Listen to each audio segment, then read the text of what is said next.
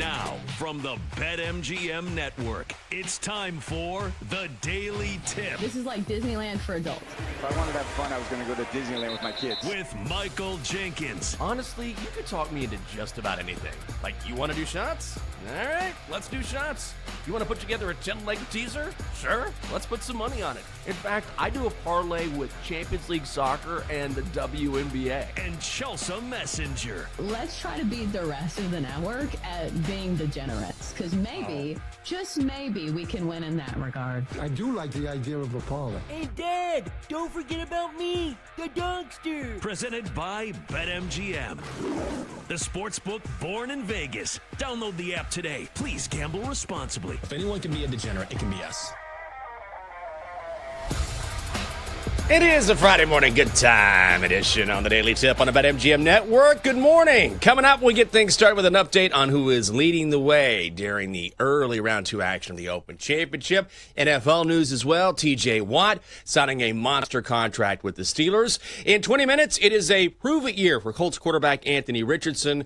But will he be ready to go? We've got more NFL news and why All-Star Weekend and the WNBA could end up being a huge disappointment. In hour 2, college football and why one coach is choosing sides between the SEC and the Big Ten. Baseball, finally, for the love of God, something to bet on. That is back on the card today at 7:20, along with our show parlay at 7:40. At 8 o'clock, more headlines for you. Then we bring in Tim Kelly, the managing editor of On Pattinson, to talk Phillies baseball, along with our best bets ready to go at 8:40. I'm Michael Jenkins. She is Chelsea Messenger in Nashville. Chelsea, good morning to you.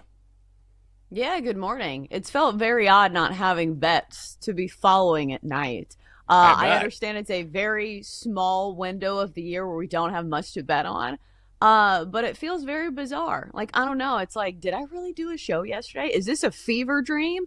So it will be nice to get back to the normal today as we have a full slate in baseball. Yeah, we really do. We got some golf to follow as well. We'll get into that. What was this futures bet that I missed yesterday? I know that Cody was on the show yesterday filling in for me, and you said you had a futures bet that you put some money on. Put a sprinkle on at least?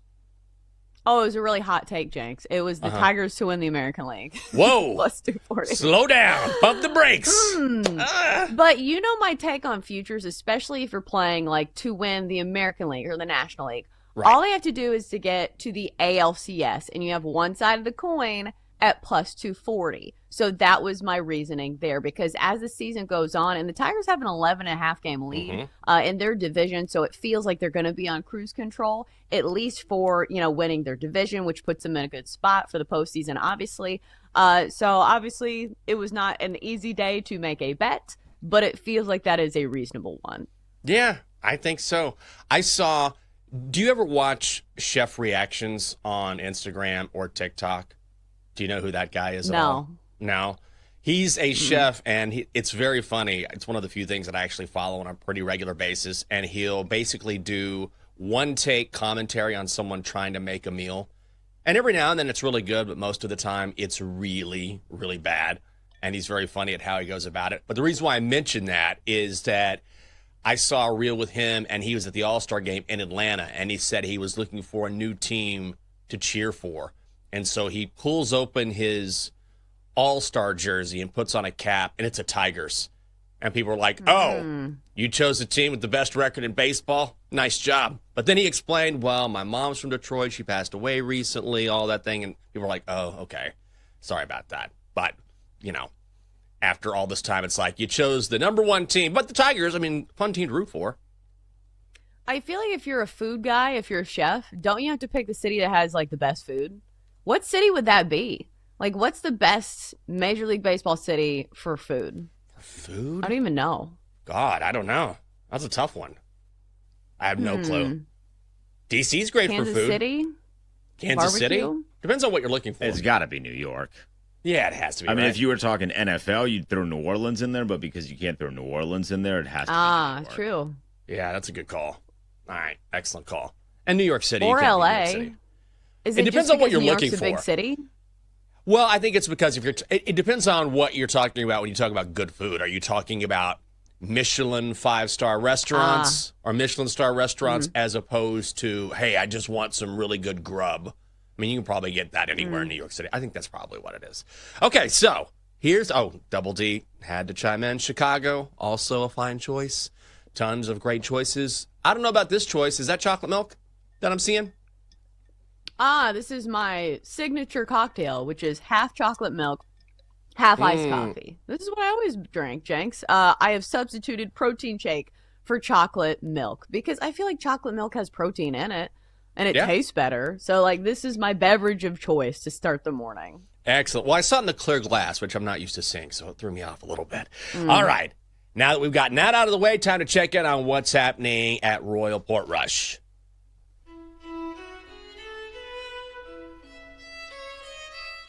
What's going on the links? This is the Open Update. Second round of the Open Championship underway, and look at this. Harris English has taken the lead at 5 under par, followed by Rasmus Højgaard, Christian Bezuidenhout, Brian Harman, Tyrrell Hatton, Jacob Skov Olsen, Haotong Li, Matt Fitzpatrick, and again, English now 5 under par. We've got some big names at 3 under, most of which have not teed off yet. Justin Rose, Matthew Jordan, Scotty Scheffler, and Saddam Kanjana, all at 3 under par. Rory is on the course, the sentimental favorite, because he is back home in Ireland, and right now had a nice start on 1, got a birdie there. He is at 2 under par, tied for 13th currently. Chelsea, your opening round thoughts or second round thoughts early this morning on the Open Championship. Nice to see Rory get off to a good start because, as you know, on that first hole, if you don't hit it straight or you get into trouble, it can mess up your entire round. Well, he had a great par save. He had a great par putt because he did get into trouble. I was watching him, search for his ball, and among the rough, he had to take a drop, but he had a great recovery shot and a great putt to save it. So I know it just looks like a par on the card, but trust me, he earned that par. And that's definitely something to watch for, is that the rough here is no joke. Like, it is waist high, it is knee high, to the point where they had to look for Rory's ball. Like, people said it went right there, but they were digging. It was like somebody digging through a full head of hair. So it's something to watch moving forward. And also, it still feels very wide open to me because you look at my boy Harris English, who has won me a lot of money for top 20 finishes over his career. But he's at 5 under, and we have 13 guys who are within 3 strokes of the winner. So it still feels very wide open. And plus, we're only on round 2. Yeah, and Roy with a birdie, or a bogey, I should say, on 3. Now he is tied for 18th at -1. So we've got some big names coming up later on. Scotty Scheffler tees off at 10:10, so he won't tee off during this show. But we've also got Phil Mickelson sitting there at -1. He'll tee off at 7:20, and we'll keep you updated throughout the show. If you are looking at current odds right now, BetMGM, Scotty Scheffler is your favorite at +240. Rory is 9-1. Matt Fitzpatrick 11-1. John Rahm is 12-1 here on the Daily Tip. So we go from the Open Championship to the NFL. We're late yesterday afternoon. We saw the big news, the headline that popped across our phones with Steelers linebacker T.J. Watt getting paid a 3-year, $123 million extension in Pittsburgh with $108 million guaranteed. So he's going to average $41 million per year. That means he's the highest paid non-quarterback in NFL history. Has led the NFL in sacks over the last 5 seasons with 73.5. And we sort of felt like this was going to happen. Didn't show up to the team's mandatory minicamp, which was a few weeks ago. Now he is expected to report on Tuesday, and I think we all thought this was just a matter of time, and it finally comes home.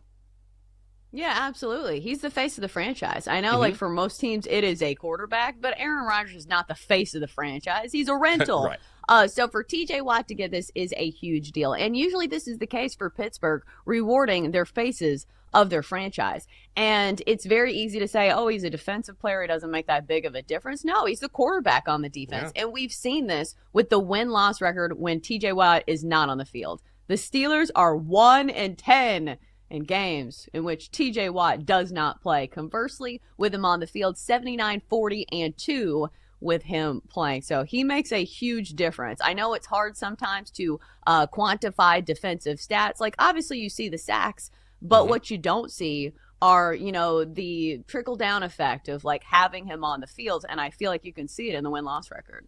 Oh, there's no question about it. They're just a completely different team defensively. And I think the Steelers are sort of interesting now. What is your take on Pittsburgh actually making the playoffs, perhaps, or surprising us this season? If you look at the numbers right now to win the AFC North, they're plus 550. To make the playoffs, you can actually get some plus money. Plus 140 is yes. No is minus 170. So you're laying a lot of juice if you don't think the Steelers can make it to the postseason. But, here they are. They got Watt back. We figured that was going to happen.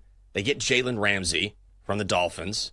They sign Aaron Rodgers, get DK Metcalf on offense. I feel like that before I felt like the Steelers were just kind of middling and blah, there's not much to these guys. It's going to be the same old story. I feel like now that maybe there's enough pieces in place where they could overachieve. Well, and also it's price dependent because in the sports betting world, it's like we are looking for those stocks that are undervalued. And right now, it kind of feels to me like the Steelers could be a sleeper stock. To where they have that potential to surprise some people because we've seen this. They have a good front office. They've got a great head coach who at least is going to get them to a certain threshold. Mike Tomlin never had a losing season. If you look at the win total this year, it's 8.5. So I feel like off the bat, you take that one just because it feels like it's an improved team. They've got a much better quarterback. And that's generally what they do because generally they will play their divisional opponents very well. Even in the years where it's been like Lamar Jackson against Ben Roethlisberger averaging 2.3 yards per attempt, like they're still in those games. Yeah. So I think I have some faith in the Steelers for that reason and the fact that, you get good prices on them. I was looking at, the divisional finishes and even to finish in second place in the AFC North, they're plus like 290 or something. So even if you don't think they can, topple the Ravens who feel like regular season juggernauts, you can still get some plus money on the Steelers to finish second in that division. Yeah, I don't necessarily mind that. And Mike Tomlin, I know there's some Steelers detractors out there who are like, we're tired of treading water right now. We're ready to move forward instead of just kind of sitting here right in the middle. But there's no question he is one of the better head coaches in the National Football League, which is why he's been in Pittsburgh for so long. So I'm not necessarily bearish on the Steelers like I was maybe a couple months ago. NBA news, Damian Lillard, Dame Dollar, headed back to Portland. This broke yesterday, signs a 3-year, $42 million deal to go back to the Blazers. And here is Shams Charania on ESPN on why it happened.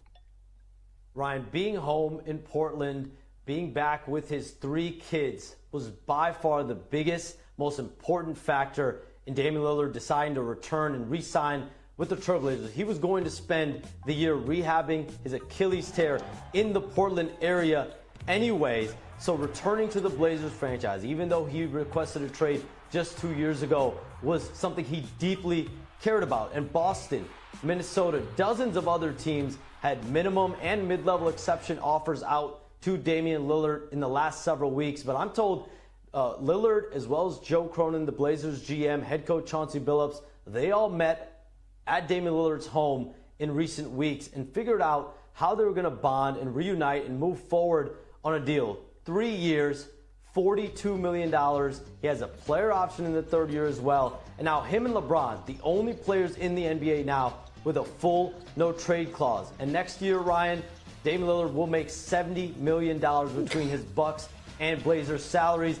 In the next 2 years, he'll be at $140 million combined in salaries. Yeah, he's going to get paid. And, I will say, Shams hit on it there, which is, wasn't it so weird when Damian Lillard signed with the Bucks in the first place? It just never quite made sense. He just embodies sort of Portland basketball and is beloved there, and you certainly understand why. And sometimes you leave because you think the grass is going to be greener, and certainly money is a part of that. But I think ultimately, even though he's not going to play next season because of that torn Achilles, this just feels right. Yeah, it feels like sometimes it's easy to look at sports and think, oh, this is so corporate. No player means anything to any team. And sometimes we do see that. So it does feel rare to get like a storybook ending, or at least that's what this looks like. Because even when he's not on the court, he is going to be a great mentor to a very young core of the Blazers. So even just being around and, being in the locker room and being in the therapy room or whatever, I feel like this is a great sign by the Blazers. And I understand, like, he's older and people are saying he doesn't deserve that type of money. I feel like this is more of a thank you present for what he has meant Right. to the Blazers organization. So it's not paying for him, what he's going to do in the future, but rather a reward for what he's already done.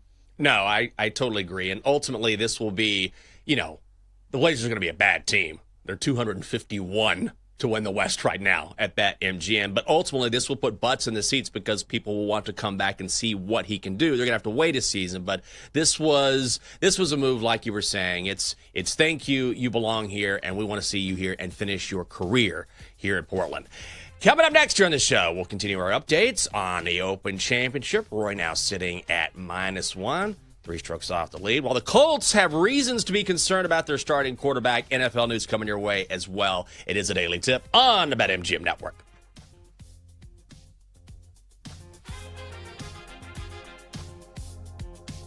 Chelsea and Jenks will be right back on the Daily Tip on the BetMGM Network. Download the app today. Please gamble responsibly.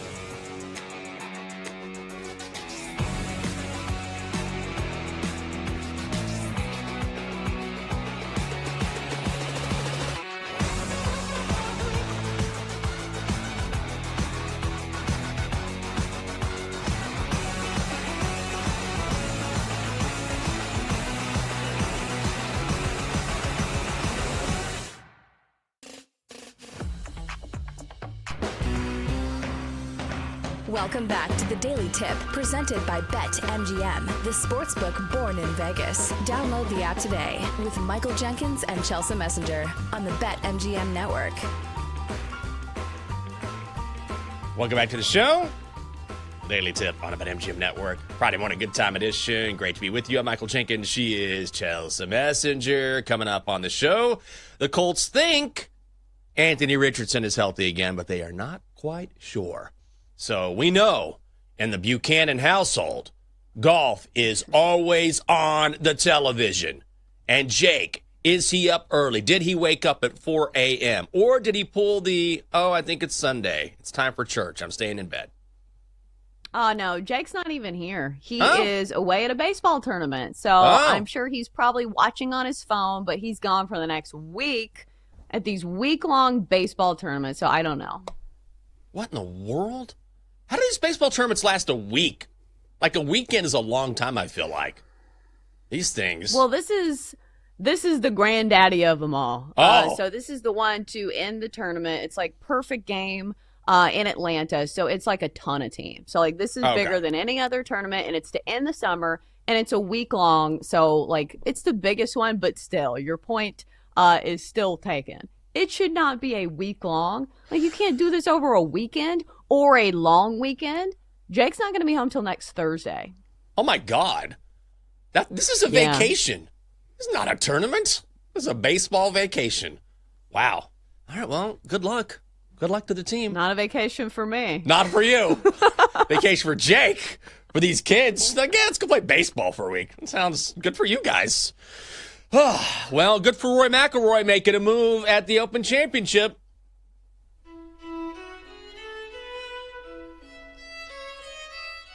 What's going on the links? This is the Open Update. Roy, the favorite, at least the sentimental favorite there at Royal Portrush, back home in Ireland. He birdies 4, so now he is sitting at 2 under par. Just drove off the tee on 5, went into a pot bunker, but smiling about it, not too concerned. Right now, it's American Harris English leading the way at 5 under par.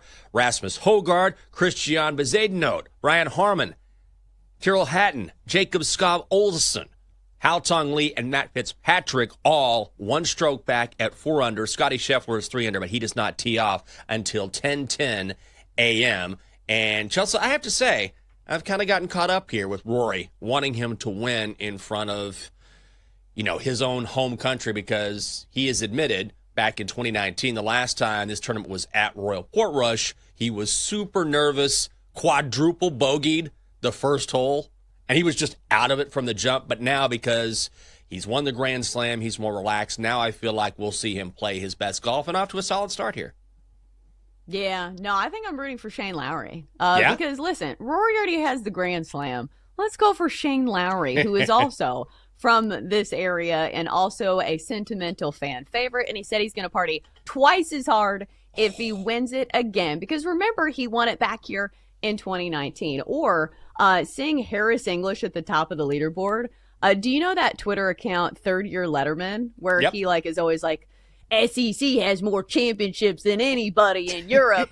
That's what I feel like, because Harris English is from the University of Georgia. Go Dogs! Go Dogs! So can you imagine? Because I was thinking to myself before this tournament started that it's going to be difficult for an American to win. And obviously we have Scotty Scheffler, who has a great chance any weekend. But you do see a lot of flags who are European countries on this leaderboard because it is link style golf. So it would be crazy if an American won, especially if that American was not Scotty Scheffler. That's right. Go Dogs. Go Dogs, Paul. Go Dogs, Give Harris. the SEC 6 teams out of the 12. I want to see Harris English hit a tee shot and then hear SEC. Actually, I don't want to hear that, but that would be something at Royal Portrush. If you're looking at live odds right now on the tournament winner, Scotty, of course, your favorite at plus 240. Rory, 8-1. Matt Fitzpatrick, 11-1.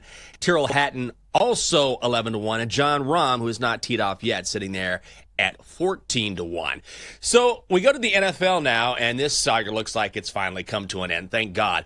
Lloyd Howell Jr. has resigned as NFLPA executive director. God, these stories just kill my soul. It's like, let's go on to the particulars of Lloyd Howell Jr. But it is a big deal because he finally resigned late last night after leading the NFLPA for a couple years. This is his quote. "It's clear my leadership has become a distraction to the important work the NFLPA advances every day." Yeah, it has, because he is also a part-time paid consultant for the Carlyle Group, which works with the NFL. So a clear conflict of interest here. And this is something that I think is sort of interesting. So that in and of itself, I feel like, is a non-starter if you want this guy as your leader. But then this sort of slipped under the radar a little bit, but last week ESPN reported that Howell struck a confidentiality agreement with the NFL. This was 6 months ago, and it hid from the players details of an arbitration decision back in January where league executives urged team owners to reduce guaranteed player compensation. So you've got a guy who not only is there a conflict of interest, there is proof of a conflict of interest, because here he is agreeing to hide something that ultimately punishes players when it comes to guaranteed money, or potentially could do so. So if you're a player, I think you have to be celebrating that this guy is out. Yeah, how many strikes do we have to have against him? Because I'm looking at this, and it's not just one thing. It's like, okay, you're being paid by the opposition. Red flag. Number 2, you are hiding things, and people are finding this out. Number 3, did you see that he's also being sued for sexual discrimination? Yes. At this point, the only thing that hasn't happened was, footage surfacing of him at a Coldplay concert, having an affair with somebody else. Yeah. Maybe him and the astronomer CEO can go get drinks after this. Oh, my God. The lovely Catherine was giving me the deep dive on this last night, which was something, by the way. And you have to watch out for this statement, because there's 3 or 4 false statements.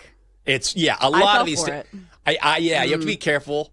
And so we're doing, of course, if you've seen this video, it's the CEO of Astronomer, I believe, and he is caught with the lead HR executive at Astronomer. They're both married, and then they were caught on essentially the kiss cam at a Coldplay concert. That went viral. And what's crazy is, if you haven't seen this yet, it's wild to watch, where as soon as they realize they're on camera, they duck out. They know, oh my God, we've been busted. So it's blown up, and then there's a statement released by the Astronomer CEO who was busted, and so many fake statements. And how I knew one of these statements was fake was the second paragraph says, "I love Coldplay.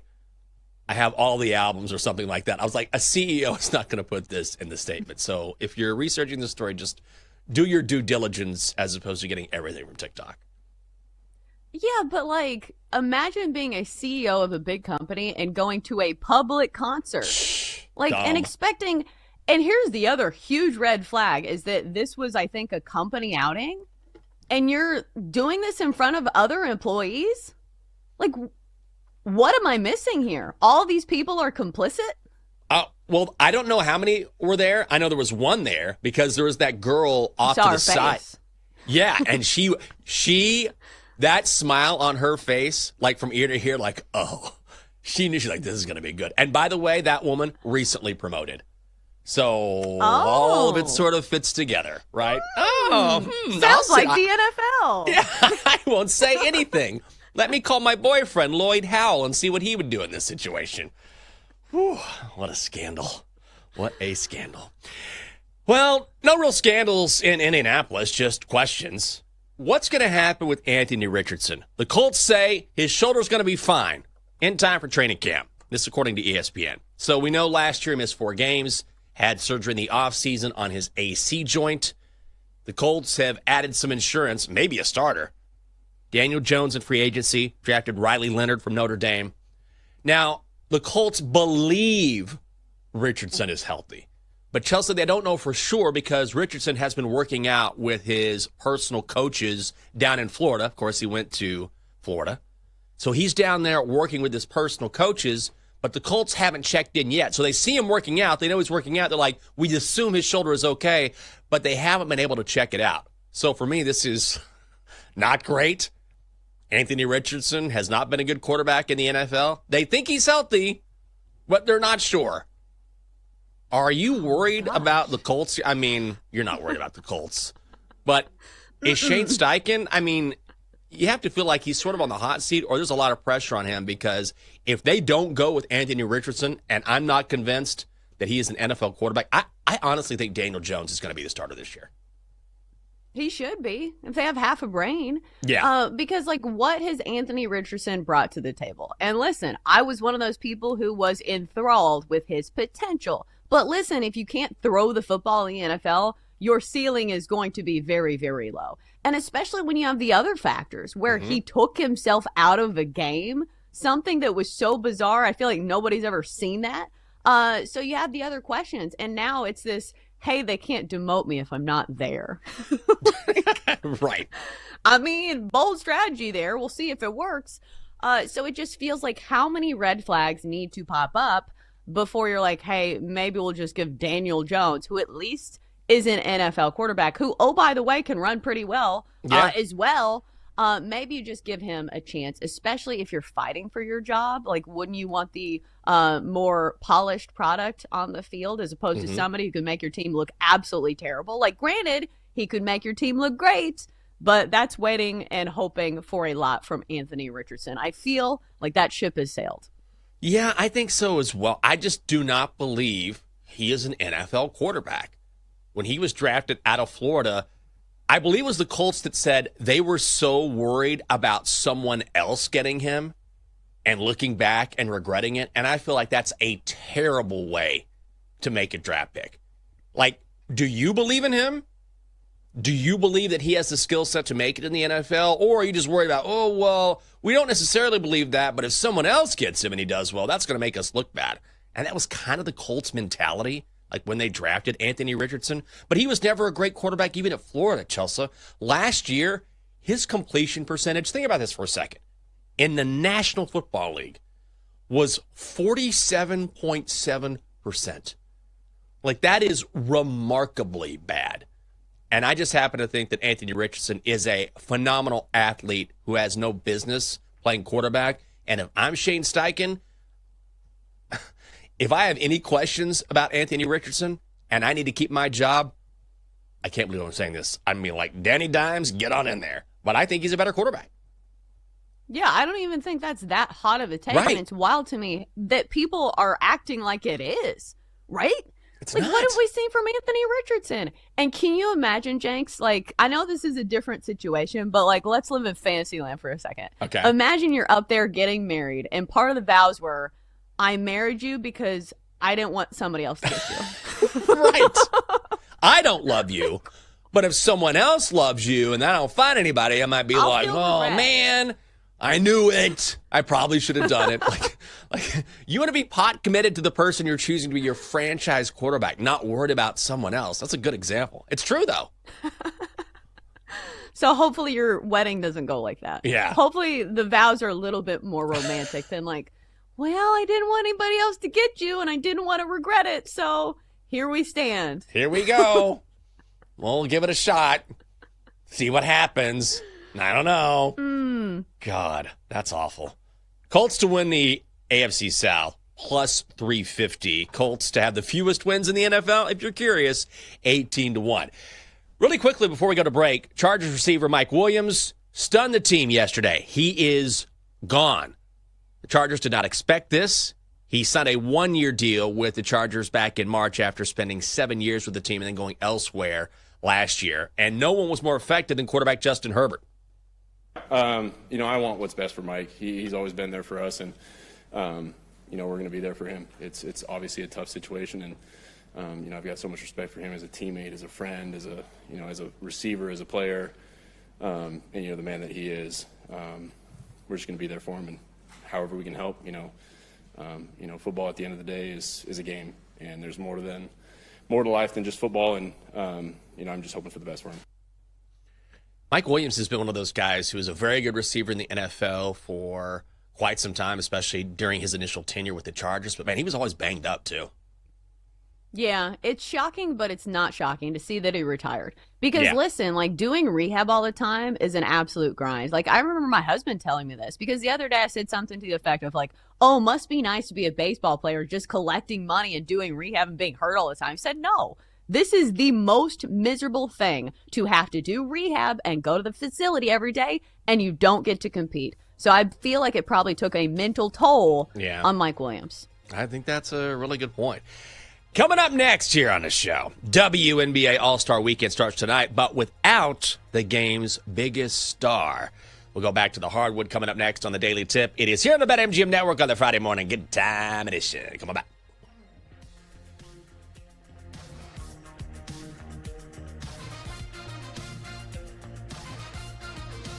Chelsea and Jenks will be right back on the Daily Tip on the BetMGM Network. Download the app today. Please gamble responsibly.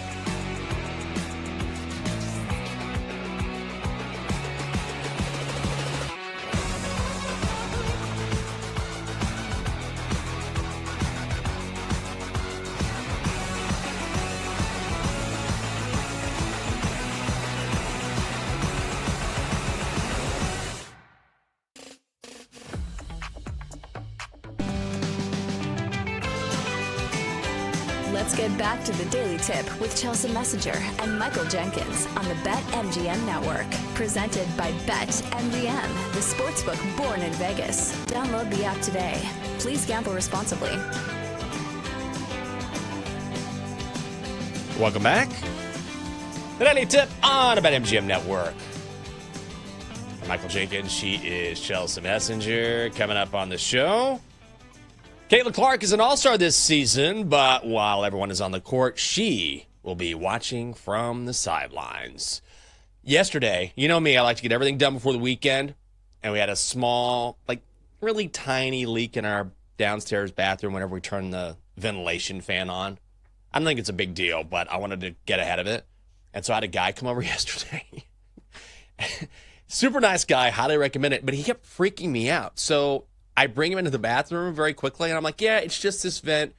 I saw a little water leak. I think something is caught in the vent. I just want to make sure that my roof isn't leaking. That's it.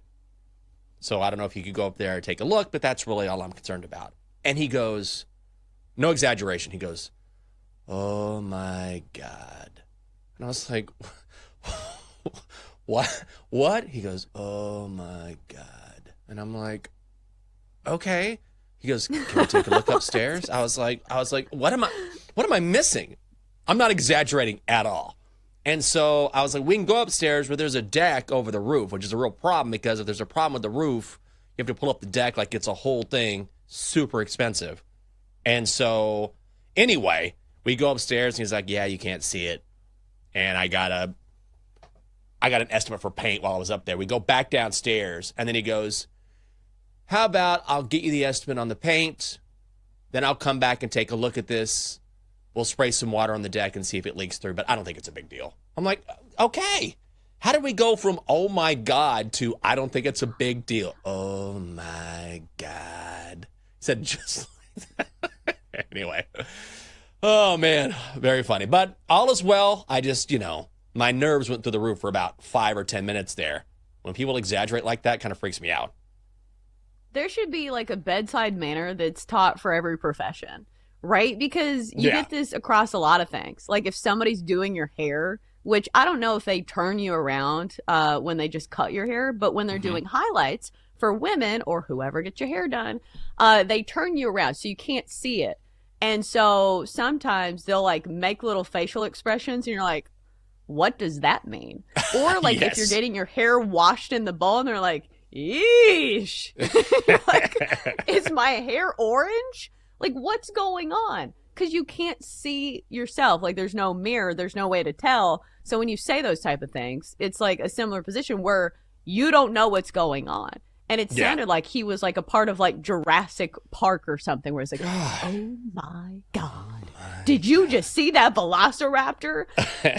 So I don't know if he's trying to be an actor or what, but did you call him on it? Because sometimes, me, I'm a blunt person. I'm like, what does that mean? I would say that. I didn't say anything. I couldn't. And there was a touch of a language barrier, not much, but and so I think maybe that explains some of it, but I was like, but still, we communicated just fine. But it's still, regardless, in any language saying, oh my God, especially when you slow it down, it makes it worse. If you go, oh my God, it's much worse when you hear, oh my, you're talking about something's coming at you. What do you see? It's Interstellar, you turn around. Dramatic season ever. Oh my God. You see the large wave coming at you.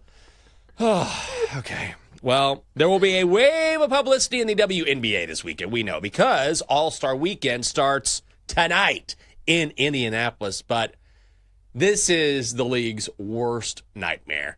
One of the captains of one of the teams is Caitlin Clark. Oh, my God. She's out for the weekend. She's not playing.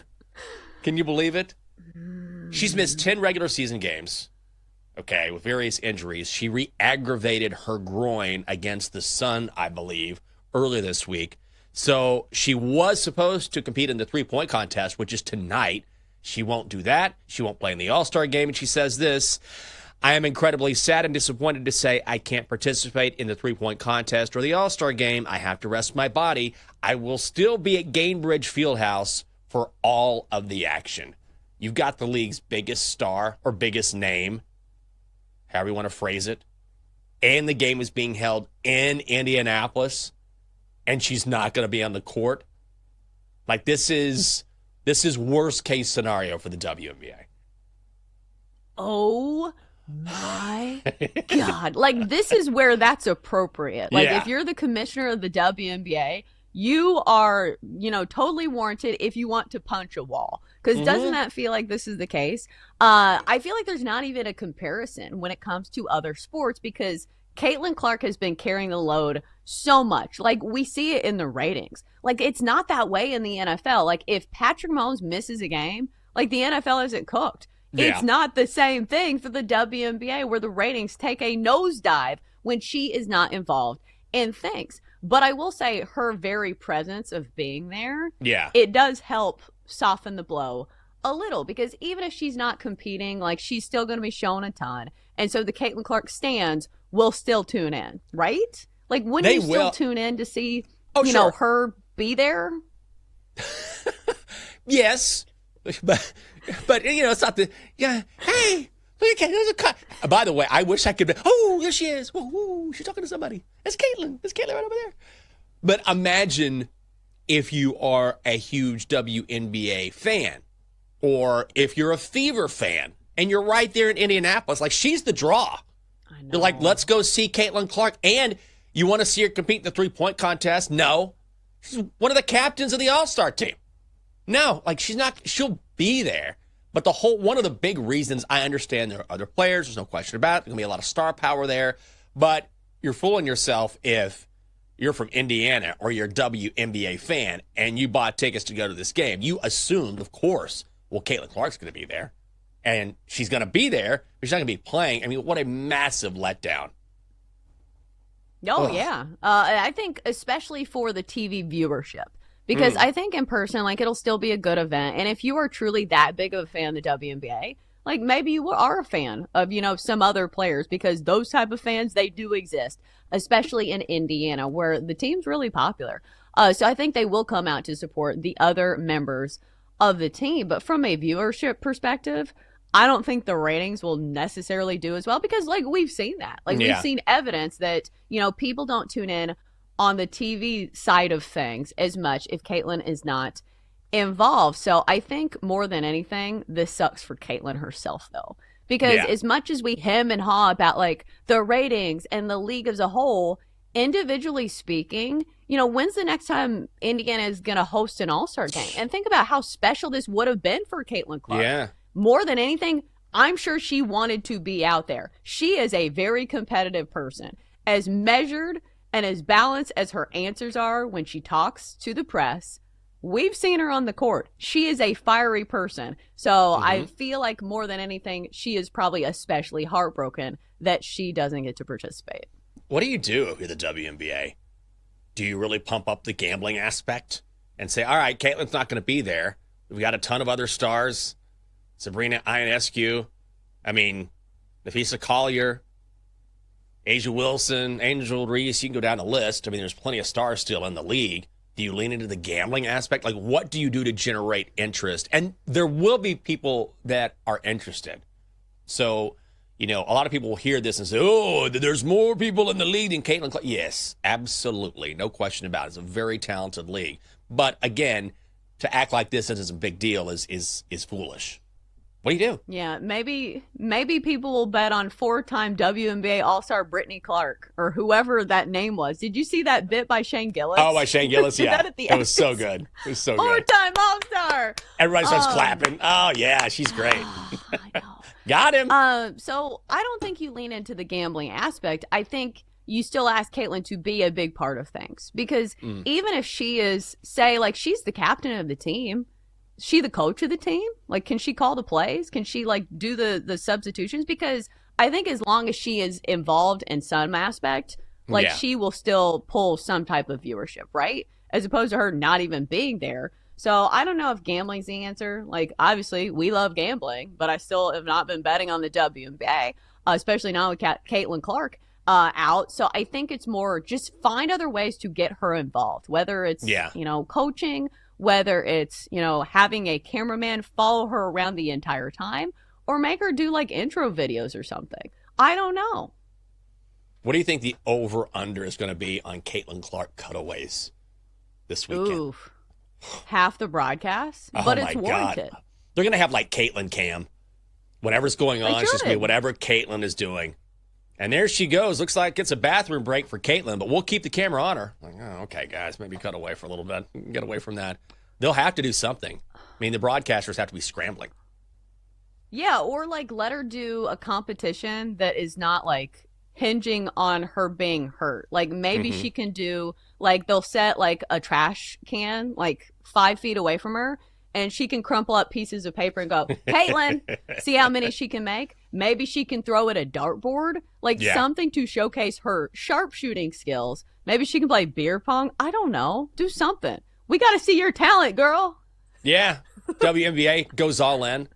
Ladies and gentlemen, special referee for today's All-Star game, Robert Griffin III. I'm like, oh, my God. We got to do something for ratings, guys. We got RG3 out there calling this game.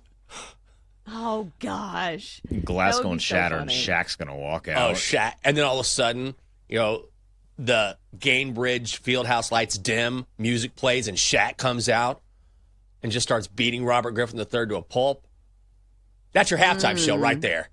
Boom. Instant I would ratings. watch Everyone that. tune. I would absolutely tune into that. Might put Red Panda out of business, unfortunately. Oh. We'll do it. Look, Red Panda does the pregame, right? We have to keep a place for her. And then, middle of the game, Shaq, RG3. I'm taking Shaq under 30 seconds. I'm interested to see how much NBA players are involved, though, because I've noticed, like, over the past, like, couple seasons, and some guys have been doing this the whole time, that the NBA players have been in full support mode for the W. So maybe we'll have, like, a celeb cam. See their fits on the sideline. They got to do something, that's for sure. Coming up next on the show, the SEC and Big Ten have been taking shots at one another over the college football playoff. But now one coach is breaking ranks. College football coming up next on the Daily Tip here on the BetMGM Network.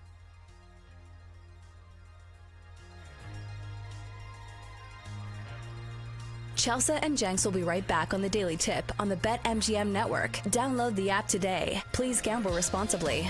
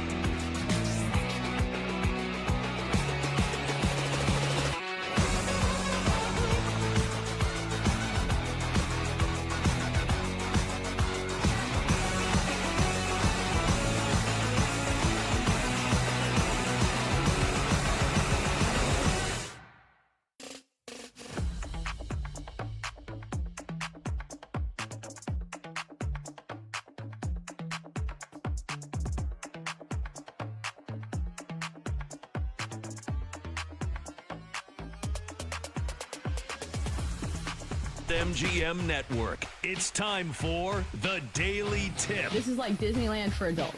If I wanted to have fun, I was going to go to Disneyland with my kids. with Michael Jenkins. Honestly, you could talk me into just about anything. Like, you want to do shots? All right, let's do shots. You want to put together a 10-leg teaser? Sure, let's put some money on it. In fact, I do a parlay with Champions League soccer and the WNBA. And Chelsea Messenger. Let's try to beat the rest of the network at being degenerates, because maybe, just maybe, we can win in that regard. I do like the idea of a parlay. Hey, Dad, don't forget about me, the dogster. Presented by BetMGM. The sportsbook born in Vegas. Download the app today. Please gamble responsibly. If anyone can be a degenerate, it can be us. Hour 2 of the Daily Tip starts right now on the BetMGM Network. I'm Chelsea Messenger. He's Michael Jenkins, and happy Friday. Over the next hour, here's what you can expect from us as far as topics. We'll keep you updated on what's going on at the Open Championship. Can Rory make a run today? Can an American not named Scotty Scheffler actually win the tournament? We'll give you the latest in the SEC Big Ten drama. Our daily baseball bets are officially back after a small break, which was awful, and I never want to speak of it again. And then we'll finish up the hour with a squad parlay. So, Jenks, before we get started on all of our topics, let's take a look across the pond.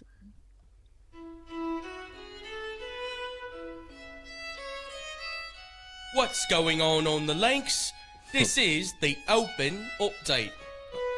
All right, so we're trying not to be distracted by watching golf at the same time while doing the show. But your leader right now is Brian Harman, the American, at 5 under through 8.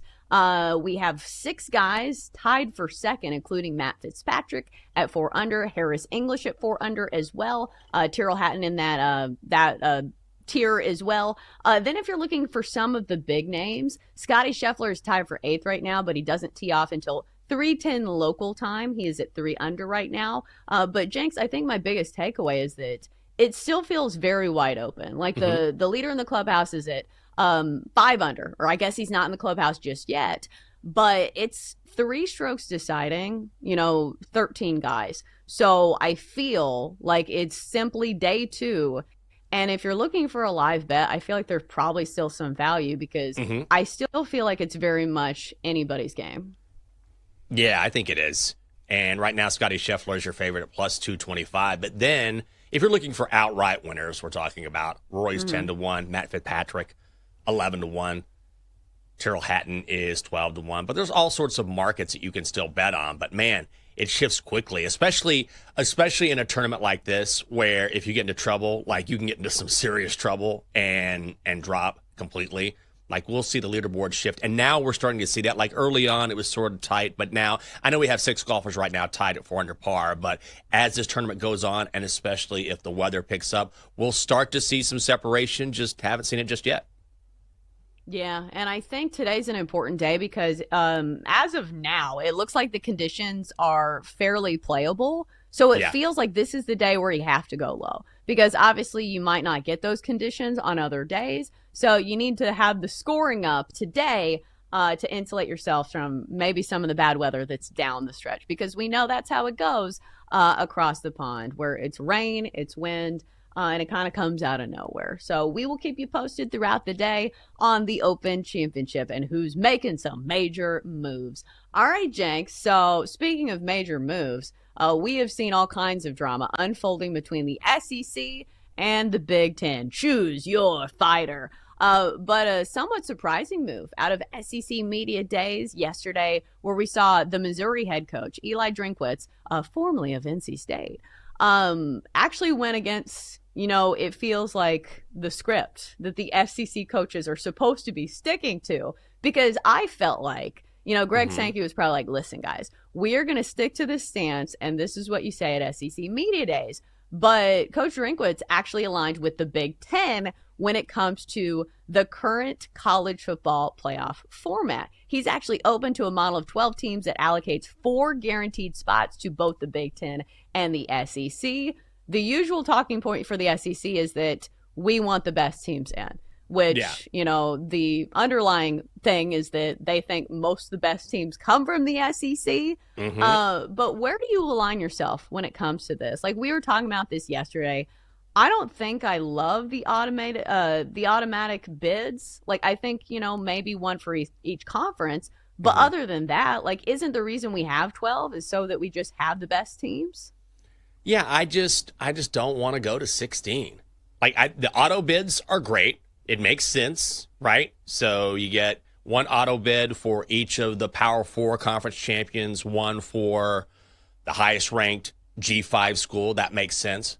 But to go from 7 at-large to 11 at-large, all this is the SEC wanting more teams in the tournament. That's it. That's all it is. And so if you go from 7 to 11, then it means, well, we believe that our conference is the best conference in college football. You can make a strong argument for that, for sure. And so if you're looking at those at-large teams based on our schedule, based on how difficult the conference is, then we should get those extra teams in. But ultimately, I don't want this to be the SEC Invitational. Do you know what I mean? So that's what it would turn into. And I understand that the SEC can easily make that case because it is so competitive. But this is what conference play is for. It's to choose the best teams based on conference play and then move on to the college football playoff. We just don't need this many teams in the college football play. We just don't. Like, why add extra games? Like we talk about in the NFL, how they're always adding extra games and stuff on the players. And now we're seeing the same thing in college football, even though, yes, you can make the argument, well, these guys are getting paid as well. Fine. But we don't need this many teams to determine a champion. This is just a money grab like it always is. Yeah, like that's the reason. Like they can dress it up all they want, but it's simply because, hey, we want to make more money. Just like be forthcoming about it. Like don't lie about it. Like, well, it's for the greater good. No, it's not. But if you want to hear from Coach Drinkwitz himself, here is him in his own words on why he supports automatic qualifiers and less reliance on the selection committee. Well, I think ultimately you got to decide what the playoff field's going to look like first, and I kind of threw a wrench in the racket today. I know Commissioner Sankey's not real happy about that. Again, when you talk about the playoffs, man, we're basically copying an NFL system, but what we haven't done is realize that in the NFL, 14 teams make the playoff. That's 44% of the participants make the playoff. That's how they keep a fan base engaged. You only have to compete you only have to be better than 4 other teams to make the playoff to win a division. But in college football, we're talking about going from 12 to 16. 12 right now is less than 10%, and 14 is right around 12%.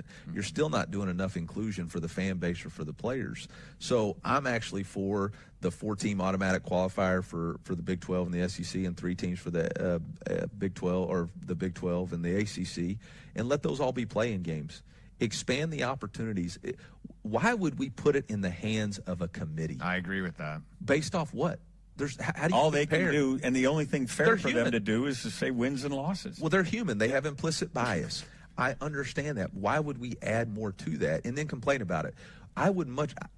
For me, as a competitor, if you said, hey, the top 8 teams have an opportunity to play against each other, whether it's me versus the number 1 team on the road, which the deck is stacked against you, I can live with that opportunity. What I'm not going to be very happy about, and I don't know how, Mike did a hell of a job in Florida State, but I don't know how you live with the committee took an opportunity away from a team that was deserving. That doesn't make sense to me. Yeah, I agree. And if we're going to expand to fix something we don't like, why are we going to add more teams into a committee that, again, we do this with basketball.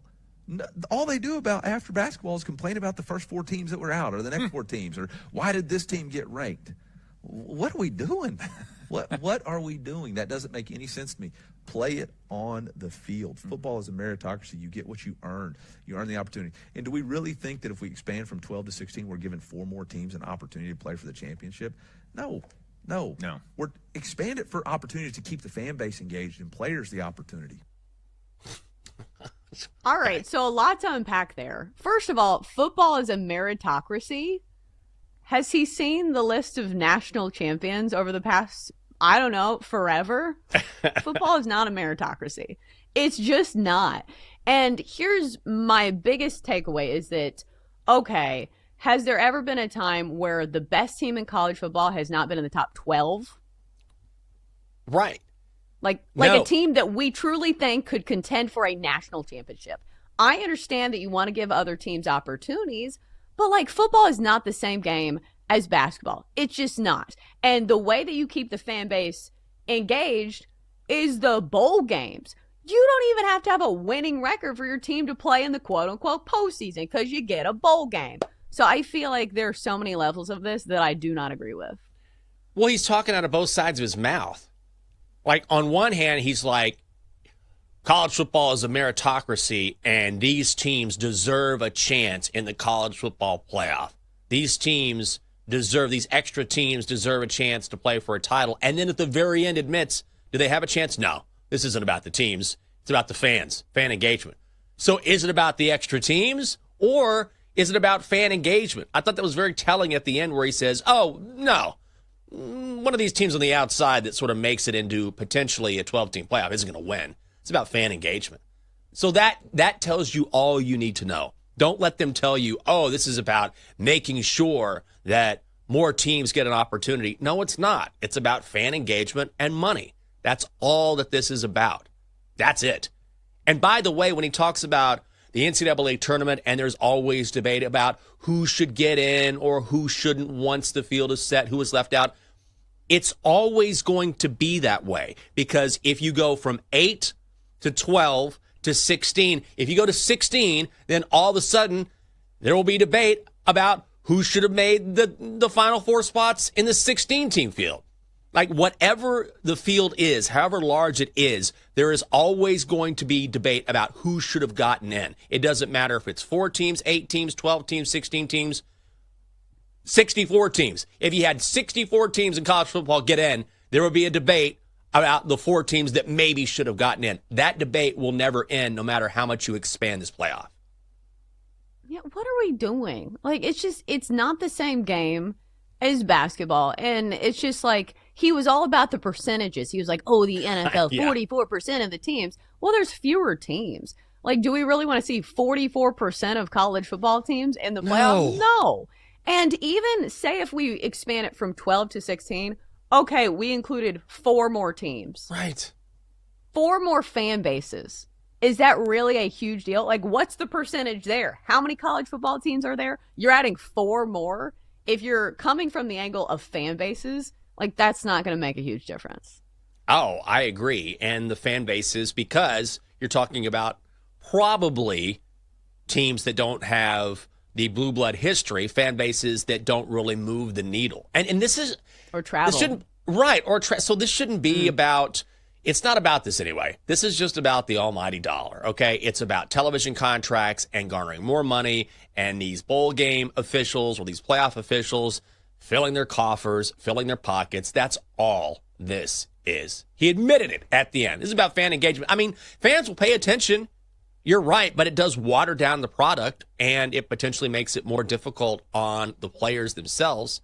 I think also that that's another thing I have an issue with, and I understand now, again, that college football players are being paid like pros. Not all, but many of them are, certainly. But it's just the idea of the rigors of playing a violent sport and also trying to manage your course load, whatever it is. Like, that's not even a consideration. Like, these guys aren't even thinking about that. It's just like fan engagement, money. Let's get more teams in. Like, the actual effect on the student athlete as we know it is just not even considered at all, which is why the NFL will go to 17 games, and it's just like, they don't care. They don't care about the health of the athlete. I think it's something that should be taken into consideration. Yeah, I think if the actual end goal is to put the best product on the field and the best teams in the actual playoff, like, you would keep it the same. Like, 12 is plenty. Honestly, like, 12 is probably like a bit excessive, in my opinion. Like, usually there's not a team that's, you know, an 11 seed. I do think that, like, maybe when we get into the 8s, because what was it, Ohio State that year that, you know, wouldn't have made it if it was like the previous year's model. So I do think there are some good things, but like, let's just keep it the way it is for, like, I don't know, a few years, see how it goes. Like, last year, was there a team that didn't make it in? They're like, oh man, that team was leaps and bounds, and anybody that was in the college football playoff, no. And here's the other thing. Like, the SEC has to stop beating its chest and be like, well, if it was automatic bids, it would be us. Newsflash, you haven't won a national championship in each of the last 2 years. That would be the Big Ten. So we got to stop with that. Oh, God. So true. It's so true. I mean, I was getting into it not into it, but I was going back and forth with some of the commenters on our TikTok about this a couple days ago. Oh, yeah. Good times. Sounds productive. It was great. And then I was like, Michael, you're doing the one thing you cannot stand. Get out of here right now. Abort. So I got out of there. Yeah, college football fans, they are rabid when it comes to talking about college football. I will give them that. All right, coming up next, it's back to betting on baseball. We have a full slate today, and it is glorious. That's next on the Daily Tip presented by BetMGM.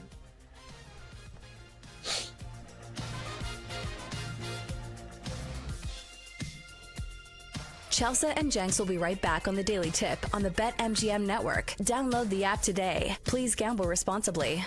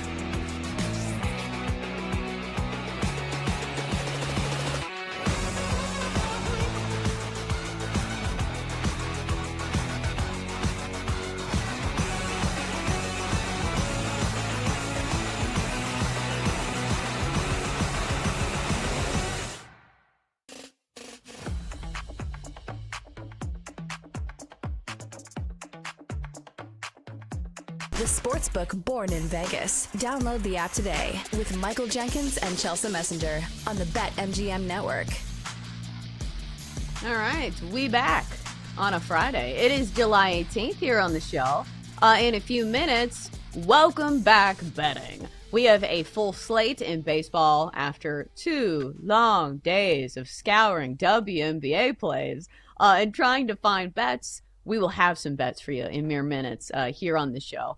But Jenks, before we get to baseball, how about this quote from Jim Harbaugh, which he has had some fantastic quotes, but this one I think makes probably the top 5 for me just because of the fantastic nature of it. So yesterday he said this: I've met 7 presidents, Pope Francis, 4 first ladies, and I've caught 22 foul balls. 22? No, he hasn't. Fact check. We need a fact check on this. And I will say this: Jim Harbaugh is a big enough psychopath that I feel like if he had these, he's probably kept them somewhere.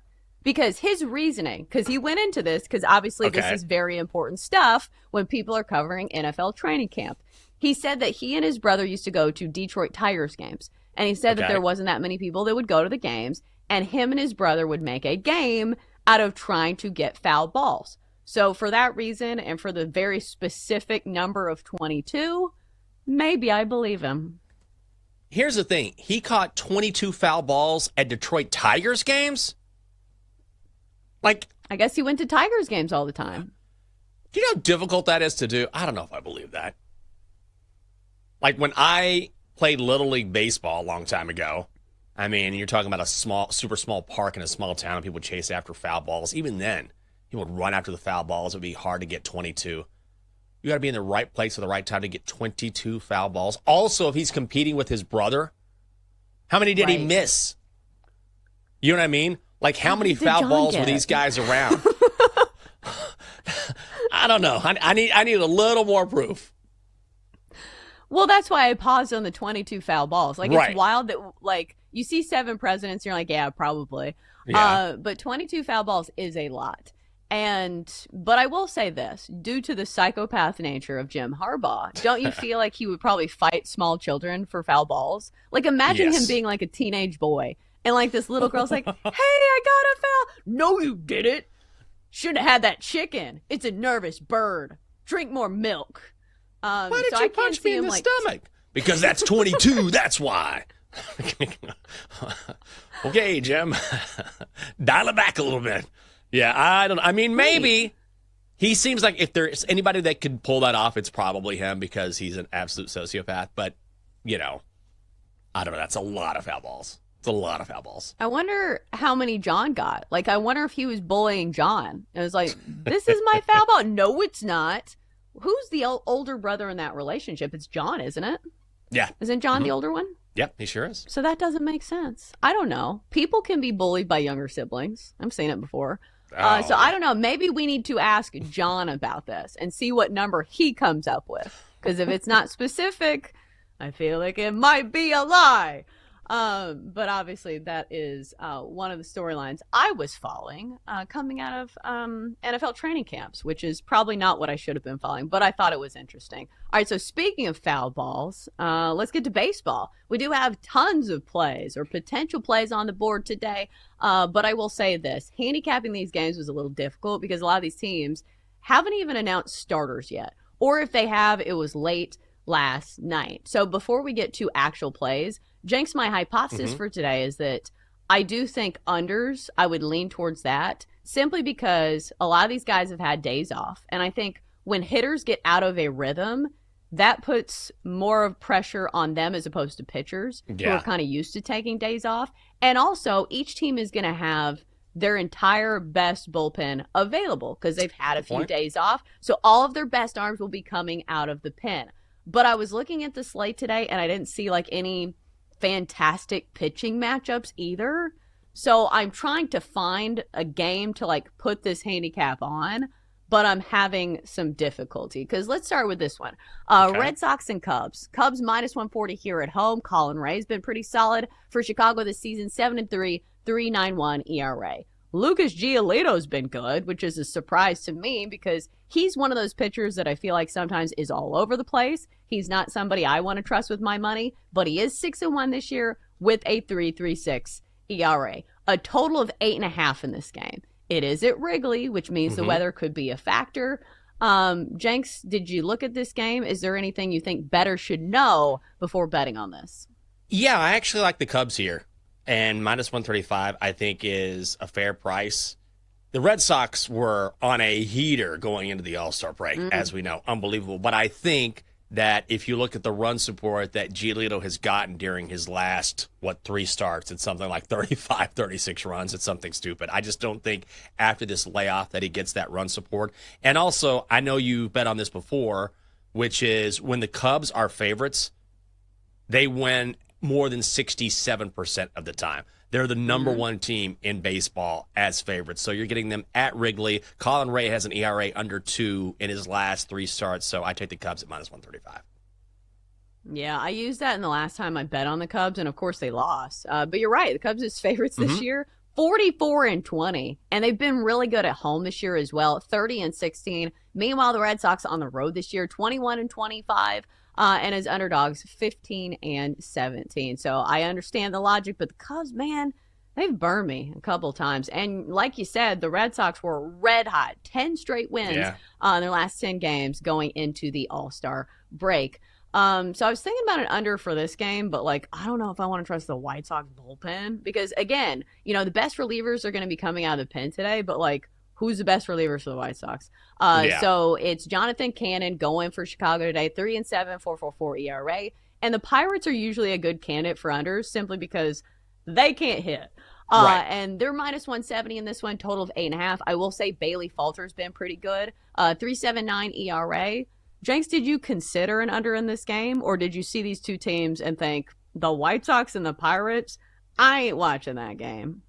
You know what? At first, I definitely had that thought. I'm not watching this game. There's no question about that. But I will also say that I think the under is a smart play here, in a big way, just because neither of these teams hit. And these are two pretty solid pitchers. Do you know what I mean?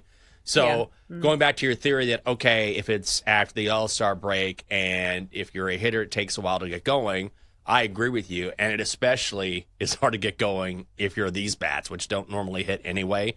And Bailey Falter's been really solid. So is Jonathan Cannon. I can't believe this is sitting at 8.5, honestly. I wonder what a 9 is. Because isn't that always your first thought when you're 8.5? What can I get a 9 for? Because, I don't love playing half numbers. I would rather play under 8 for plus money or, under 9 if you can get it, at a decent price. So maybe I'll have to look that one up. Here's a question. Is Justin Verlander ever going to get a win this year? He is 0-7 with the Giants, which is a wild thing to say. 4.70 ERA.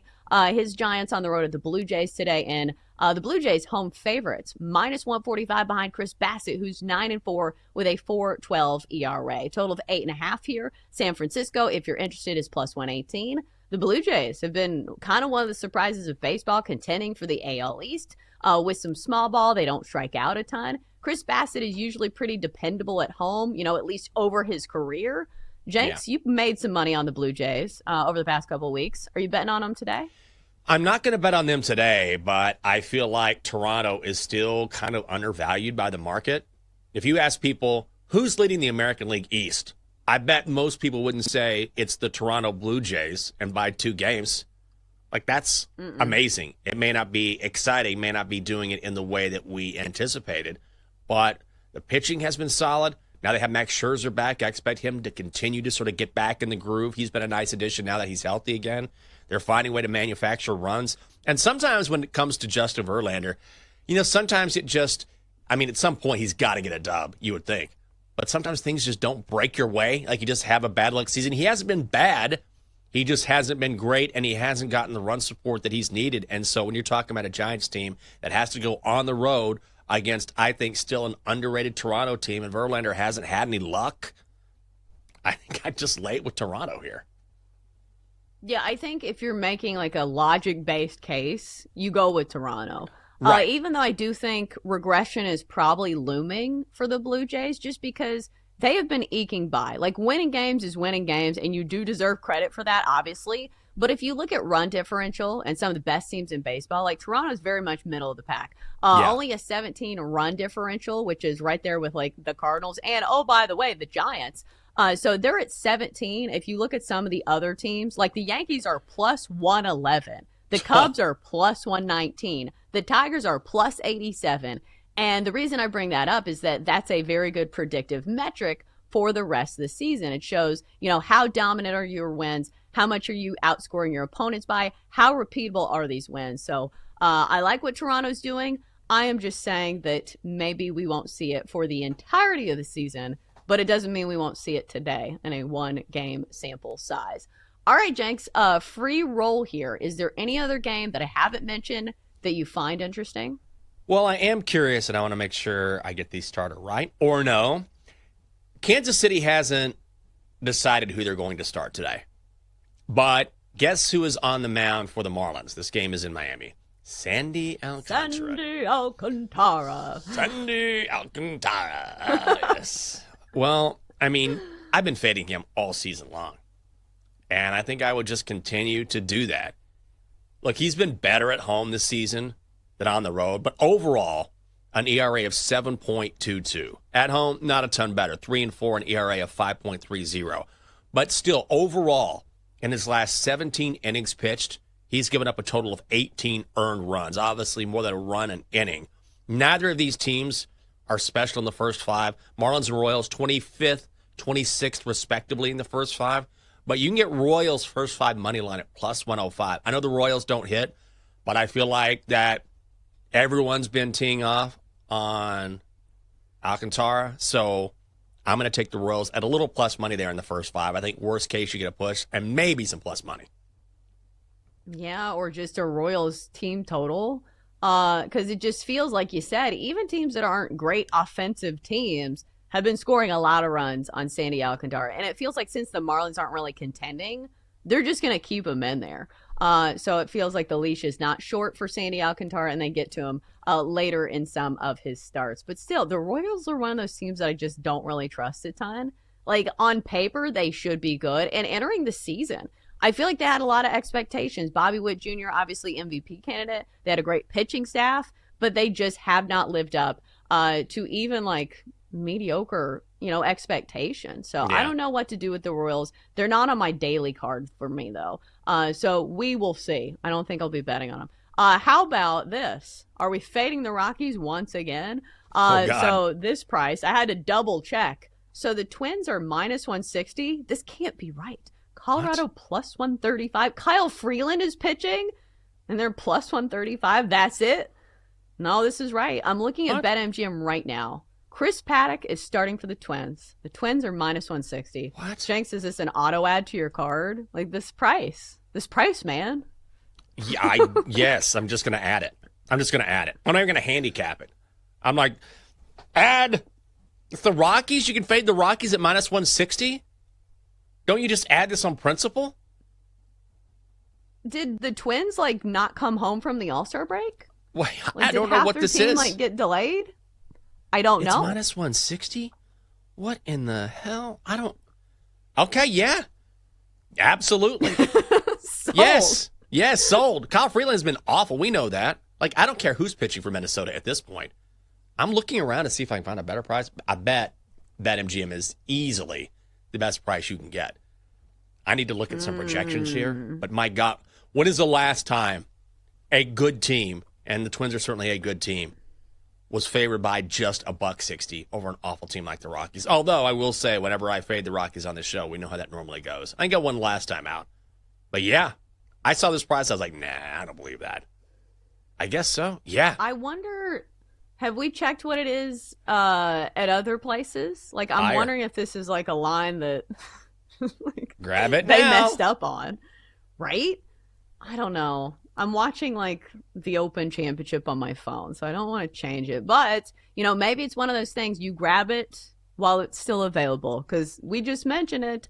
Yeah. I think I'll be betting this during the break. If the Rockies, you can fade them at minus 160, we be doing that. I'll mention maybe a couple other games. Tyler Glasnow is pitching today. I saw him at the ESPYs, sitting next to Nick Sirianni, so we know what he was doing during the All-Star break. 1-0 this season and a shortened season. Obviously, he's been hurt most of the time with a 3.52 ERA. So the Dodgers minus 190 here. I'll tell you this, the Brewers have played the Dodgers pretty well this year. So I don't think I'd lay a $1.90 on the Dodgers today. Yeah, no. I mean, here's the thing. You know, the Brewers can be feisty. Just the Dodgers are just always. And you know how many people are going to lose money on the Dodgers over if you bet the Dodgers over this season? Like, they're going to have to do something insane in the second half of the season to hit that over. So that's probably not going to happen. Yeah, because their number is just always through the roof. They have to be close to perfect if they want to hit their win total. All right, coming up next, we'll keep you updated on the Open Championship, and our squad parlay comes to you next after the break here on the Daily Tip.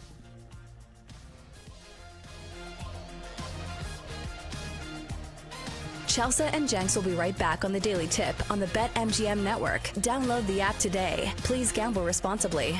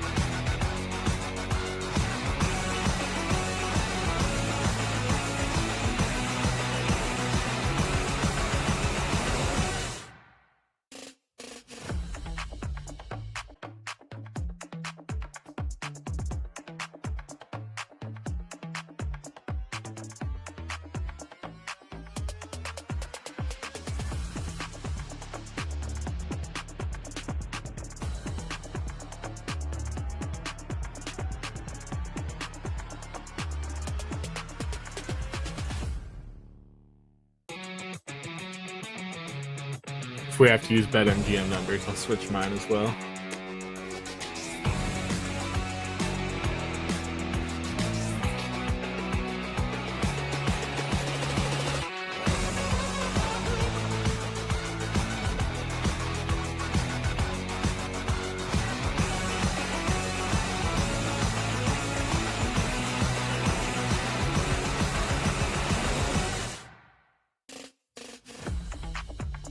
Let's get back to the Daily Tip with Chelsea Messenger and Michael Jenkins on the BetMGM Network.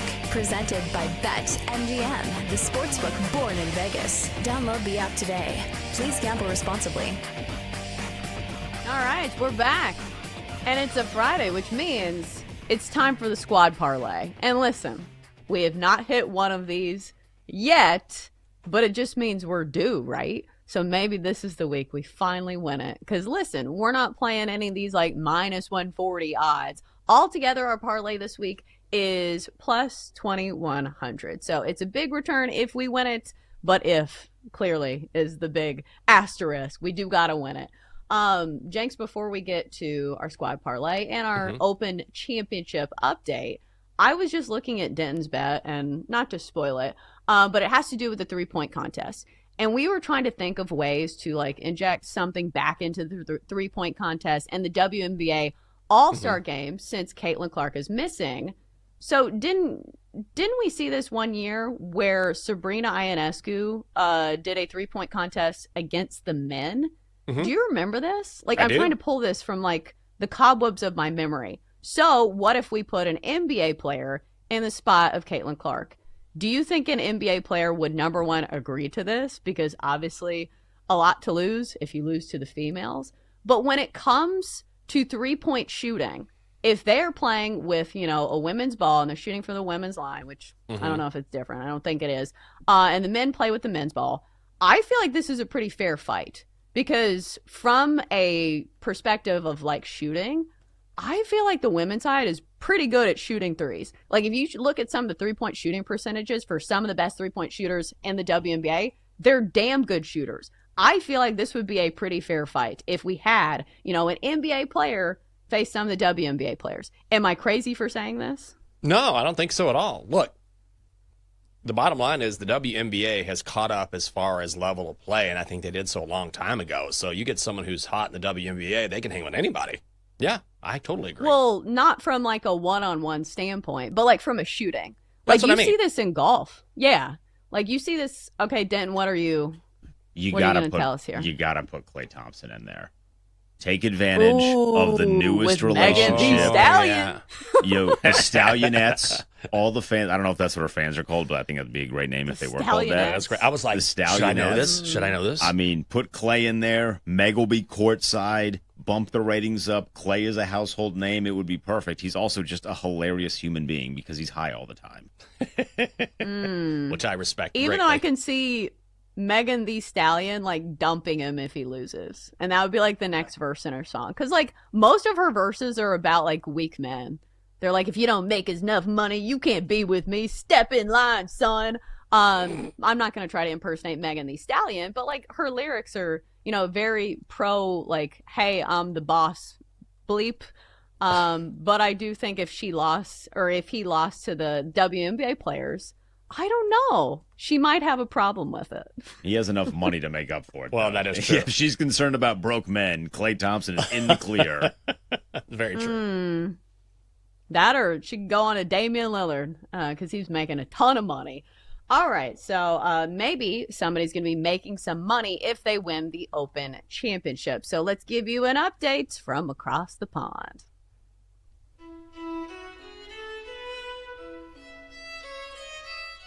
What's going on the links? This is the Open Update. Ah, yes, from Megan Thee Stallion to the Open Championship, the segue that everybody expected. All right, so as of now, it's the American Brian Harman in the lead at 600 through 11. We have three guys now tied for second: Rasmus Højgaard, Tyrrell Hatton, Harris English, go Dogs, at 5 under. Harris English is through 7, Tyrrell Hatton through 10, Højgaard through 14. as far as some of the bigger names go, I am scrolling, and Scotty Scheffler still stands firm at 7th, tied for 7th, but he hasn't teed off yet today. He is teeing off at 3:10 local time, and I'm trying to scroll and see where Rory is, because Jenks, I know you're rooting for Rory. I am. I'm scrolling. There he is. I was getting nervous for a second because it's never a good thing when you have to continue to scroll to find somebody. So right now, tied for 20th at 1 under through 8. He is even par on the day, but still plenty of golf left. Mm-hmm. Yeah, Rory is he's on 9 right now. I'm watching this live. Second shot out of the rough, and this is nicely on the putting surface. He's going to have a long putt for birdie. He's had some opportunities, missed some putts. He's having a hard time staying in the fairway. Like, this was the problem for him in round 1, where he only hit 2 fairways in regulation, so he did a nice job scrambling, and we're seeing that now. But I will say one thing when you're watching Rory and his demeanor, like, he doesn't seem bothered at all. He's still very much in this. Right now, he's 5 strokes back. Okay. And he's still, if you look at the odds at BetMGM, right now he has fallen to 16-1. So he's got some work to do. Scotty is your favorite at plus 240 still, and he hasn't taken the course. He will do so at little after 8:30. I'm sorry, 10:10 our time. Looking forward to that. But, yeah, his demeanor hasn't faltered at all. He seems like he's having a good time, just hasn't been able to convert and make some putts. Yeah, I will say this. I think it was a big confidence boost. What was it on hole 2 where he hit that like atrocious shot in the rough where they couldn't even find his ball? He took a drop, but somehow had an incredible recovery shot and hit the putt for par. So he has had some good shots earlier in recovery mode, and I do think that builds some confidence. And also, he is a fan favorite over there, so that should help a little bit. So we'll keep you posted on what's going on at the Open Championship throughout today's show. All right, so maybe we can finally win our show parlay. So this week's edition is in, and it is glorious. Ladies and gentlemen, adults of all ages, it's time for the show parlay. Step right up and try your hand at some big plus money. And listen, we would have been up a creek without a paddle if we did this like yesterday. I don't know what we would have bet on, but we do have a full slate of baseball, so that's nice. All right, Jenks, looks like you're going baseball here. Who do you like and why? Well, I'm going to do something I haven't done in a while, which is fade Patrick Corbin, going for the Rangers today. Tigers are in town, and Reese Olson is going for Detroit. Here's the thing about Patrick Corbin. He has definitely been better this year. There's no question about that. Not necessarily the fadeable candidate that he was when he was here in D.C., but he will give up runs.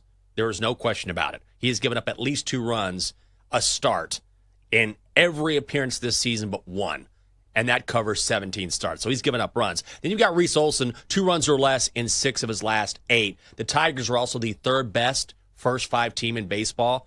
And I do believe, based on his history, that if you're looking for a guy who maybe could see some positive or negative regression based on what we've seen historically from Patrick Corbin, he's that guy. Tigers' first 5 money line is minus 140 at BetMGM, and that's the play. We're going to have to thread the needle in that game because I have a play in the Tigers and Rangers game as well, but I'm going to be hitting on the under. So I brought this up during our baseball handicapping segment, is that I think unders are going to be at least a good jumping off point today because when you have a few days off and the hitters haven't been playing, I think that this is tough for timing. You know, I think it affects the hitters more as opposed to the pitchers who are used to pitching every 5 days anyway. Plus, you're going to have the best arms coming out of the bullpen. They're going to be fresh. They're going to be rested. And plus, this is a trend that we've been playing all season long with the Rangers. So I feel like I buried the lead here. So my play is under 9, minus 140 between the Tigers and the Rangers. So the Rangers, home unders this year, 31-14. Overall, the Rangers, 58-38-1 to the under. A lot of this has hinged on their offense being pretty pedestrian as opposed to what we have expected from them. And listen, I'll say this about the Tigers. They didn't lose 4 straight going into the All-Star break. I'm not saying they lose here. I am just saying that the bats haven't been quite as reliable. So I'm going to go under 9 between the Tigers and the Rangers as my addition to the squad parlay. All right, we're going to go to Dylan next, who usually lives in the world of fighting. I think it's UFC. I don't really know. I've never seen any of these names, but Dylan, the bets have been very good. So what's on the menu this week? Yeah, we're going back to the UFC, of course. That's where I always dip my toes into. I don't really watch. I think I took like Jake Paul once over Mike Tyson. Very different situation. Anyways, taking Vinicius Oliveira just to beat Kyler Phillips. You're getting minus 155. I think that's a pretty friendly price for a guy that's 4-0 in the UFC, and he's 5-0 since 2023. He's got 3 finishes in that time as well. He's been much more active than Kyler Phillips, who's 3-2 in his last 5 UFC fights. He's been around a little longer. And Phillips is coming off of a loss. And these 5 fights are dating back to 2021. And he only has 1 finish himself. Oliveira is a former Ultimate Fighter winner, which is like the big show for the UFC. So getting him at minus 155 feels like a really friendly price. Yeah, it almost feels like getting the Twins at minus 160 today against the Rockies. And on that note, David, looks like you're headed that direction. Yes, I am. Real easy handicap. Fading the Rockies, fading Kyle Freeland. I'm actually taking the run line. I think that is a very beautiful price at minus 1.5 runs at minus 110. So I am fading the Rockies and Kyle Freeland. Twins on the run line. Yeah, I don't think anybody's going to argue with you there. No. What are we doing with the Rockies? All right, Den. Looks like you're headed to the W for the final leg of our parlay.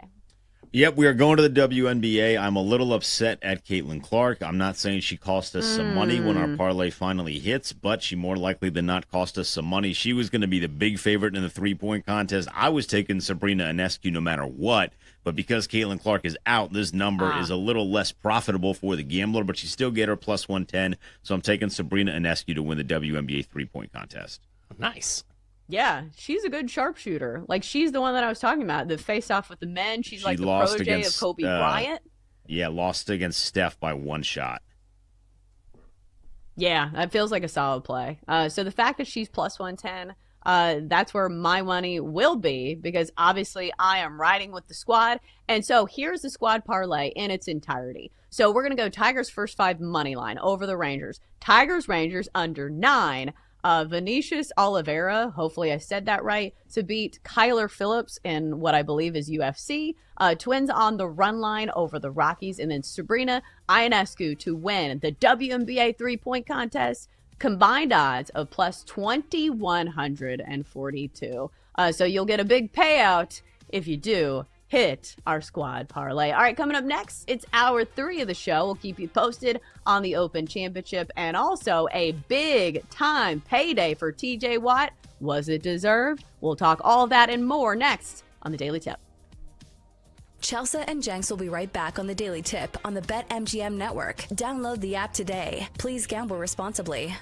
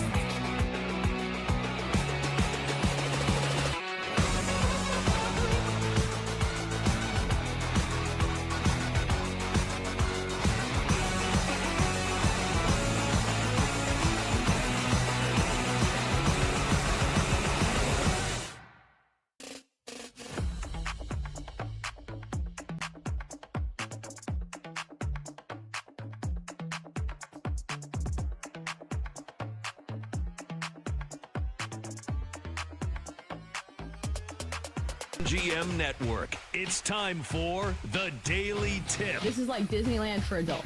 If I wanted to have fun, I was going to go to Disneyland with my kids. with Michael Jenkins. Honestly, you could talk me into just about anything.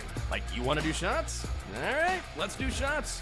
You want to put together a 10-leg teaser? Sure, let's put some money on it. In fact, I do a parlay with Champions League soccer and the WNBA. And Chelsea Messenger. Let's try to beat the rest of the network at being degenerates, because maybe, just maybe, we can win in that regard. I do like the idea of a parlay. And Dad, don't forget about me, the dogster. Presented by BetMGM.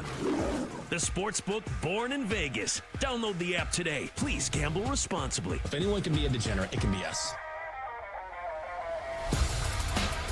Here we go. It is the Friday morning good time edition of the Daily Tip on the BetMGM Network. Great to have you with us as we get you ready for the weekend. Coming up in our final hour, the latest from the Open Championship and why Steelers fans are celebrating going into the weekend. In 20 minutes, we will stay in Pennsylvania and look forward to the second half of the season for the Phillies as we bring in Tim Kelly, the managing editor for On Pattinson. And finally, best bets and a visit with the Dogster coming your way in about 40 minutes. Also, tip of the cap. Welcome to our audience on Stadium as we stream our final hour. You can stream the Daily Tip, our final 60 minutes each and every day, Monday through Friday. Just go to ValleySportsLive.com and the Valley Sports Live app. I'm Michael Jenkins. She is Chelsea Messenger. And let's get right to it by checking in on what's happening at Royal Portrush.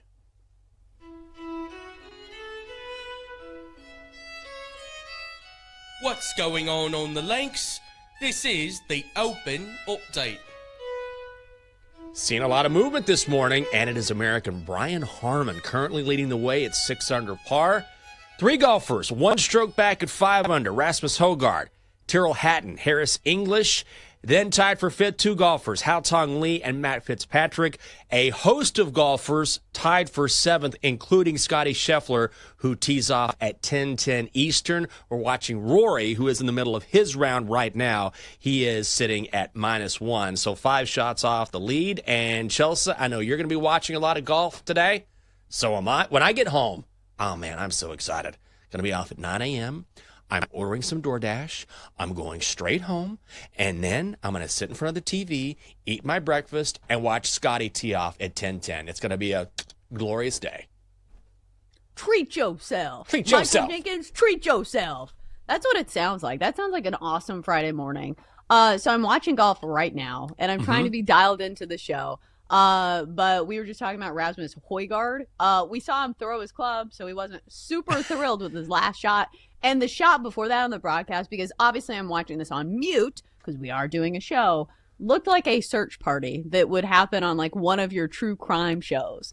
Like they had like a whole horde of people who were looking for a ball. And we've seen this at the Open so far, that the rough is so dense and thick that even if, you know, it's not super high, that like people lose their balls. And it's a real thing. So I know we were looking at the leaderboard now, but it's far from over, and people can implode, certainly with this rough being so treacherous. I'll never forget, this is a golf memory like burned into my brain. When I was younger, to help recover from when I was sick when I was younger, because I had surgery and my stomach muscles weren't great. And so my grandfather taught me how to play golf.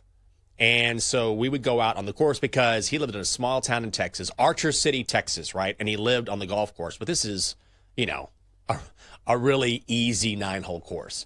But I'll never forget on hole number 2, and my grandfather used to play with an orange ball so he could see it back in the day when those were really popular.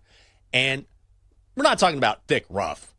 And the fairways are, you know, pretty easily maneuverable. And I'll never forget, he hit this beautiful tee shot on number 2, just straight down the middle. And so went to look for it, and we never found that golf ball. Like it disappeared. Like it was so strange. Has that ever happened where it's, I mean, a perfect shot? There's no reason why we shouldn't have been able to find this golf ball. And for some reason, we just never found it. It was so weird. Unsolved mysteries. Unsolved yes, mysteries. There could be an entire network on unsolved mysteries, golf balls that you've lost over time. Because I've done this before where I like see it off the tee and I'm like, wow, what a great shot. and the ball is never to be seen or heard from ever again. Right. So that's one of those things in golf. But I will say, as opposed to like us playing on a course where like people are waiting behind you and you're like, I want to find this ball. At least they have some help, because I've noticed, like, obviously the bystanders, try to pitch in. They're like, hey, it's right here. Yeah. But we saw this with Rory earlier, that like even as the bystanders were like pointing to where it was, they still couldn't find it. So they do have help. It's not like us. But this rough is absolutely brutal, as we do see Rory, who just flashed on the screen. I was just thinking to myself, I almost wish that golfers had uniforms so it'd be easier to like spot them. Do you ever think this? Because like they do this in every other thing, and it's perfect for when you're watching something on mute. You see it and you're like, hey, it's that person. Maybe it would be like hard to implement, but because so many of the guys have very similar body types on tour, like if you're watching on a phone or a small screen, you're like, who is that? Like I know like Tyrrell Hatton, but this is when I appreciate Jason Day, because I don't know if you've seen his outfits so far this week. I have not. They have been out there. Have Look them up, Jenks. They have been stuff that like Joe Burrow would wear. If that gives you any inkling to what they would look like. But when you see him on the screen, you're like, oh, there's Jason Day. So some of these guys, like, you're dressing so vanilla, can't tell who you are. Well, we know who Scotty Scheffler is. Again, taking the course at 10-10. He is right now your tournament favorite. No surprise there, plus 225. But the odds behind him have shifted.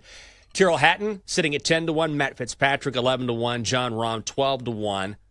Getting ready to tee off. Brian Harmon, who actually leads the tournament right now, is 14-1, and Rory also at 14-1 here on the Daily Tip on the BetMGM Network. Great to have you with us. Football news, and this broke late last night or late last evening with the Steelers stud, TJ Watt, getting paid by the Black and Yellow. It is a 3-year, $123 million extension with $108 million guaranteed, so he will make an average annual value of $41 million, making him the highest paid non-quarterback in NFL history. Had 11.5 sacks last year, 19 in 2023. In the last 5 seasons, he leads the National Football League with 73.5 sacks, and he is expected to report to training camp for Pittsburgh on Tuesday. I kind of figured that this would happen. There's just no way the Steelers were going to let him sort of tangle in the wind, if you will. But they've got him locked up, and he is, without question, one of the best players, if not the best defensive player in the National Football League. Yeah, and especially meaningful to a Steelers team that has gone 1-10 in games in which TJ Watt does not play. So that's the thing. I think sometimes it's hard to justify some of these contracts because, yes, you can look at sacks, and obviously TJ Watt has those numbers, defending his reasoning for wanting a huge contract.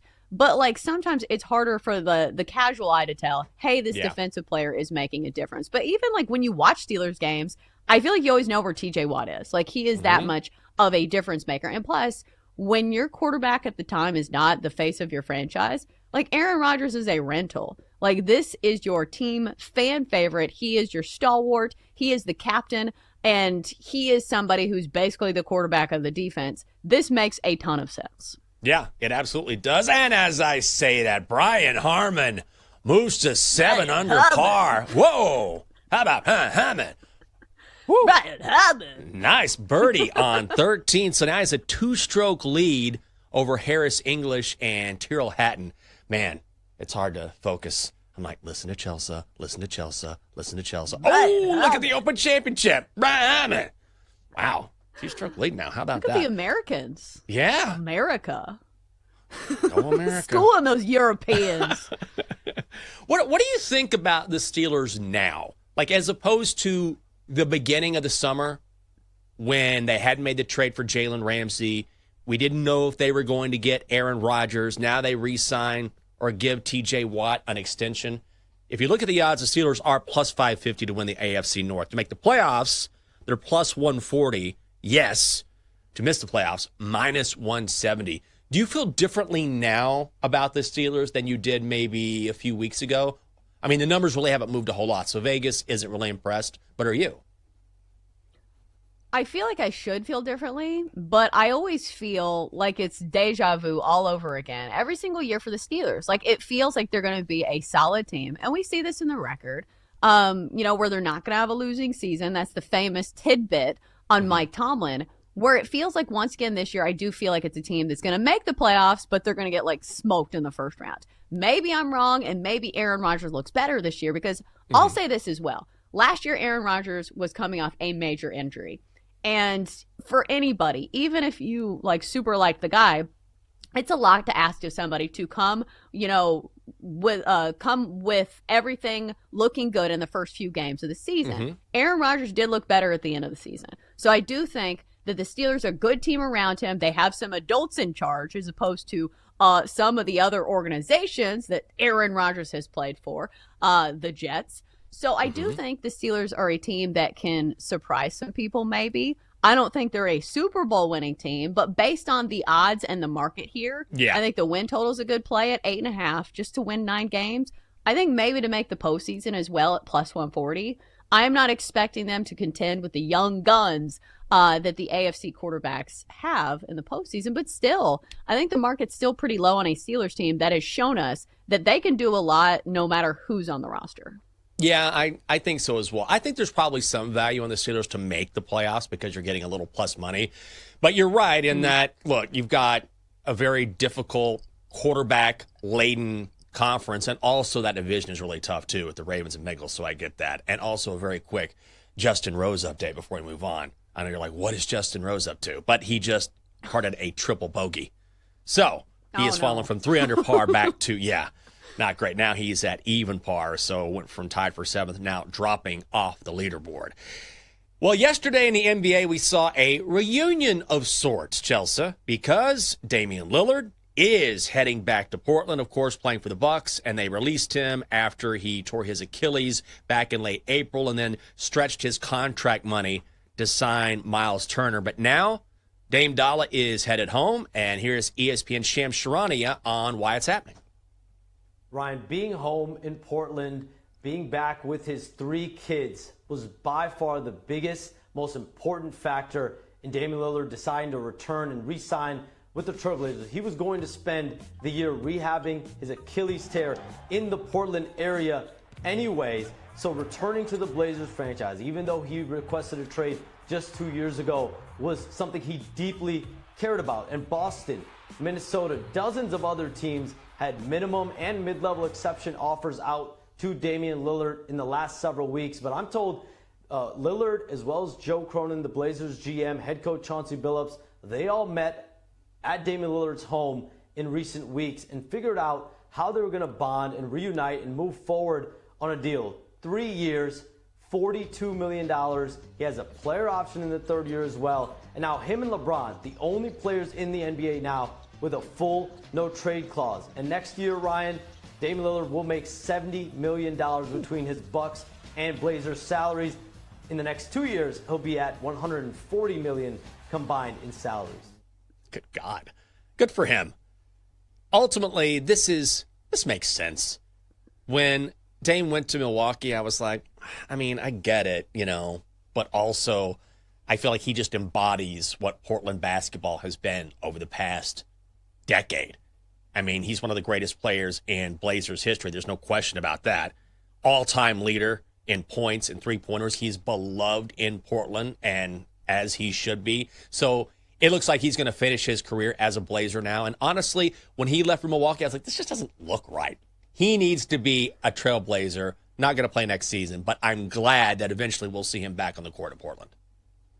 Yeah, this contract feels like a reward for what he's already done for the city of Portland, as opposed to, trying to bank on what he's going to do in the future. Because people look at this and they say, why are you paying a 36-year-old or however old he is this much money, especially if he's not even going to be playing next season? I do think, also adding to that is the fact that he can be a great role model and a great mentor to some of the young names on this team. Even just being in the facility, even just being in the locker room, I think he's going to add a lot to this because we've seen that. Like, he's somebody that the players gravitate towards too, and he has a ton of experience. And once he's back out on the floor, like, I was looking at some of, the Blazers' new pieces. They added Drew Holiday, and they do have young players, Scoot Henderson. So maybe in a few years they'll be decent. I'm not saying that they're going to contend for anything, but I do think they're setting up for maybe a good team in the future. Yeah, I think so as well. And ultimately, when you have a guy who is Blazers basketball, or at least has been, and you've got a young team, just having that sort of presence in the locker room can be huge for these younger players. So, yeah, it's a lot of money. The Blazers are 250-1 to win the West. They're not going anywhere next season. And, again, Dame is going to have to sit out and rehab that Achilles. But when he comes back, I would love to see him come back and just have a couple of just baller years where he finishes his career on a high note and helps bring those younger players along. And it feels like that is what Portland is banking on. Coming up next on the show, second half of the baseball season, finally, for the love of God, about to get underway. What does the future hold for the Phillies? Find out when we chat with Tim Kelly from Bleacher Report. That's coming up next on the Daily Tip on the BetMGM Network.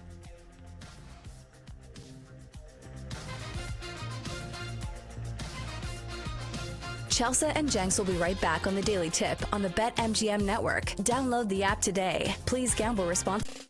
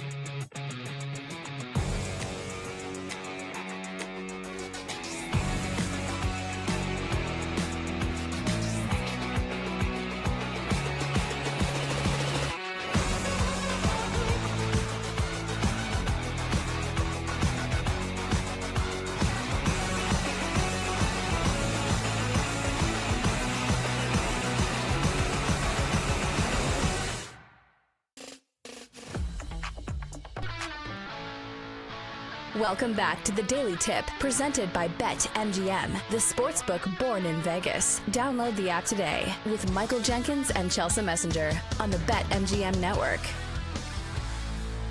Welcome back to the show. It is a Daily Tip on the BetMGM network, and it is a Friday morning good time edition. Get you ready for the weekend. The whole crew is here, and that means Double D's got to turn it up for me.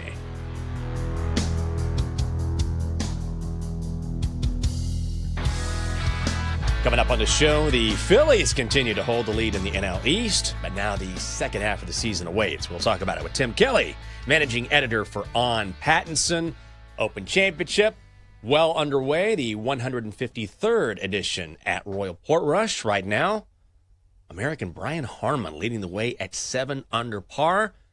Tyrrell Hatton just dropping a birdie on 13. He is at 6 under par. Harris English sitting at 5 under. Scotty Scheffler takes the course at 10-10 this morning, and he is sitting at 3 under par, well within striking distance, which is why he is currently the favorite at BetMGM at plus 225. Chelsea, before we get to Tim, how excited are you? I mean, you've gone 2 days without getting to bet on baseball. That had to be torturous. I know, it's like half of my personality. So it's like, what do I do with myself? I felt like I needed to have like an existential crisis like Scotty Scheffler and have a press conference. Like, I don't know what to do with my hands. I don't know what to do with my phone. So I am glad that it's back instead of like having to scour the archives of like, I've never heard of this WNBA team before, but let's try to make a sharp bet on it. Oh, God, that's the worst. Also, I promised the Valkyries? I didn't know that was a team. Also, I promised not to interrupt with open updates. It's like, oh, you're not going to believe it. Ludwig Oberg with a birdie. I'm like, okay, nice job. He's not on the leaderboard right now. Keep it simple here. We got to talk some baseball. It's finally back. Second half of the season. We bring in Tim Kelly, the managing editor for On Pattinson. The Philly website also creates MLB content for Bleacher Report. Tim, good to have you back here in the show. And before we talk about the season, I just wanted to get your take on Kyle Schwarber's performance in the All-Star game. That was something special. It was cool. I mean, I'm anti at least I was anti the idea of the home run derby deciding anything, but I liked it in the All-Star game. I think it would be sacrilegious to do it in any other setting, but it was fun to have it in that setting in my mind. Well, especially when it's Kyle Schwarber that's winning it for the National League. What a moment for him. But obviously want to ask you a bit about the Phillies because on paper, when you're looking for a team to win the World Series, for me, it starts with starting pitching. And I feel like there are very few teams in Major League Baseball right now where I trust their 1 through 3 starters more than the Philadelphia Phillies. Is that something that you think will continue to see throughout the second half? Because obviously Zach Wheeler is a known commodity. Probably say the same thing for Ranger Suarez. Do you think this continues for Christopher Sanchez as well? Yeah, I think I feel even more certain it continues for Christopher Sanchez than Ranger Suarez, who's had some durability questions in his career. Same kind of with Jesus Luzardo. But you're right. They have been probably the best starting rotation in baseball and probably the best one the Phillies have had since 2011 when they had one of the best rotations ever. So it has been an incredible rotation, and they've done it without Aaron Nola for a lot of the season and without Andrew Painter, their top prospect that they thought would probably be up around this time, making an impact yet. So they are an embarrassment of riches in the starting rotation but have questions elsewhere. Tim, when you look at some of those questions, what are they? What are some of the things that maybe concern you if you're a Phillies backer that you want to see improved upon in the second half of the season? Well, certainly the bullpen is a major problem. They were thin coming into the year, and then Jose Alvarado, their best reliever, was suspended for PEDs. He'll come back in August, but then will be ineligible for the postseason. They were short with him. Without him, they're really short. Jordan Romano has not delivered the impact expected. So this is a team that probably needs multiple relievers. They have the possibility in the playoffs of shifting someone in the rotation to the bullpen. That could help, but it can't be the only move they make. This is a team that if there's a major reliever move, Emmanuel Clase, Yohan Duran, Griffin Jacks, any of those guys, the Phillies need to be at the forefront of that conversation because they need an anchor in their bullpen. I think for me, as somebody who is not in Philly and not a Philly fan, my biggest question for the Phillies is obviously the bullpen is certainly one that you see on paper, but in the postseason in the last few years, sometimes their offense just doesn't show up. And I don't know what it is because on paper, they should have a good offense. Do you think Phillies fans have any nerves about the offense showing up in the postseason this year? Yes, very much they do. I think that the issue the last few years has been that this team has been too reliant on hitting home runs. So you see the amazing moments when Kyle Schwarber and Bryce Harper and whoever are hitting home runs, but they haven't been able to do it in the other games. It's kind of a different situation this year, though, because Kyle Schwarber's hit a ton of home runs, but the Phillies as a team are like 20th in home runs. So they either need to find another way to do it or they need to add another bat. And given the needs that they have in the bullpen and the fact that it's a pretty weak trade market overall, I think they're going to have a difficult time adding another huge bat to this lineup. But I certainly don't look at the lineup as currently constructed and feel like this is a finished product that you can win a World Series with. We're talking with Tim Kelly, who is the managing editor for On Pattinson, also creates MLB content for Bleacher Report. When you look at this Phillies team and how they're currently constructed, who is the biggest threat to them in the division right now? Well, it's got to be the Mets. I mean, I'm a guy that for a lot of the time in the first half, I thought that the Braves are going to turn it around. It just hasn't happened, and they're in enough of a hole right now that I don't think they're going to be a playoff team this year. So it would have to be the Mets, and the Mets have some of the same issues as the Phillies. Very good lineup, but their pitching, their starting pitching, you still have questions about. They're going to get Sean Manaea back, so that's a big addition for them. You feel really good with Edwin Diaz, but maybe they need to add in the bullpen. So like the Phillies, they are an imperfect team, and I think that's really the theme of this year. There's not one Goliath team that is leaps and bounds better than everyone else in the league. Yeah, I was going to ask you from a macro perspective, because I know you're heavy on the Phillies, but is there a team that you look at and you say, hey, that team's constructed really well? You know, the injuries have not been piling up because, you know, you look at the Dodgers, even though they have the shortest odds to win the World Series, they have $111 million of their payroll on the injury report.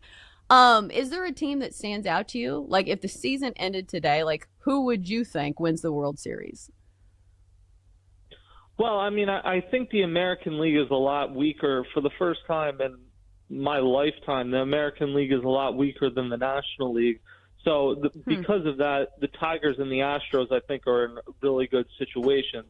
But National League-wise, I think if the Cubs are able to add another starting pitcher to what they have right now, and Imanaga and Boyd keep pitching like they have, their lineup is really good. Kyle Tucker, Pete Crow, Armstrong, Seiya Suzuki, I think they're a tough out. The Dodgers are going to be a tough team because we know they're going to add more pitching at the deadline.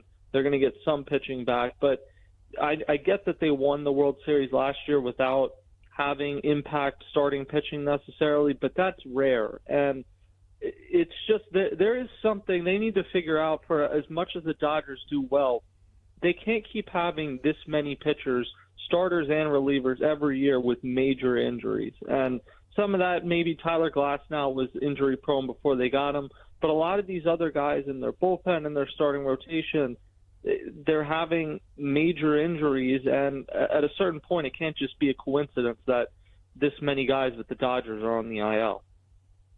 Tim, what is a storyline or a team that has surprised you so far this season? Well, I thought the Padres would take a step back, and they haven't necessarily done that. And like I said, the Braves, I thought, were about as good as any team in baseball. If you made me rank before the season, I thought the Dodgers were the best team and the Braves were probably number two. So I just did not see this collapse coming from the Braves. Obviously, the Tigers are better than expected. I thought they'd be like a solid team. I did not think they'd be a World Series level team that they have been to this point. So those are really, and obviously the Orioles, very similarly to the Braves, have just, it's become a lost season for them.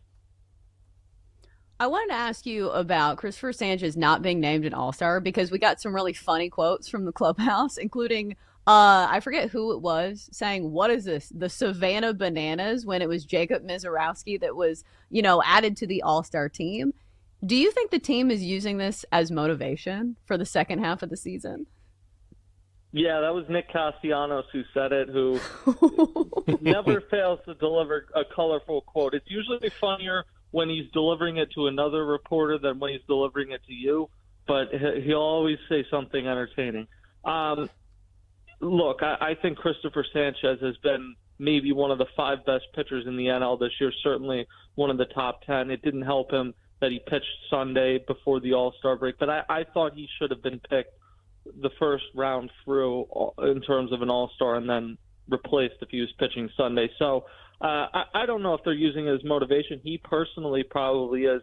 This is a team with a ton of veterans. They're at the back half of a World Series window. I don't think they need any extra motivation, but if they did, they certainly got it there. Tim, what was your thought on seeing, Clayton Kershaw added? We saw Mizorowski added, which we were just talking about, and then guys like Ranger Suarez, who could have been all-stars, but then wasn't an all-star because he didn't want to pitch. Do you like the way that Major League Baseball is sort of adjusting the all-star game, or is it way too arbitrary? Yeah, I don't like it. Independent of who the exact guys are, Clayton Kershaw is a legend, one of the best to ever do it. He is not deserving of being an all-star this year. Jacob Mizorowski is on the flip end of that. He's somebody that's going to make a bunch of all-star teams, I think, but making it after 5 starts, in my mind, cheapens it. I'm in the minority. I liked when the all-star game counted. I want it to matter for something, and I think when it mattered, you were really rewarding the best guys, and players were taking it more seriously. And I do think, as much as it ended up playing out well, the home run swing off was fun, and people will remember this as a cool all-star game. The selection process to me has become ridiculous in terms of how many players are dropping out and the fact that it's not merit-based necessarily. So I think they need to consider lengthening the all-star break, giving it more meaning in some way, because if you're going to, at the end of players' career, talk about, oh, this guy was a 7-time all-star, that has to mean something, and I think it's less and less right now. They're putting in players that are not necessarily the most deserving. He is the managing editor for On Pattinson. Also, check out his work for Bleacher Report as well. It is Tim Kelly. Tim, thanks for being with us on this Friday. We appreciate it. All right, thanks, guys. You bet. I mean, he's not alone there. That's not a hot take, which, I agree with. At some point, we have to have some sort of idea of what to expect in the All-Star game as opposed to who knows what Rob Manfred's going to do after a couple of drinks. Maybe he'll just throw somebody in there after 3 starts, off to a hot start this season. There's got to be some protocol in place. It just feels like throwing darts at a dartboard, and it's just punishing players who truly deserve a nod. Yeah, what is this? The Savannah Bananas? Yeah. Like, Nick Castellanos was right. And it's funny how now we use that as an insult, even though they're selling out stadiums. It's wild, Yeah. Jenks. But that's their lane. It's like the Harlem Globetrotters. Nobody's looking at their rules and be like, hey, maybe we should institute this in which one team wins every single game. Because isn't that the thing? Don't they always beat the Generals? Isn't that The Washington what it is? Generals. That's right. They lose every time. They lose every time.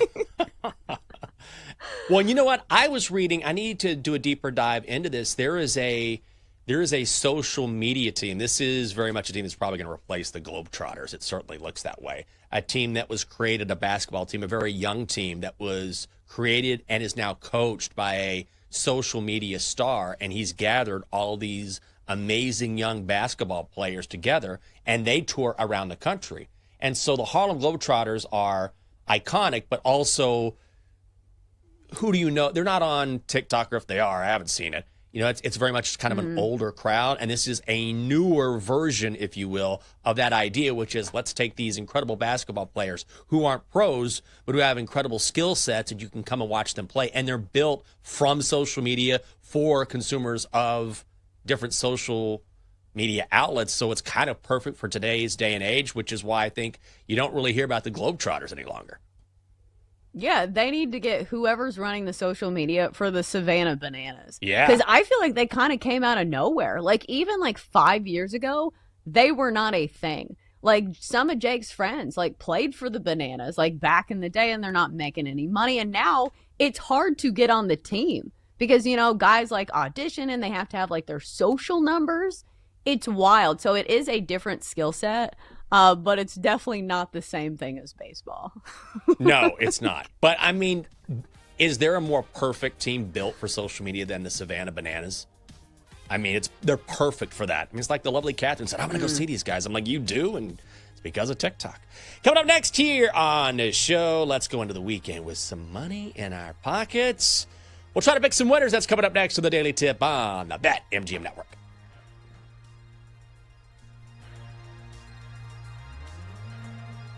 Chelsea and Jenks will be right back on the Daily Tip on the BetMGM Network. Download the app today. Please gamble responsibly.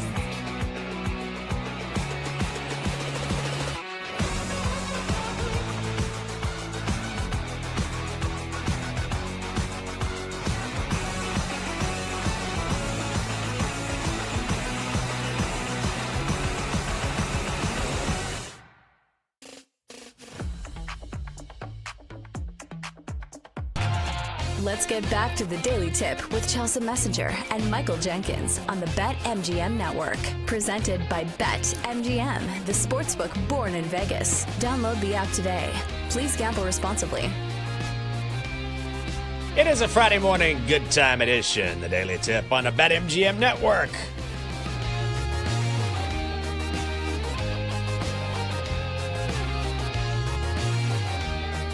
You guys are the best around.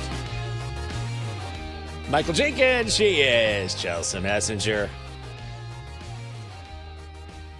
Great to have you with us on a Friday as we get closer and closer to the weekend. And before we do that, we have to check in on what's happening at Royal Portrush. Or not. Ah, yes. What's going on the links? This is the Open Update. Full update before we wrap things up here on the show. Brian Harman at 7 under par, a 2-stroke lead over Tyrrell Hatton, Harris English, and Hao Tong Lee. Robert McIntyre also at 5 under. 2 golfers tied at 4 under par, Rasmus Højgaard and Matt Fitzpatrick. And then a slew of golfers tied at 3 under par, 4 strokes off the lead. Scotty Scheffler, part of that group, but he does not tee off until 10:10 a.m.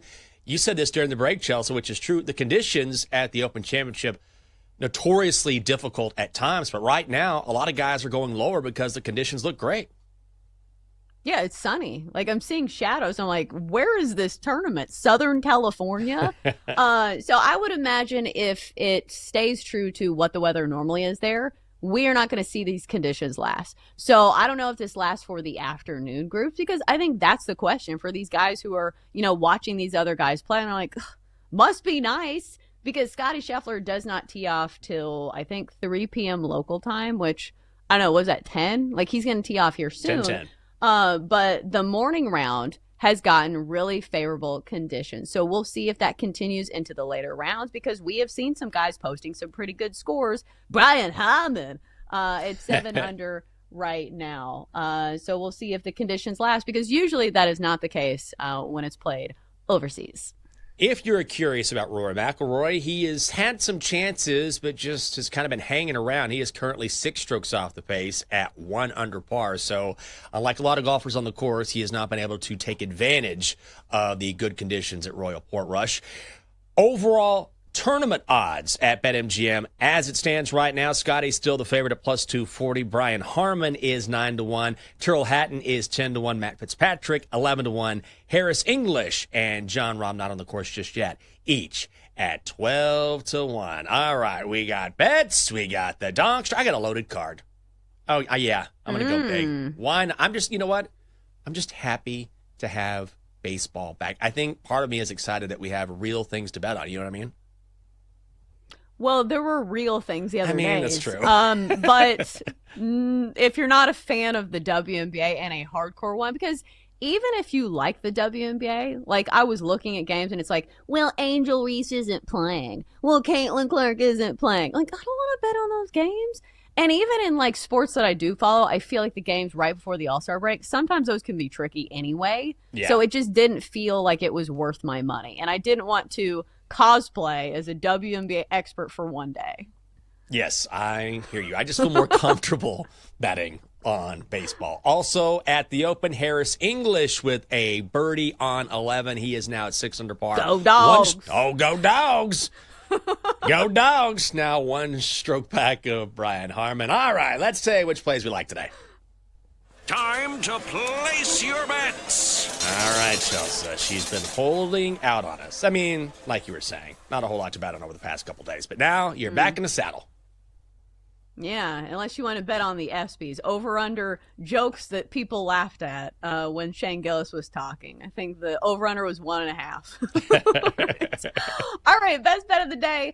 I'm going to take an under in the Rangers and Tigers game. We're going to go to alt line here, under 9 for -140. We have played this trend all season long, and I think that it makes even more sense today, because if you look at the Rangers overall in the season, home unders have certainly been the play. 31-14, to the under at home. Overall, 58, 38, and 1 to the under. I think a lot of this hinges on, their offense being a little pedestrian this year. And also, I think today in general, unders should be a good play, at least according to logic. Because think about it. Some of these hitters, the guys who didn't play in the All-Star game, have been sitting around. So much of hitting is timing. And I feel like some of these guys will be a little rusty after not getting hacks in over the last couple days. I think the advantage goes to the pitchers. And plus, when it comes to the bullpen, all of the best arms should be rested and ready to go. So a full pen, few days off, I think it favors the pitchers here. So let's go under 9 between the Rangers and the Tigers. Let's go. I'm going with a big card. Why not? Now, just like when you come off the All-Star break, you can be cold if you're a hitter. It takes you a while to get back in the groove. Could be the same here, so we'll see what happens. Tigers, first 5 money line, minus 134 in Texas. You just talked about this game, but I like fading Patrick Corbin in this spot. Much better with the Rangers, no question, because he was a disaster during his final few years here in D.C., but I'm not quite so sure we don't see some negative regression from Corbin, and he will give up runs, giving up at least 2 runs in every single start this season, but one that covers 17 starts. Reese Olson on the mound for Detroit, giving up 2 runs or less in 6 of his last 8 starts. Tigers are the best third best first 5 team in baseball, and Corbin, again, not a guy I would still trust despite being better this season. Let's go Tigers, first 5 money line, minus 134. Yeah, Jenks, I was only going to play one thing, and then I almost forgot this weird price that we saw on the Twins today. And so it feels like you got to play it. Maybe it's fishy, maybe something's off, but if I don't play it and then the Twins beat the Rockies 12-1, I will be sitting here and punching air. So we're going to play it. So the Twins are a mere minus 160 over the Colorado Rockies, who should be a AAA team at this point. Do you need me to say something here? No, it's the Rockies. What other info do you need? It is the worst team in baseball, and you're getting a team that is not the worst team in baseball at minus 160. It seems a little juicy on the surface, but price is always relative, and so is value. So I feel like there's some value on taking the Twins here against the god-awful Rockies behind Kyle Freeland, who's been a disaster this year. So, Jenks, I know you're on this play as well. We're going to add the Twins to the card as well at minus 160. Oh, man. How can you not, right? When do you ever get a chance to fade the Rockies at this price? Absolutely. That is on the card for me. Glad you got it in there. I've got a couple more bets. Let's go Padres Nats right here in D.C. I'm going to play it down from 8.5 to over 8, minus 137. So hear me out. Dylan Cease is going for the Padres. But, man, he has been so bad on the road this season. 0-6 on ERA of 6.27. Overall, in July, ERA of 7.50. You get Mike Soroka going for D.C. 3-7, 5.35 ERA. And everything he has touched recently, whenever he appears, we get a high-scoring game. Listen to his last 5 outings. Scores of 10-6, 13-7, 11-2, 8-1. Plus, you can always rely on that Washington bullpen to give up a couple runs as well. So, again, playing it down to 8, hitting the over. Minus 137 over 8 is the call at Nationals Park. Yay? Nay? I'm not going to lie. I was watching golf. Fair enough. Everybody's like, whoopsie. Get it over with. The Open is on. Finally, let's go Blue Jays. Money line, minus 145, hosting the Giants. Justin Verlander going for San Francisco. Chris Bassett going for Toronto. Justin Verlander cannot catch a break this season. He cannot. 0-7, a 4.70 ERA. He's going to win at some point, maybe. I just don't think it happens tonight. This Blue Jays team continues to be undervalued by the market. Chris Bassett going for Toronto. He's been spectacular at home this season, where his ERA drops from 4.12 to 2.88. The Blue Jays may not hit for power, but they small ball their way to a lot of runs, averaging more than 5 a game at home. That's where this game takes place tonight. Let's go Blue Jays money line, minus 145, and that's the card. 4 bets on the card for this guy. Once again, I'm sorry I was watching golf. We have 2 Americans in the lead, Jenks. Yeah. Not only do we have the SEC titles, we're schooling those Europeans on their own course. Yeah, Brian Harman at 7 under. Harris English in second place at 6 under par. And Scotty Scheffler getting ready to tee off at 10-10. He is at -3. All right. Before we bring in Kate Constable on the show today with Chris Mack on Bet Sweats, let's bring in the Dogster.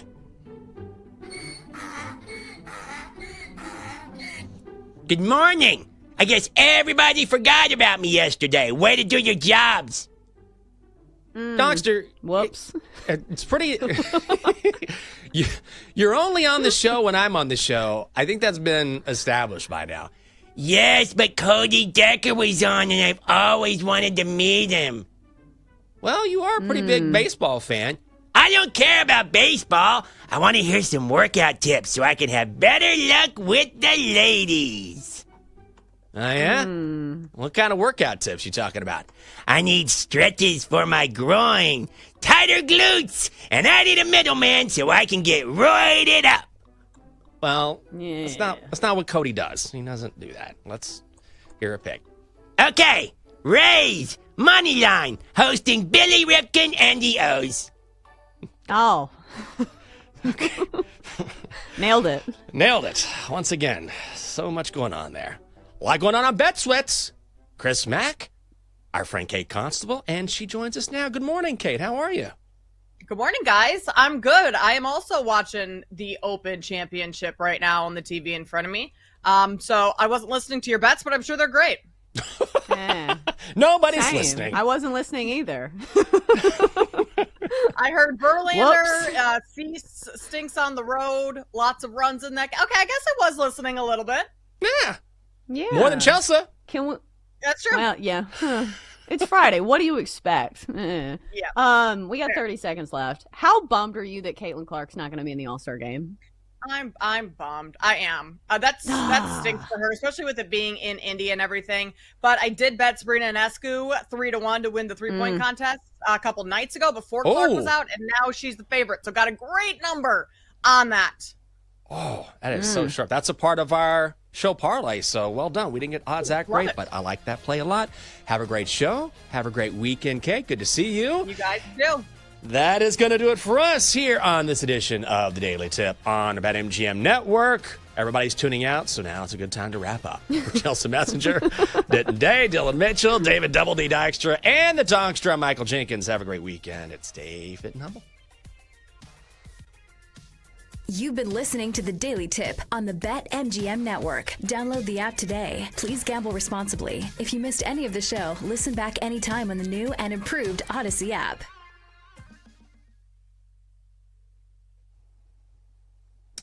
Oh, right.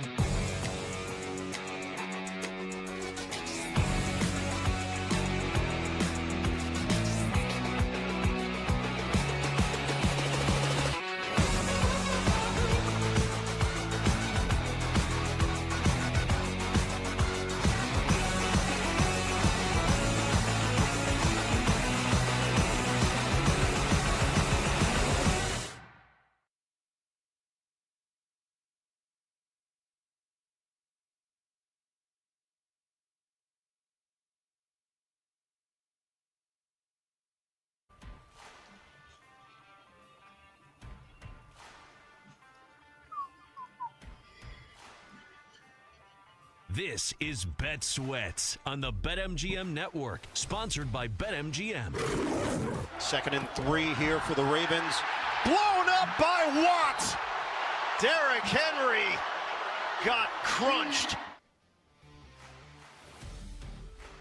Oh, the Pittsburgh guy's in for 1 week, and we got to do TJ Watt highlights at the top of the show. I see how it is. Welcome into Bet Sweats, live coast to coast on the BetMGM Network. Wherever you may be in the world, you can listen to us live on your Odyssey app, iHeartRadio, and TuneIn as well. And, of course, you can watch the first hour of the show every single day via Stadium on your Bally Sports Live app and BallySportsLive.com. One more day filling in for Joe O and Sammy P, who will be back on Monday alongside Kate Constable. I'm Chris Mack, and we got a lot to get to today, believe it or not. We'll keep you up to date on the Open Championship, a leaderboard update in just a moment. 37 days until kickoff, and we've previewed every conference from every angle. What college football futures do we like, including Heisman looks, playoff odds, national championship contenders. We'll wrap up our previews of the NFL division by division with each of the North divisions. AFC North at 10 a.m. Eastern, NFC North at 11 a.m. Eastern. And we're down to the final 65 games or so in Major League Baseball. The 10-week stretch run towards the postseason starts tonight, technically this afternoon at Wrigley between the Sox and the Cubs, but a full slate of baseball to talk about as well. We'll get you our plays for today's action as well. And once again, here we are, Kate, with something working in naturally. I mentioned the AFC North. We were also going to talk top 10 edge rushers today, and bang, the TJ Watt contract extension happens yesterday afternoon. We can get into all of it. How was your Thursday night with, relatively little action on the board anywhere? It was a good decompression day for sports bettors. It was, Chris. It was a great evening. I didn't have anything that I bet on yesterday because there was nothing. So I opted to go drink instead. My sister-in-law is like an influencer here in Chicago, and she had a Veuve champagne event. And so I went and had a couple glasses of champagne last night. Yeah. It was fabulous. A free dinner and champagne. You can't really complain about that. No. So almost, like, dare I say, better than betting. Wow. Better than a night of no betting. Pressure, right? Yeah. You're not I worried could just sit back and relax. I wasn't drinking because all my bets lost and I was sad. I was just drinking. Right. You weren't keeping an eye on anybody's K-prop or anybody's assist total or anything. You're just relaxing. Didn't have to stream you need that every under once the in a while. table. Exactly. It was. I don't need it all that. I need like one day a year. That's my one day. So now we're good. We got the rest and relaxation, and we're locked back in for the second half of the Major League Baseball season. WNBA All-Star Weekend, got some good stuff coming. Yeah, training camps are opening up around the NFL. Like I said, we're about 5 weeks away from kickoff of the college football season, so we're ready to go. Plenty to get into. I did mention a quick update of the Open Championship. Brian Harmon had a massive round today. I shouldn't say had, is having a massive round today. 5 under through 16 and is now leading at 7 under. Harris English has made a push through the front 9 of his second round as well. He's at 6 under. We've got a trio at 5 under, including my guy, Bobby Mack. Robert McIntyre now 5 under. And that's all coming today, 5 under through 14. And then you got Matt Fitzpatrick at 4 under. Some names at 3 under, including Scotty Scheffler, and we'll see where that goes. He does not tee off for another hour and 10 minutes or so over at Royal Portrush in Northern Ireland. We will keep you up to date, obviously. I have not checked the Scheffler number lately. I got it for you, Chris. Plus 240. I just pulled it up. He's the leader at plus 240. Brian Harmon, who's in first right now, is 9-1. So okay, so there you go. That explains Scotty. Exactly. So Scheffler to open things up was definitely your favorite.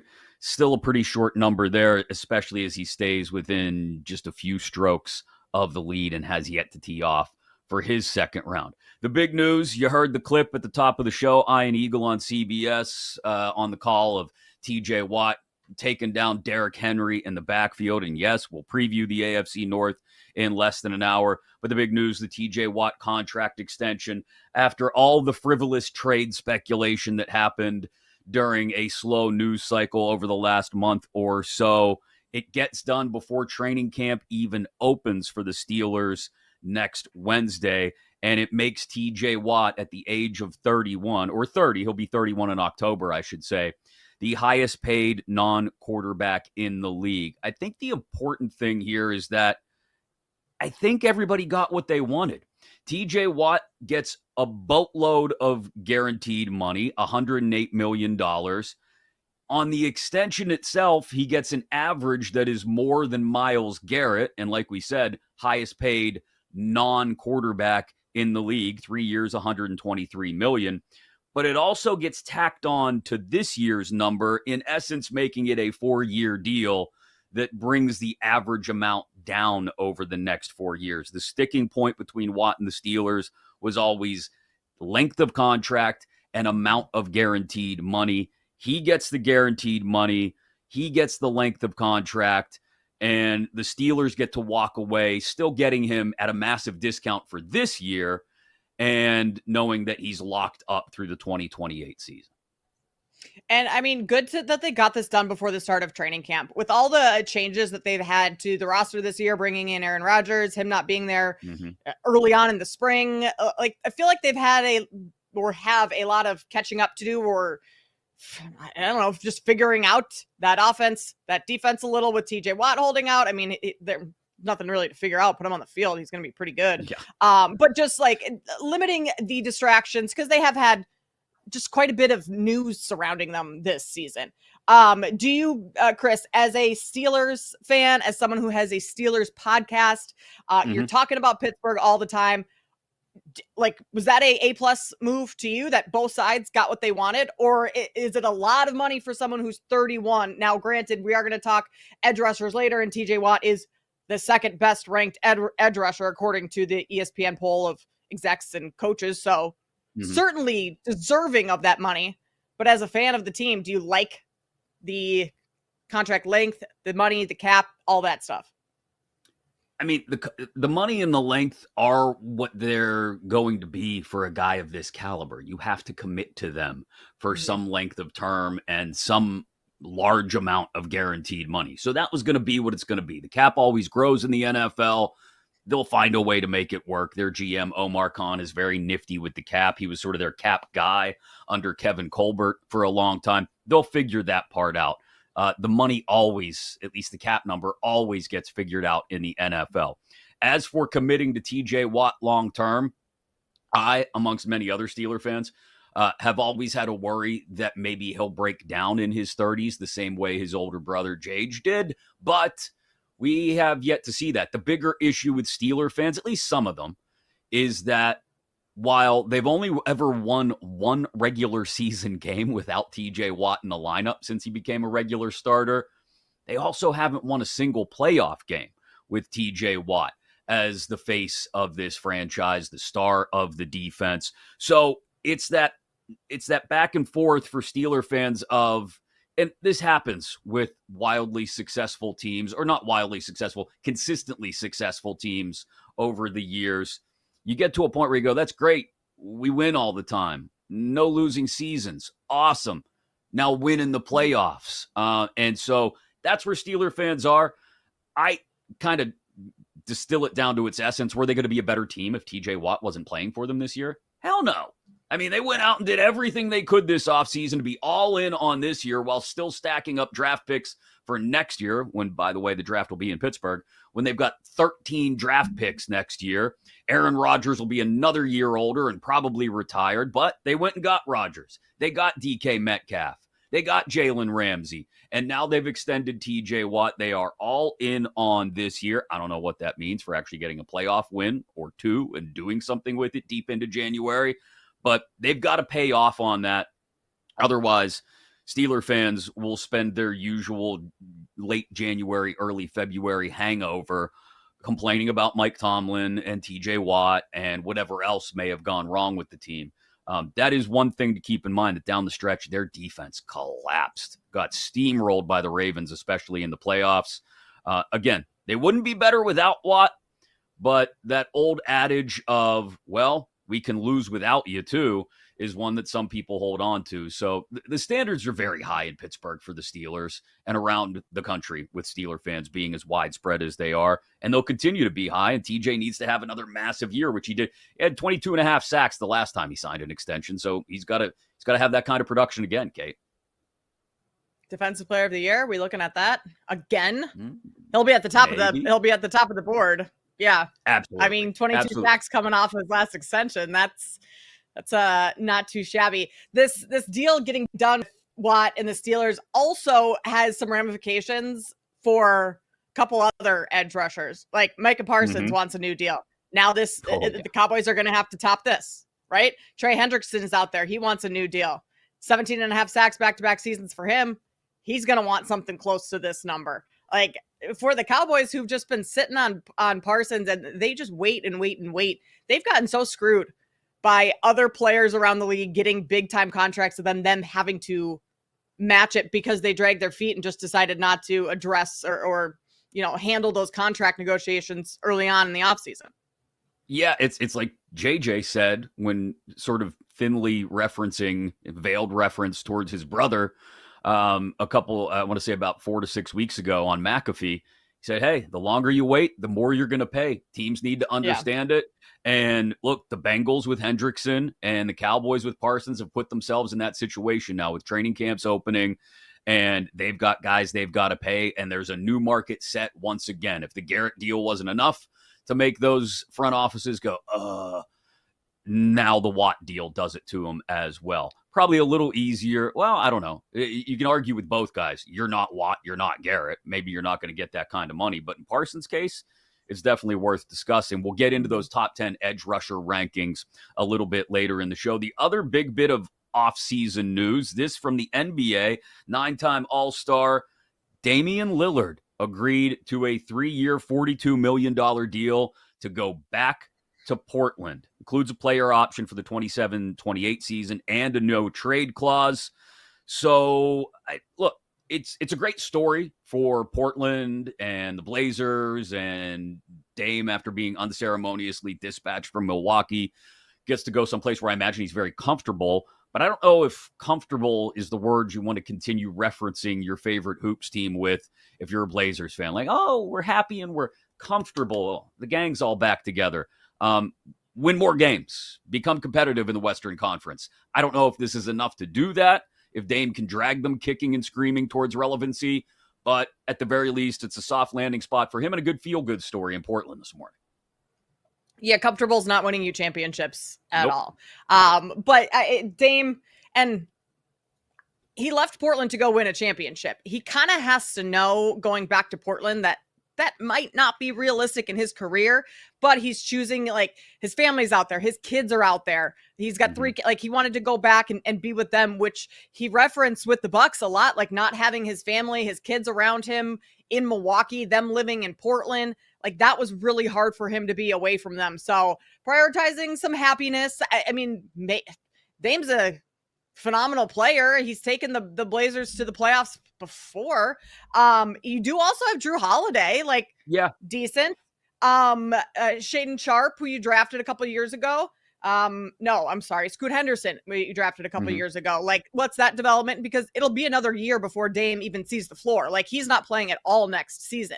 So you have Donovan Clingan, one of your young bigs. Like, if he can come along in this next year, that's then year 3 of him. When Dame comes back, you're hoping he's a solid player. Like, maybe, and this is me being like overly optimistic that all these guys are going to improve, take another step. You'll have Drew Holiday, veteran.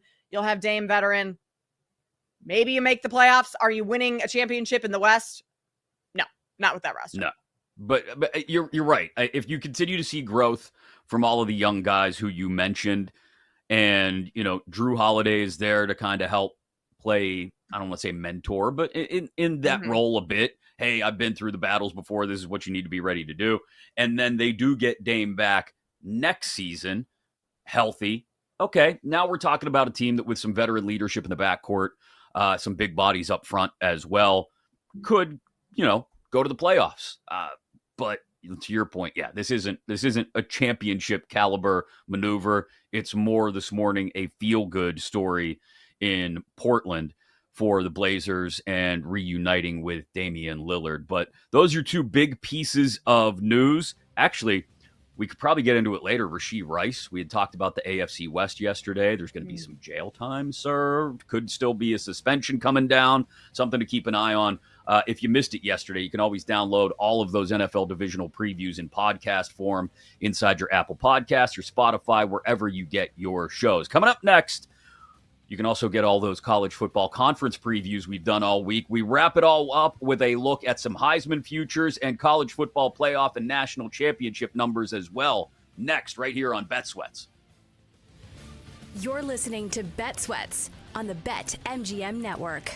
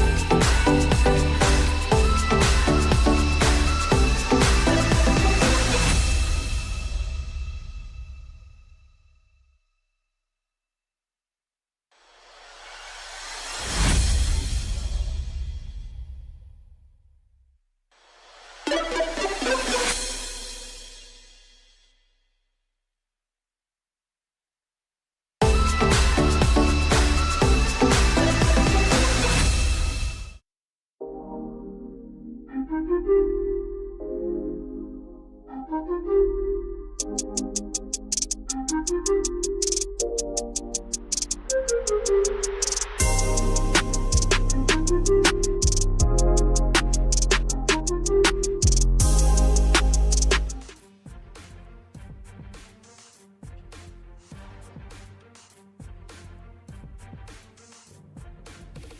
back to Bet Sweats on the BetMGM Network.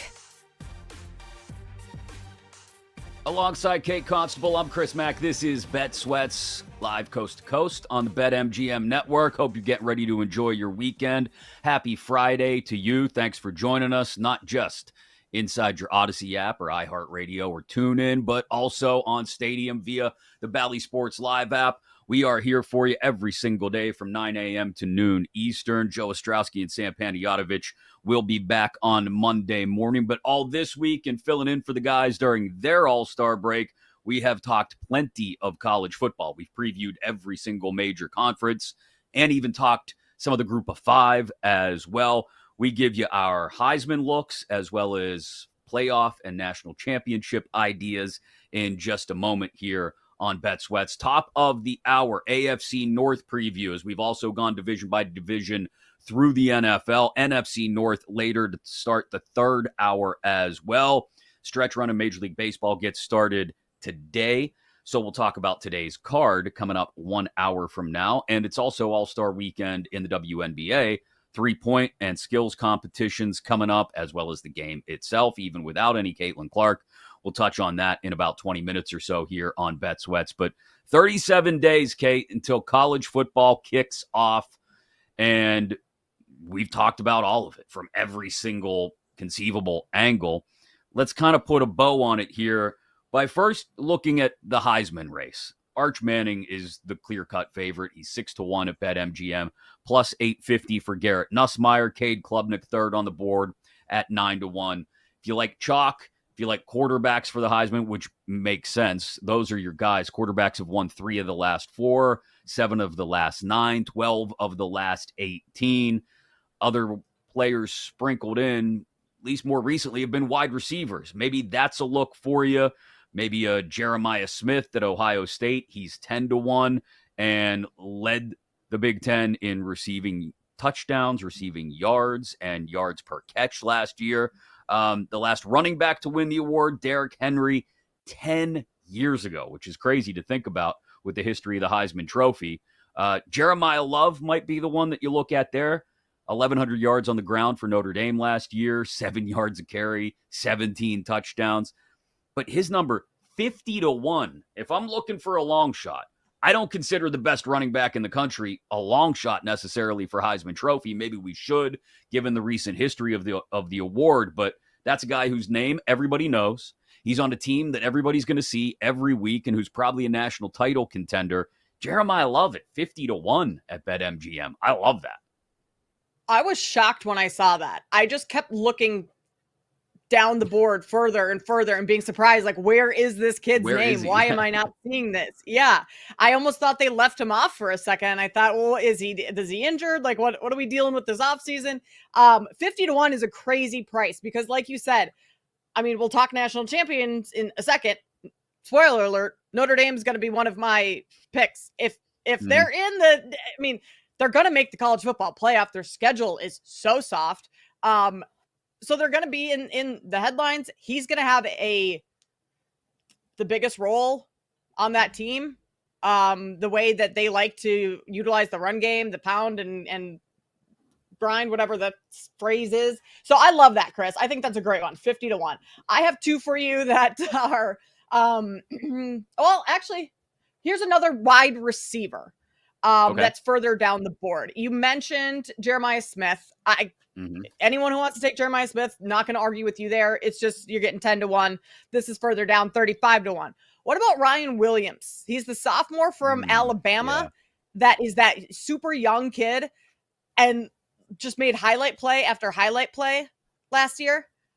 That's why I think like at 35-1, maybe the stats don't stack up when you're comparing to like quarterbacks and the impact there, but like he'll have those flashy highlight plays that people will remember and talk about throughout the entire season. If Alabama is significantly better than they were last year, he's going to be a major part of that.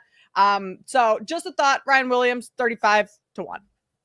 Do you know Ryan Williams was only 17 years old last year, Kate? We haven't heard that anywhere. I was like, yes, I did hear. I do know that, Chris. You were being sarcastic. I mean, I don't hate that look because, again, you're talking about the best offensive weapon on a national brand, Alabama, that everybody's going to see every week. That's a national title, on the fringe of the national title conversation, certainly in the SEC championship conversation. At that number, 35-1. I don't hate that look at all. I think that's really good, Ryan Williams. The only issue I have with either of those receivers that we've named to start this conversation, Ryan Williams, Jeremiah Smith, is the people throwing them the football. Unproven, right? I understand everybody is very high on the Ohio State quarterback who's taking over from Will Howard. I'm blanking on his name. Julian Sayin. He's even on the Heisman board. But I got to see it consistently that these guys are going to get the ball. Maybe you could make the counter argument, hey, these quarterbacks need to rely on a number one target and find somebody who's just out there and is going to go get the ball and they could chuck it up. Okay, I'll buy into that a little bit as well.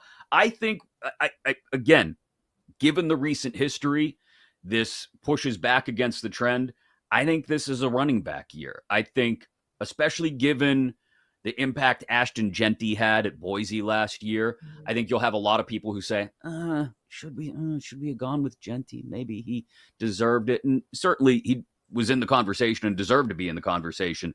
And I think if Jeremiah Love has another huge year for Notre Dame, he's going to be at least invited to New York, if not the guy to walk away with it at 50-1. That number is impossible to ignore, again, because Notre Dame's in the national title conversation. Let's pivot to that then. College football playoff bets and national championship bets. So full disclosure, I took a little deep dive and not only went through everybody's schedule again, but tried to predict records so that I could figure out who I think is going to be in the playoff this year.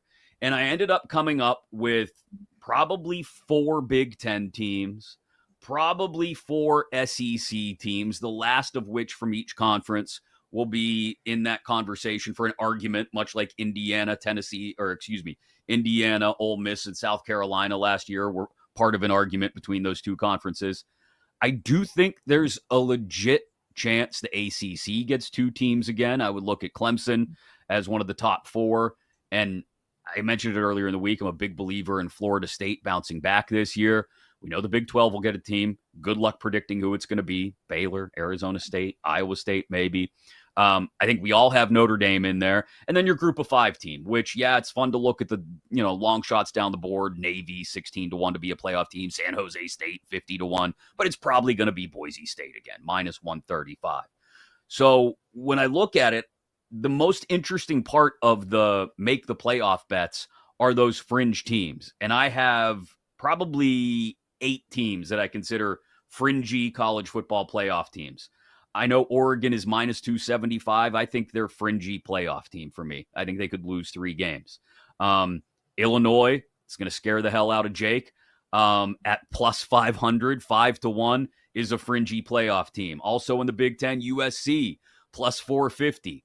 In the SEC, we've talked about Oklahoma a lot. I think if everything breaks right for them with a difficult schedule, fringy playoff team. LSU, does Brian Kelly trip over himself in the opener again? It's a non-conference loss. I get it, but +130. A&M is +240. And then I think there's an outside shot, very outside, because it's hard to believe the ACC getting 3 teams in there. Or maybe one of these 2 teams would supplant Florida State. Miami at 2-1, and even Georgia Tech at +750, I would have a look at. Go peep their schedule and look at the rest of the ACC.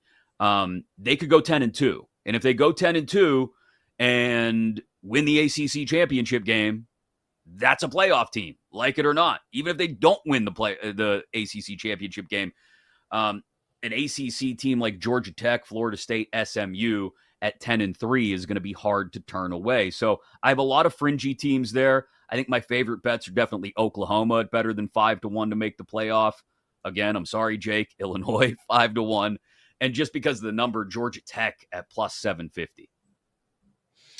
I love Georgia Tech this year. I'm betting their win total over. I think Haynes King will have another great season.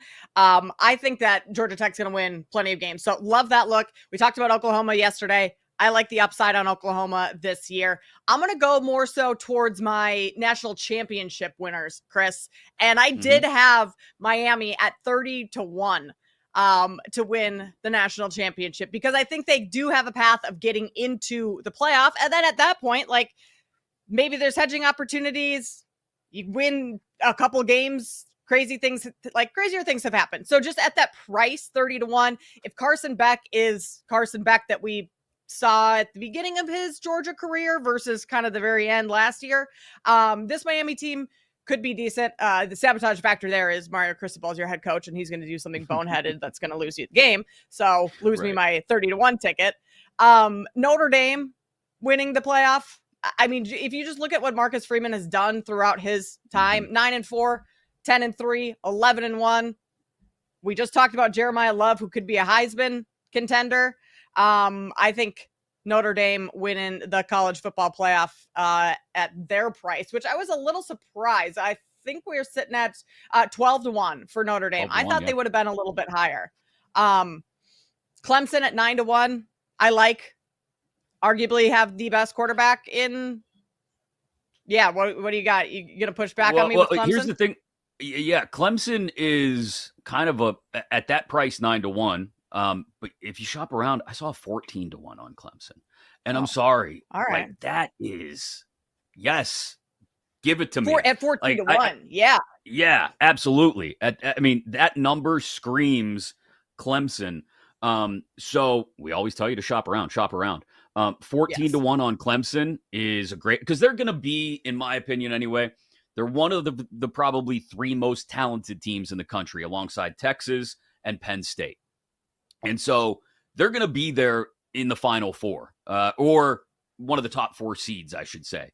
Depends how the playoff bracket falls, who they get. But short of Bama or Georgia or Notre Dame ending up against them in the quarterfinals, they're moving on to the semis, Clemson. I think I looked for the 4 or 5 teams I could see in the semifinals and then kind of based it on price. So, like, Texas is a semifinal team, probably number 1 team in the country talent-wise. Penn State, talent-wise, is there. I know James Franklin. It's worth the conversation whether he's going to win the big one or not.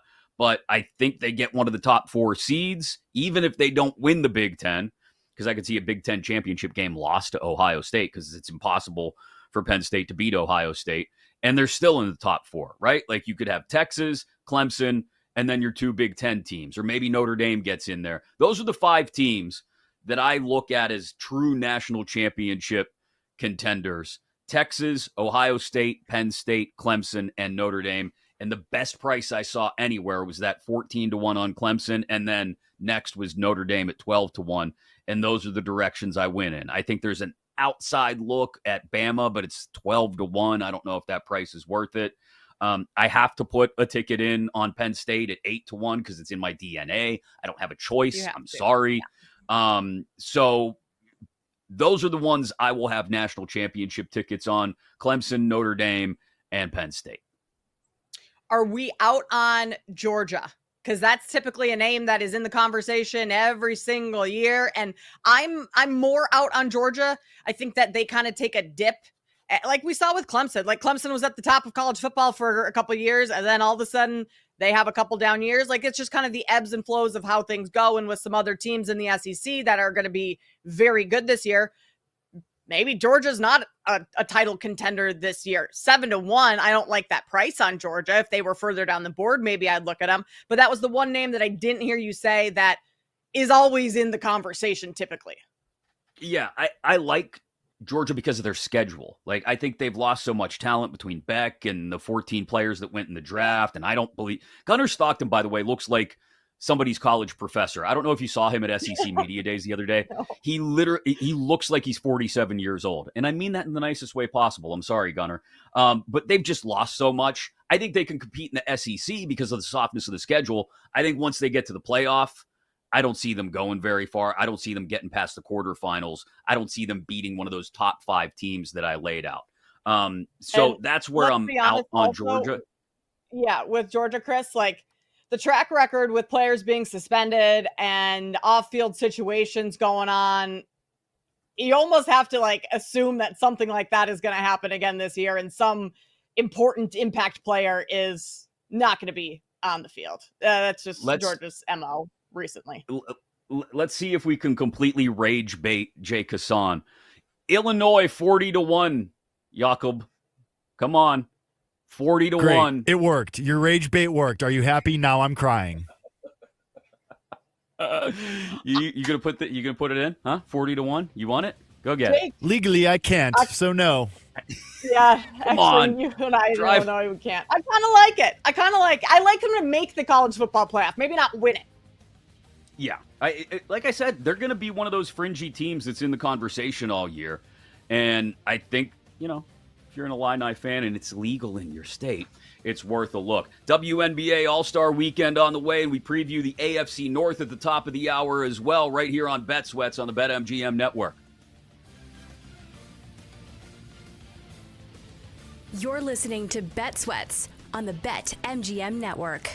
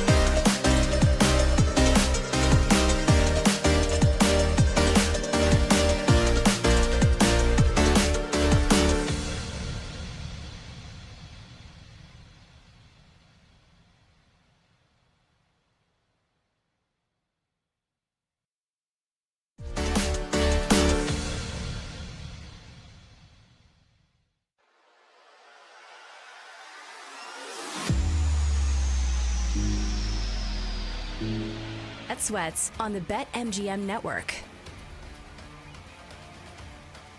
That might be something we have to talk about here on the air, actually, a conversation we just had off the air about a move in the media world that you may or may not notice this college football season, since we just got done talking about college football futures a moment ago here on Bet Sweats, live coast to coast on the BetMGM network. If you missed that Heisman conversation or the college football playoff odds, national championship odds, all of it, you know we're always available for you after the fact on Apple Podcasts, Spotify, or wherever you get your podcasts. Top of the hour, AFC North preview, NFC North preview at 11 a.m. Eastern.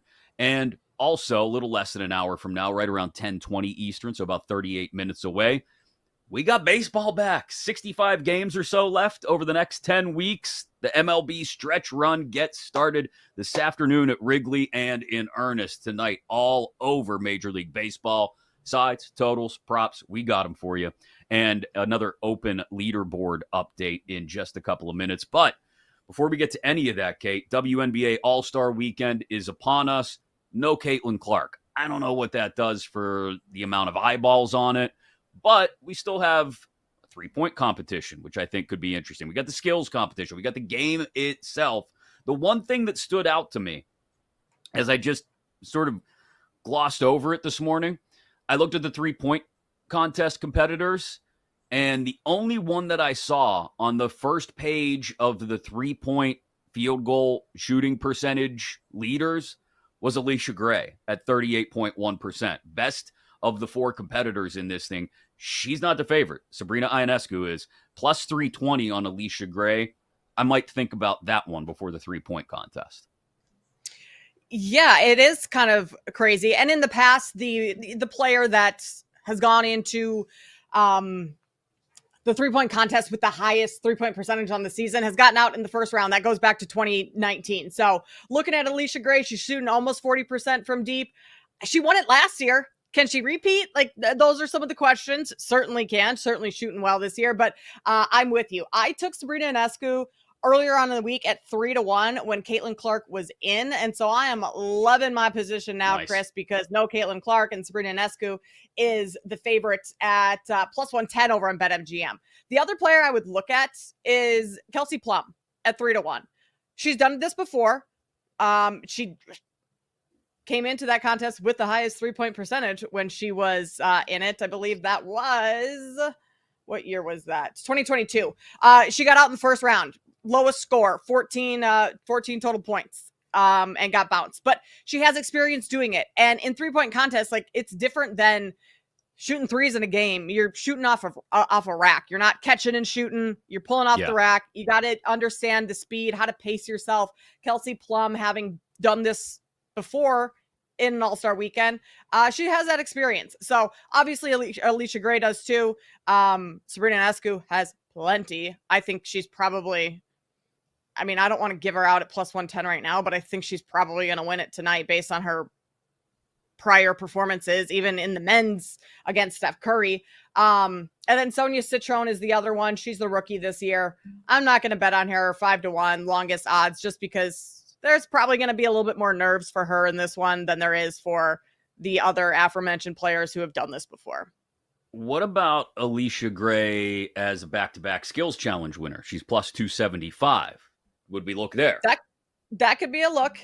Yeah. For the skills challenge, I feel like there's not a ton that really separates any of these players. So I'm just going to go for value. I like Courtney Williams the best from Minnesota. Small, quick guard. They all kind of are small, quick guards. But I mean, at 360, I like that price. I'm not going to take the long shot, Erica Wheeler, but at 360, I think that's a solid price where there's not that much separating Alicia Gray and Courtney Williams on the floor, but the odds, there's quite a bit there. So better price. So we had a couple different conversations during the break, and we are going to talk AFC North at the top of the hour. So this conversation is probably worth just touching on for a minute because we kind of alluded to it at the top of the show. One of the first tweets I saw after the TJ Watt signing, one of the producers at 93.7 The Fan, Austin Bechtold tweeted out the Steelers' record with and without TJ Watt. They are 79-40-2 in the regular season with TJ Watt in the lineup. Without Watt, since he became a starter, 1-10 when he's not in the lineup. And then immediately it gets quote tweeted by our city's local curmudgeon, a friend of mine, so I'm okay mentioning him, Mark Madden, who hosts an afternoon show here in Pittsburgh. And he immediately quote tweets it with, Steelers record in playoffs with Watt, 0-4. That is Pittsburgh's reaction to the TJ Watt extension, Kate, in a nutshell. That's it. And so people immediately question, well, what would it take for Tomlin to be on the hot seat? They brought all these guys in. They keep Watt, Rodgers, da-da-da-da-da. Mike Tomlin is not leaving his role as Pittsburgh Steelers head coach until Mike Tomlin decides to leave his role as Pittsburgh Steelers head coach.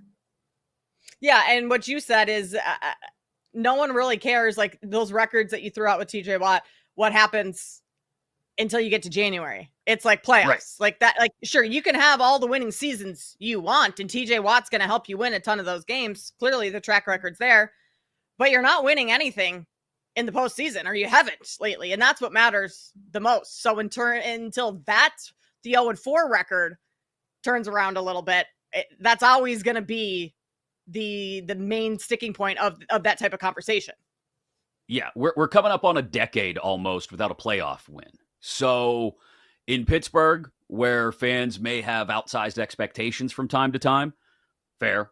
The regular season, while it's important, is more often than not just a prologue to whatever happens in January. It's as simple as that. Wake me up the second weekend of January. Tell me where we're going to go to see the Steelers lose a wild card game again. That's the way most Steeler fans feel about things. And I don't know, as much as many of us love TJ Watt, I don't know if that changes your expectation of that. Again, we'll get into the AFC North and preview the entire division at the top of the hour. I thought you brought up an interesting topic, though, right before we came back from break. Fox signing Dave Portnoy of Barstool to be on their big noon kickoff coverage. And it's a very valid comparison. Everyone immediately made it, they're trying to find their McAfee, right? Pat McAfee, who's been on game day and has just done wonders as a part of game day. You might not be a fan of the sophomoric attitude from time to time and the jokes and, he said a bad word, all that. But the key difference here is Pat, I know he was a punter and a kicker. Pat played Division I football. He kicked off a Super Bowl. He played in the NFL. So he played in the league. Davey Day Trader, as much as you may love him, never played collegiate or pro football. So I'm curious to see how they use him. And I just don't know how much of an impact it's going to have on Big Noon Kickoff when College Game Day is the mainstay. Maybe it helps with all the other stuff going on at Fox Sports, rolling Barstool and Big Cat and all those guys into what they do during the day, offsetting Get Up and Stephen A. Smith and First Take and all that. But as for Big Noon Kickoff, I'm sorry. Every Saturday morning, the first thing I do when I walk downstairs is make a cup of coffee and turn on Game Day. That ain't changing. I mean, that just is college football in the fall, is game day. Not even in the fall, all season long.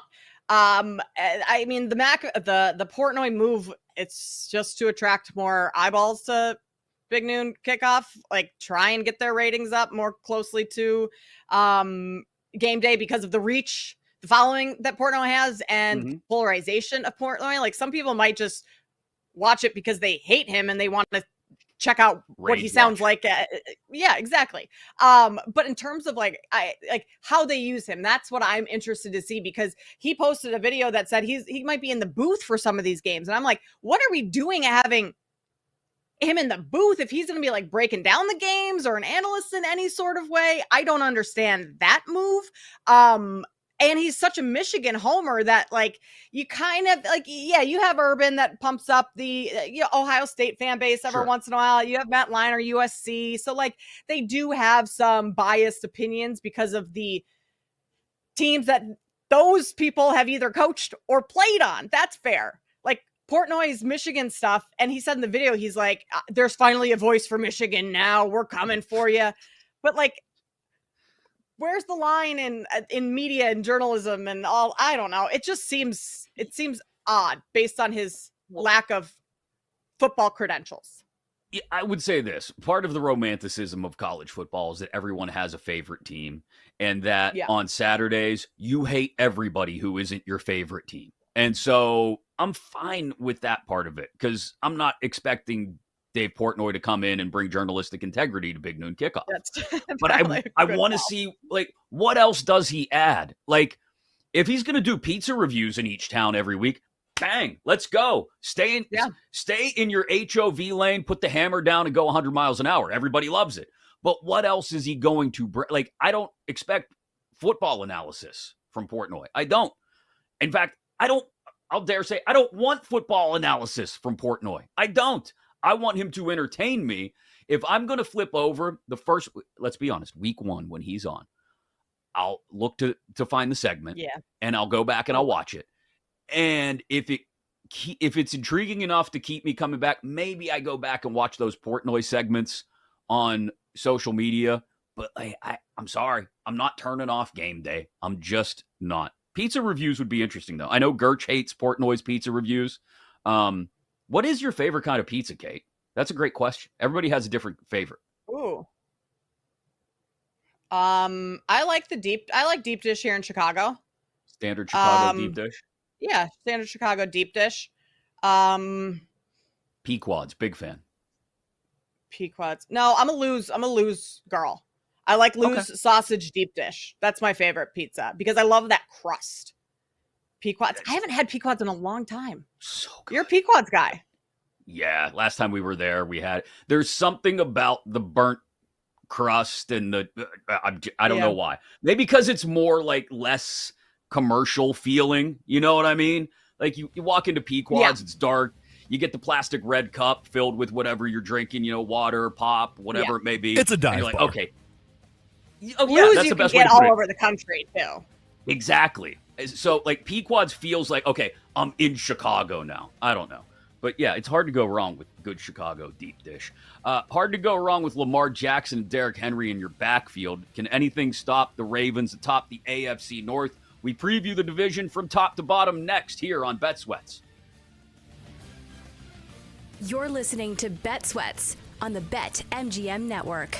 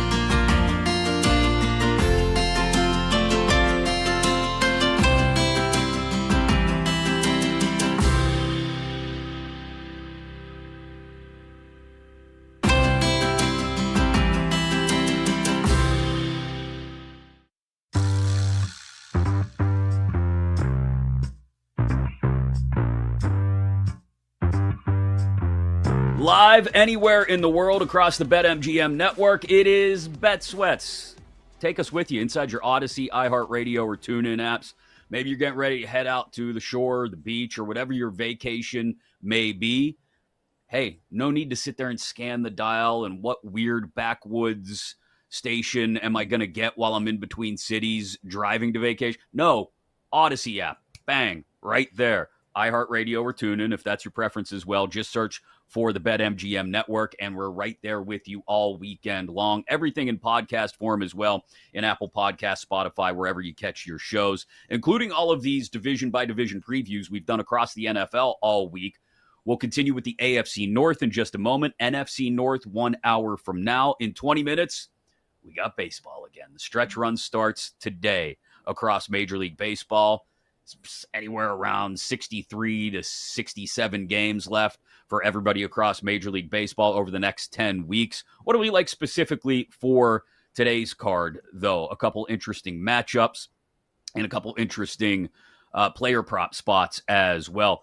I should probably get everybody an Open Championship update. We have not done one recently. Brian Harmon took off today. 6 under his second round at Royal Portrush in Northern Ireland. He is your leader right now at 8 under. Haotong Lee, who we were talking about early yesterday, is 3 under through 7 so far on his second round, so 7 under overall. You've got a handful at 5 under, including my guy Robert McIntyre, Harris English, Tony Finau at 4 under. And then your 3 unders are Rory McIlroy, who's 2 under through 16 today, and Scotty Scheffler at 3 under as well. So Scheffler's number still low. You're not going to catch some kind of number on Scheffler unless he hits the skids today. But there are looks at other spots on the board. We'll get into that maybe in a little more detail in about 40 minutes. But we got done talking about the TJ Watt extension, the future for the Pittsburgh Steelers with Watt and everything they've done this offseason. We can get to them specifically in a moment, Kate, because the AFC North still belongs to the Baltimore Ravens. Lined at 11.5 wins, minus 118 to the over, minus 102 to the under. They are minus 145 favorites to win the AFC North. I still have questions about their receiving depth. Okay, you brought in DeAndre Hopkins. He's 72 years old. Maybe he helps. You can still like Zay Flowers. Certainly, I think it's one play that people are going to hold against Mark Andrews forever. Still a very solid, reliable target. 99.9% of the time for Lamar Jackson. And, oh, by the way, Derrick Henry is still back there, too. They fortified the secondary by drafting Malachi Starks. They bring in Jair Alexander as well. I don't see a lot of reasons, if any, to not favor the Ravens as the champions of the AFC North. Again, they are the most complete team with the fewest possible holes on the roster.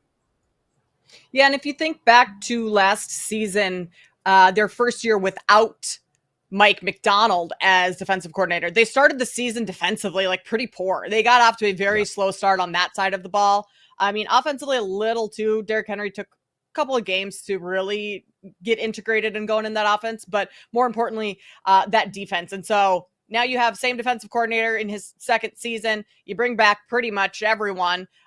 Weeks 9 through the end of the season, Ravens defense was second in EPA per play allowed. So if you pick off right where you left off there, this is a team that's going to win plenty of games. The Ravens have won 12 games 5 different times under John Harbaugh, and their schedule.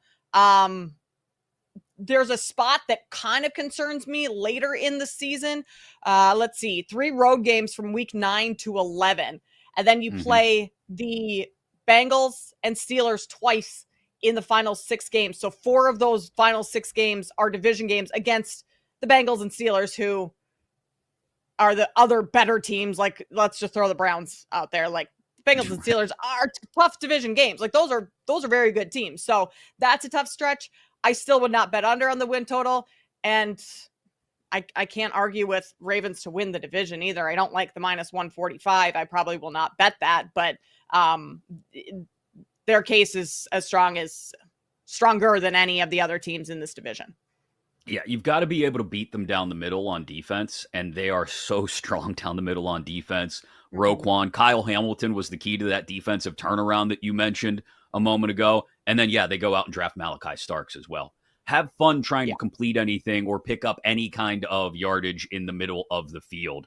That could be an Achilles heel in particular for a team that likes to rely on tight ends or maybe has 17 of them on the roster. We'll get to the Steelers in a second, and Arthur Smith is their OC.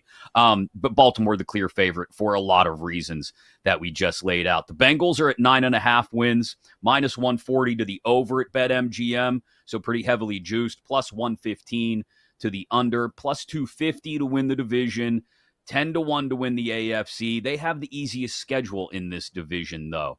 The AFC North plays the NFC North and the AFC East. So, best quarterback wide receiver combination between Burrow and Chase and Higgins in the league.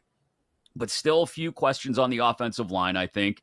And let's be honest, if the Trey Hendrickson thing does not get figured out, this defense is a dumpster fire that's already been soaked in kerosene. I like that analogy. That's good. Yeah, it's going to be awful if they don't figure that out. And the TJ Watt signing yesterday doesn't help that situation a whole lot either. I don't think. You do bring in a new defensive coordinator, replaces Lou Anarumo, Al Golden. He's had a lot of success at Notre Dame. Now that's the college level versus the NFL level, but maybe just like a refresh in who's leading that charge. Maybe that'll help. Like I'm grasping at things right now to try and make a case for this Bengals defense. There really isn't too big of a case to be made for them at all. You bring in TJ Slayton. He'll help a little. Burks will help a little, linebacker, but they're not going to be winning games because they shut teams down. Like, that's not how the Bengals are going to be winning. They're going to win like they did last year with Joe Burrow throwing for a zillion yards a game, Jamar Chase, a couple touchdowns, and that offense putting up boatloads of points. Something tells me I still want to bet the Bengals to win the division, but that's more of like I love Joe Burrow and I want him to be happy play versus like having any actual tangible, like good handicap on the Bengals to win the division. He is very difficult to hate, even as a division He rival. is. Joe Cool. 10-1 to win the AFC is an interesting number because I think at that number, you start to get me to a point where I'm like, okay, there's an upset in the playoffs and maybe it, thins the path to a certain extent for the Bengals. And maybe they catch a divisional rival like Baltimore in the AFC Championship game. Maybe for whatever reason, like I said, a possible upset. They don't have to go to Kansas City, although they've handled themselves in Kansas City before. They don't have to go to Buffalo. In those instances, I go, okay, there's multiple ways I can see Cincinnati getting to an AFC Championship game against a division rival in the Ravens, and then, bang, winning the game and going to the Super Bowl because it's so difficult to beat the same team more than 2 times in the same season if that were to happen between the Bengals and the Ravens. So that's the one number I'm kind of intrigued on. But this defense just makes it so hard to picture them really going anywhere, even in January, unless the path falls the right way. We've already talked plenty of Steelers this morning, so I don't want to bore people, but 8.5 wins, juice to the over, because Mike Tomlin don't have losing seasons. Minus 120 to the over. Even money to the under, plus 550 to win the division, 20-1 to win the AFC. Despite all of the enthusiasm about the TJ Watt extension, Aaron Rodgers has said and done all the right things since arriving in Pittsburgh. DK Metcalf, you get a little bit of a locker room headache out of the way, sending George Pickens to Dallas. You bring in Darius Slay to help the secondary alongside Jalen Ramsey. They've made a lot of moves. The offensive line is young and starting to gel. At least that's the hope. You've got 16 tight ends, Freiermuth, Jonnu Smith, Darnell Washington. All are weapons that can and should be used in the pass game, but they're precariously thin at wide receiver. If you saw what their offense looked like late last year when Pickens was out, that's exactly what it's going to look like when DK Metcalf is taken out of a game, either by an opposing defense or by possible injury. That's a major worry. This team is not going to light up the scoreboard. They're going to lean on rookie running back Caleb Johnson, as well as Jalen Warren in the backfield and all those tight ends in order to protect Rodgers from himself and maybe trying to still gunsling a little bit. And they do have some question marks in the secondary now, despite adding Ramsey and Slay. because they traded Minkah Fitzpatrick in that deal with the Dolphins, and that means Juan Thornhill right now is the de facto starter at safety. So there's a couple holes in this roster that make you wonder, will they try to address them before the season starts? And even if they are addressed, how much needs to go right for the Steelers to do more than just show up as a wild card and lose again?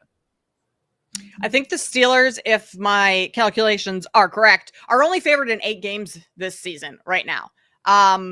Even with Minnesota in their overseas game, forget where that one is exactly.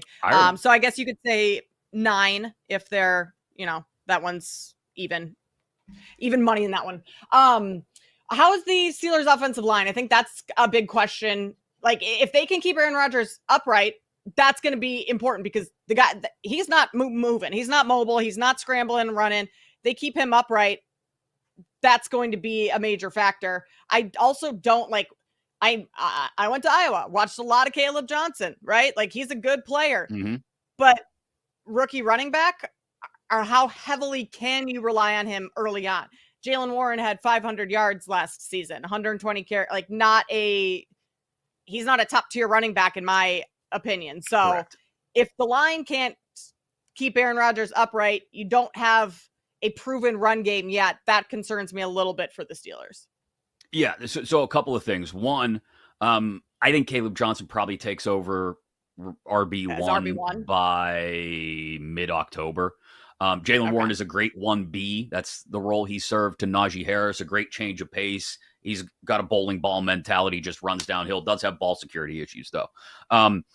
As for the offensive line, the biggest issue, they're very confident on the interior. So that is Zach Frazier, who was a rookie last year out of West Virginia, was plugged in as the starting center after an injury. And that guy, mark my words, future Hall of Famer. That dude is going to be one in that line of great Steelers centers over the last half century to just be the anchor there. They feel good about guard. Isaac Seumalo on the left, Mason McCormick, who was another rookie last year. They drafted out of, I think, South Dakota State. He's just a big road grader. The question is at tackle, because Broderick Jones, who they got out of Georgia in the first round a couple of years ago, moves from his offside, which was the right side, where he had a lot of trouble last year, back to the left. And Troy Fautanu, who they drafted out of Washington last year but got hurt and didn't play at all, is on the right side. So essentially a rookie season for him. If they gel early and come together, they could be very good. You could be talking about a top 10 offensive line in the league by the end of the season. And that's the way they played at times the first half of last year. Think of when Justin Fields was winning games. So that's a distinct possibility. The offensive line could be very good, and they're counting on that. So all of that, again, I think we end up coming back to 9 or 10 wins and probably a wild card loss, depending on the matchup they get in that wild card round. All right, we have to, because we're contractually obligated due to the fact that they're in this division, to talk about the Cleveland Browns. Lowest win total in the league and juice to the under. 5.5 wins, minus 150 to the under. We won't get into divisional, conference, or Super Bowl odds. Aside from the fact that it's Jerry Jeudy and at wide receiver, David Njoku at tight end, I get it. Who's their quarterback? And does it matter? They also have some questions on the defensive side in the back seven. Obviously, they're strong up front with Myles Garrett, a few other names. Mason Graham, who they got in this year's draft as well, I think is going to be quality. But you got, like you said the other day, Kate, you got 5 quarterbacks, you got none. Yeah, I'm just fascinated to see over the next month who comes out ahead in camp, where the storylines are. Like, I feel like they have to have some direction in their mind going into this, and they probably do. I would bet Joe Flacco starts the season, and I would bet Shedeur Sanders comes in mid-October if they lose first, which, schedule-wise, they probably are going to lose quite a few games. Second most difficult schedule in the league. They open up Cincinnati, at Baltimore, Green Bay, at Detroit, overseas in England against Minnesota, at Pittsburgh. They don't really get to catch their breath until week 7 and 8 against Miami, and then at New England. They could legitimately start the season 0-6, 0-7. And it doesn't get any easier the back, the final 6-7 games. Yeah, under on the win total here. I think you have to sprinkle for a little worse record in the league. Shedeur Sanders is not coming in and saving this team. Neither is Dylan Gabriel. Kenny Pickett, small hands, not happening. They are very tiny. They are very tiny. I'm out on the Browns. Out on the Browns. Baseball is back in a big way. A full slate all day today, starting early with an afternoon game at Wrigley between the Cubs and the Red Sox. You got the Giants in Toronto. Justin Verlander hasn't won a game yet. You got the Stros and the Mariners out west, as well as a possible playoff preview at Dodger Stadium between the Brewers in L.A. And some player props we like as well. All next, today's MLB card here on Bet Sweats. You're listening to Bet Sweats on the BetMGM Network.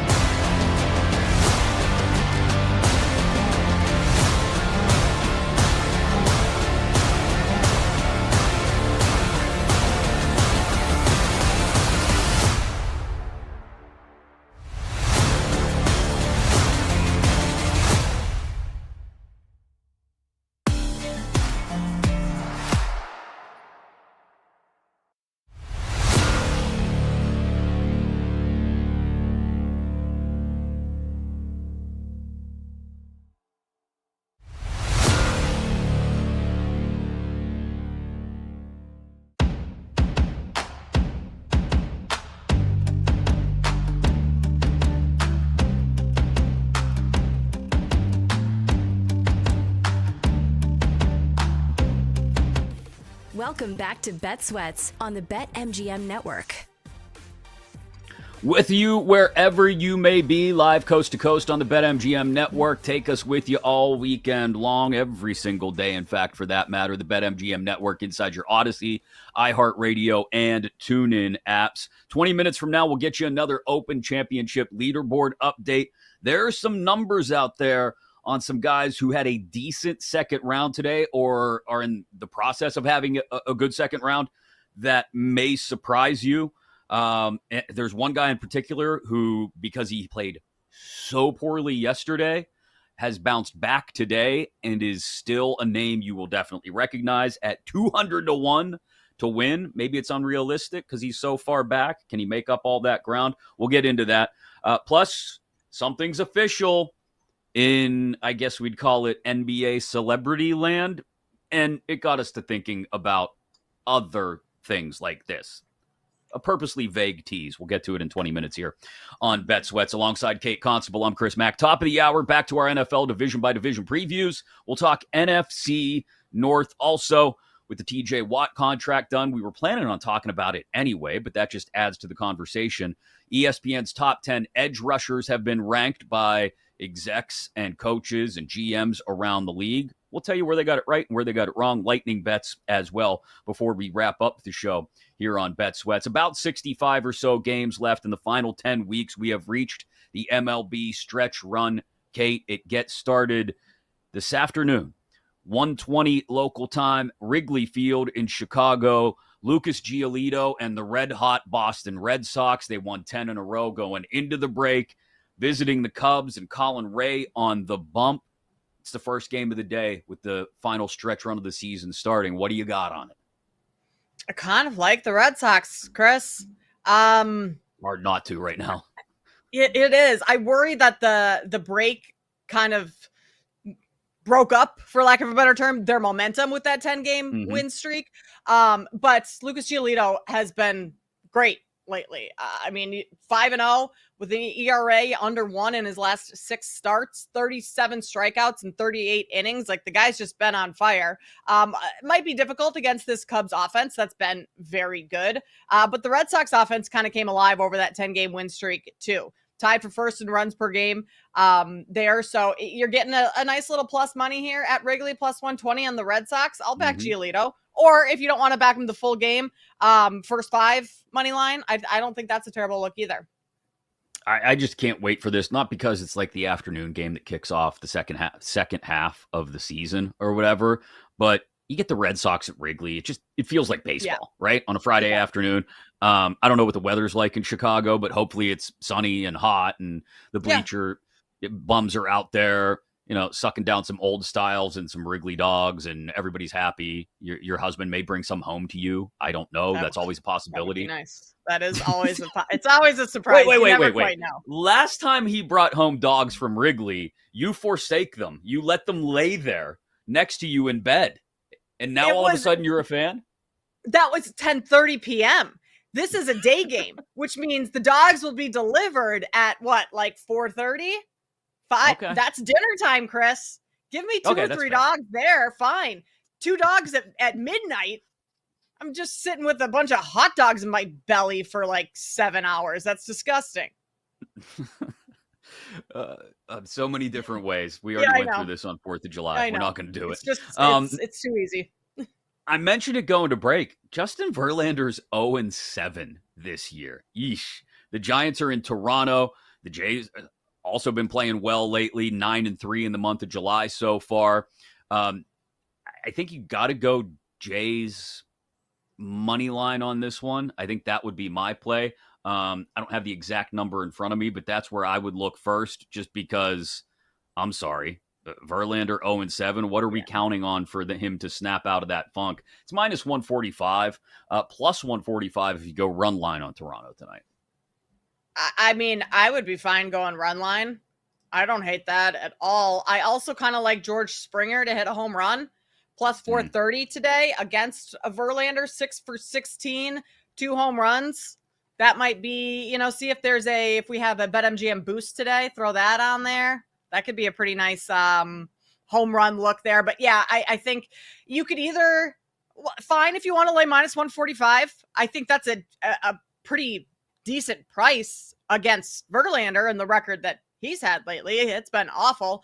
Or take the Blue Jays on the money line and pair them with another money line bet. Like maybe you take the Twins to beat the Rockies today. Yeah. Twins are on the road at Colorado, but the Rockies are god awful. Kyle Freeland's on the mound. He's 1-10 this season. So maybe that's something that you do is moneyline parlay Blue Jays and Twins. I kind of like that look. I do like that. That's a good call. Let me see what the number turns into if we moneyline parlay Blue Jays and Twins. Gets you to plus 174. So, yeah, definitely That's worth a pretty good. look.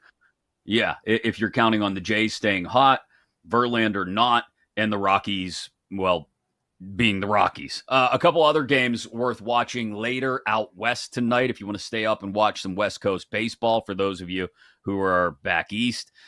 Astros are headed to Seattle. Luis Castillo on the mound for the Mariners.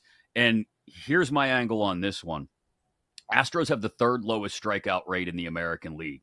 Luis Castillo had, I think, 6 Ks, I want to say it was, against the Pirates and 8 against the Tigers in his final 2 starts before the break. But look at the K numbers leading up to those starts. And then look at the Pirates and the Tigers, 2 of the more free-swinging teams in baseball, both top 10 in strikeout rate. I think Castillo comes back down to earth against a team that is not as free-swinging. His strikeout number is at 5.5, but you get the under at plus 120. So that's my look for Stroh's Mariners tonight. No side, no total, just Castillo under 5.5 Ks at plus 120. Can't argue with you there at all. Dodgers, Brewers. I don't have anything in that one. Yankees, Braves. We don't know who's pitching it for the Yankees, right? At least I can't find anything. I haven't seen it. Let me double check. I have not seen it yet. Nope, still nothing listed. Minus Spencer 110 Strider on for the both Braves. sides. Yeah. I probably wouldn't touch anything there. The Brewers and Dodgers is just for a broken-hearted Pirates fan to see Quinn Priester, and I think he's got 7 wins, go against Tyler Glasnow. It's just like, this is my life. This is my life. I do think it's going to be a good game because we've talked about how the Brewers have been heating up towards the All-Star break. This is another possible playoff preview. We've seen these 2 teams meet in the NL playoffs before. Brewers just keep showing up year after year. The Dodgers are the Dodgers. We'll see if Glasnow can get on track. He's been up and down and limited and on the shelf at times. So that may be one that I watch without any plays necessarily, but just because there's nothing better than a late Friday night with the Dodgers game on the TV. There are a couple. You mentioned the Giants-Jays game. I want to go back to that for a second. So there are a couple players that I like for player props tonight because they were pretty cold going into the break. And I think the break may be good for them snapping out of it. And they've got good numbers against the starting pitchers they're facing tonight. And I'll start with Rafael Devers for the Giants in Toronto. Hitting just 202 with only a pair of homers since the trade. But lifetime, he's 8 of 17 with 6 extra base hits, including 3 homers against Chris Bassett. This might be the perfect spot for Devers to wake up coming out of the break. He's plus 125 for over 1.5 total bases. If you wanted to go with a home run prop, almost 4-1. A couple of looks on Devers to maybe snap out of it tonight in Toronto. Another one. Nathaniel Lowe for the Nats, hitting just 196 with 1 homer in the month of July. But he goes up against Dylan Cease as the Nats host the Padres. He's 5 of 11 lifetime with a pair of homers against Cease. So Nathaniel Lowe to homer is plus 650. 2+ total bases is plus 155. One more, another guy who was cold going into the break, but maybe the All-Star experience wakes him up a little bit. He didn't get the time off like Devers in Lowe, but maybe just being around the superstars wakes him up. Ryan O'Hearn hitting just 200 since June 24th. Maybe we get a post-All-Star break bounce back for him. He's 5 of 12 lifetime with 3 extra base hits against Taj Bradley. So the Orioles in Tampa against the Rays. O'Hearn, 2+ total bases is plus 135. Just a few looks at some guys to maybe snap out of it post-All-Star break. I bet on Hearn a couple times pre All-Star break. Didn't work out for me. So I hope for those that are betting him now that he does bounce back. Chris, we kind of also, we buried the lead a little bit. We have your Pirates going up against my White Sox today. Oh, that's right. I forgot about this that. This is a big game. How quickly we forget. Yeah, right? Your favorite, minus 160. Man, come on, Kate. What are you trying to do to me? If a tree falls in the forest and nobody is there to see it, does it make a sound? If the White Sox and Pirates play on a Friday night at PNC Park right after the All-Star break, does anyone actually know that it happened? Is there any way to prove that this game is actually played? I'm sure there are a ton of watch it. No. Right. I'm sure there are a ton of bets, and O'Neal Cruz is completely mispriced, so I wouldn't touch anything on him. Bailey Falter has pitched really well for the Pirates this year, so that makes sense that they're the favorite here, not just because the Sox are the Sox. I mean, the Pirates are just as bad. But if you wanted to look for maybe Pirates run line first five, it's minus 105. I mean, that might be a look because, again, Falter has pitched well this year. Yeah. But this is some degen stuff right here, yeah. Kate. Pirates, White Sox, first game after the break. I mean, Jake Hassan might be the only one betting Pirates, White Sox today. Mm-hmm. He's got to have some stuff on his card. No. I'm a sicko, but I don't. Even that it makes my tummy hurt a little bit. Makes you question why you do what you do. Do you have anything, Mr. Bet Slips and Bat Flips, that you would like to throw out there? We'll say I'll be locked in on that Dodgers-Brewers game just because I have Brewers futures from before the year and for the division. And I mean, because everybody and their mother was betting the Reds. And I said, no, I don't want to do that because that would be a terrible idea. Just like everybody and their mother is betting the Illinois Fighting Illini. But we don't have to talk about that right now. But it's great to have baseball back. I won't be betting White Sox Pirates. I have better things to do with my time. Even the dive bar that I'm going to be at tonight, I don't even know if they'll have it on because who wants to subject themselves to that? What dive bar are we going to tonight? Oh, well, as you know, Kate, I am famously a suburbs boy right now. So yeah. I am just bouncing around the various different dive bars of lovely Joliet, Illinois. It's a great place to be. Ooh. Suburban dive bars are an interesting time. They're real interesting. So a number of questions. How cheap are the beers? Well, somebody who drinks almost exclusively a Miller High Life, like myself, they're like $4, $3. I think I had a Miller High Life for $3 the other night. It was pretty awesome. That is awesome. In the city, those are like $12. Yeah. So, how divey is the best dive bar in Joliet, Illinois? Like, Chris, here's my test. I have an answer for this question already. Here's my test. Does it have a cigarette machine? Oh, man, have I seen one yet? I'm trying to think if the one the other night had one. The one I was at the other night probably had one, but I was so distracted by the guy playing darts who had his own custom leather jacket with it just said Mr. Steele across the back. It ruled. Phenomenal. That guy was my hero. Did he drive his a own motorcycle too? Of course he had his own darts, Chris. Come on. What kind of a question is that? He had a long beard braided at the end. To bars? Oh, Kate, yeah. These people are certifiably insane. I have seen more custom darts in the last 3 weeks than I'd ever seen in my life previously combined up to that point. These people are insane. The way you keep saying these people with the vitriol dripping off your lip. Said with love. Said with love. Sure. But they're insane. They're insane people. It rocks. I love it. There's nothing like being at a bar and somebody walks in and they reach into their jacket pocket. You're like, oh my God, what's going on? And they pull out that case with the darts. Yep. And they put it down and they open it up and you're like, oh, it just got real. I've seen people do suburb bars. I have seen people do maintenance on their darts over the last go. Like they have tools. They're changing the tips of the dart. It's insane. They're so invested. Maintenance on their darts. Yes. How many men with ponytails? I feel like they would. A lot of those guys would have ponytails. I don't think I've seen any ponytails. It's mostly been long, like biker beards for the most Yeah. part. Okay. Yeah. Those Well, that's what you're growing your beard out to now. Yeah. No. A lot of people would be very upset if I did that, I think. I still think they'll have the Sox Pirates game on because the Cubs will be over by then and there'll be nothing else to put on. It's true. And everybody will ignore it. Not a single soul in whatever dive bar you go to in Joliet tonight, locked in. Jake, will be I'll paying text you guys a attention. bet in the middle of the game. We'll live bet it. I want a picture of the screen and the guy playing darts. I want a visual evidence of Mr. Steele. A leaderboard update from the Open Championship next here on Bet Sweats. You're listening to Bet Sweats on the BetMGM Network.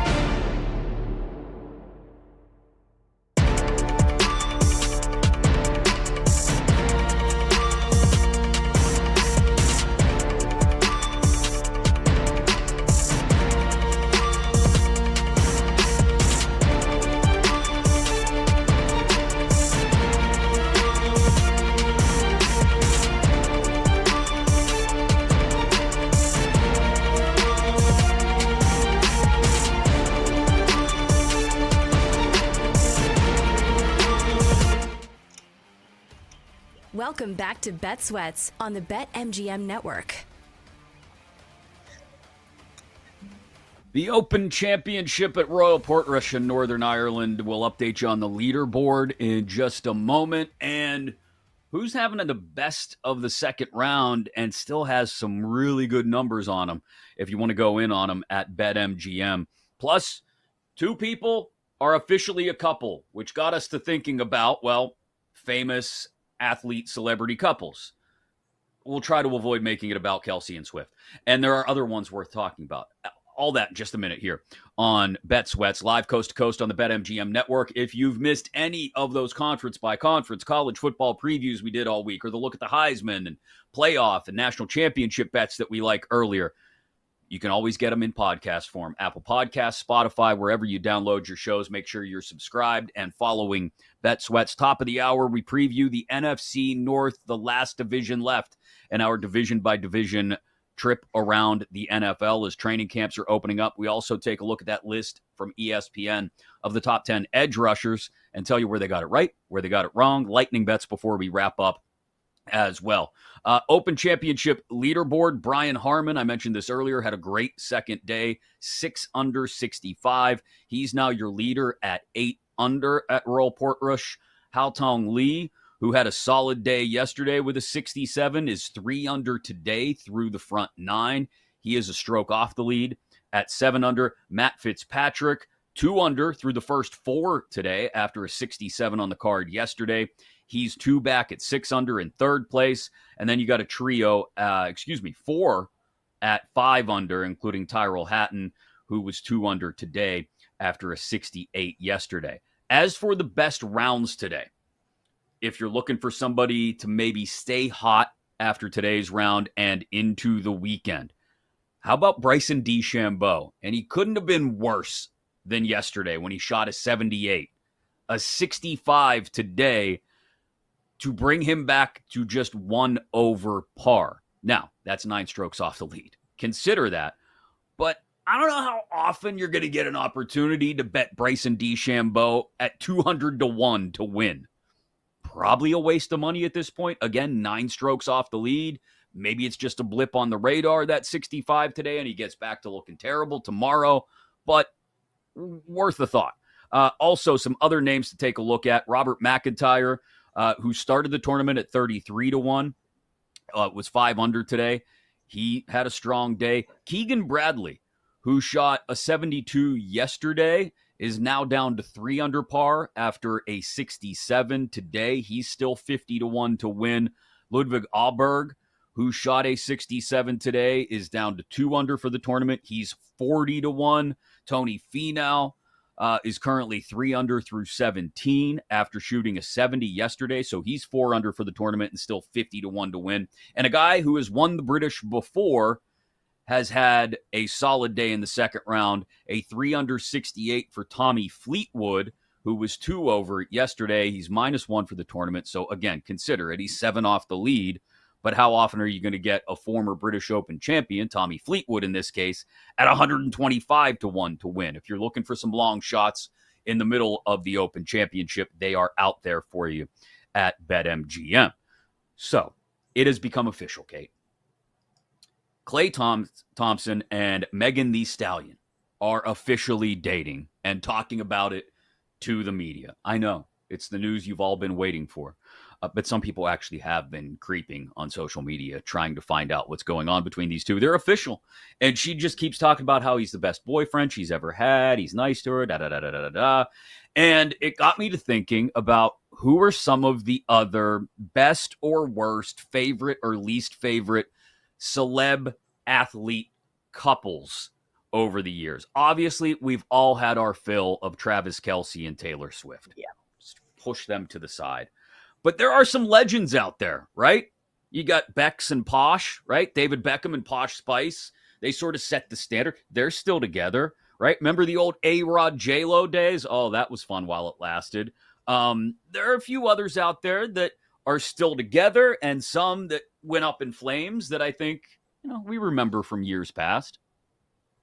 Well, let's start by Megan Thee Stallion's last boyfriend as well, Torrey Craig.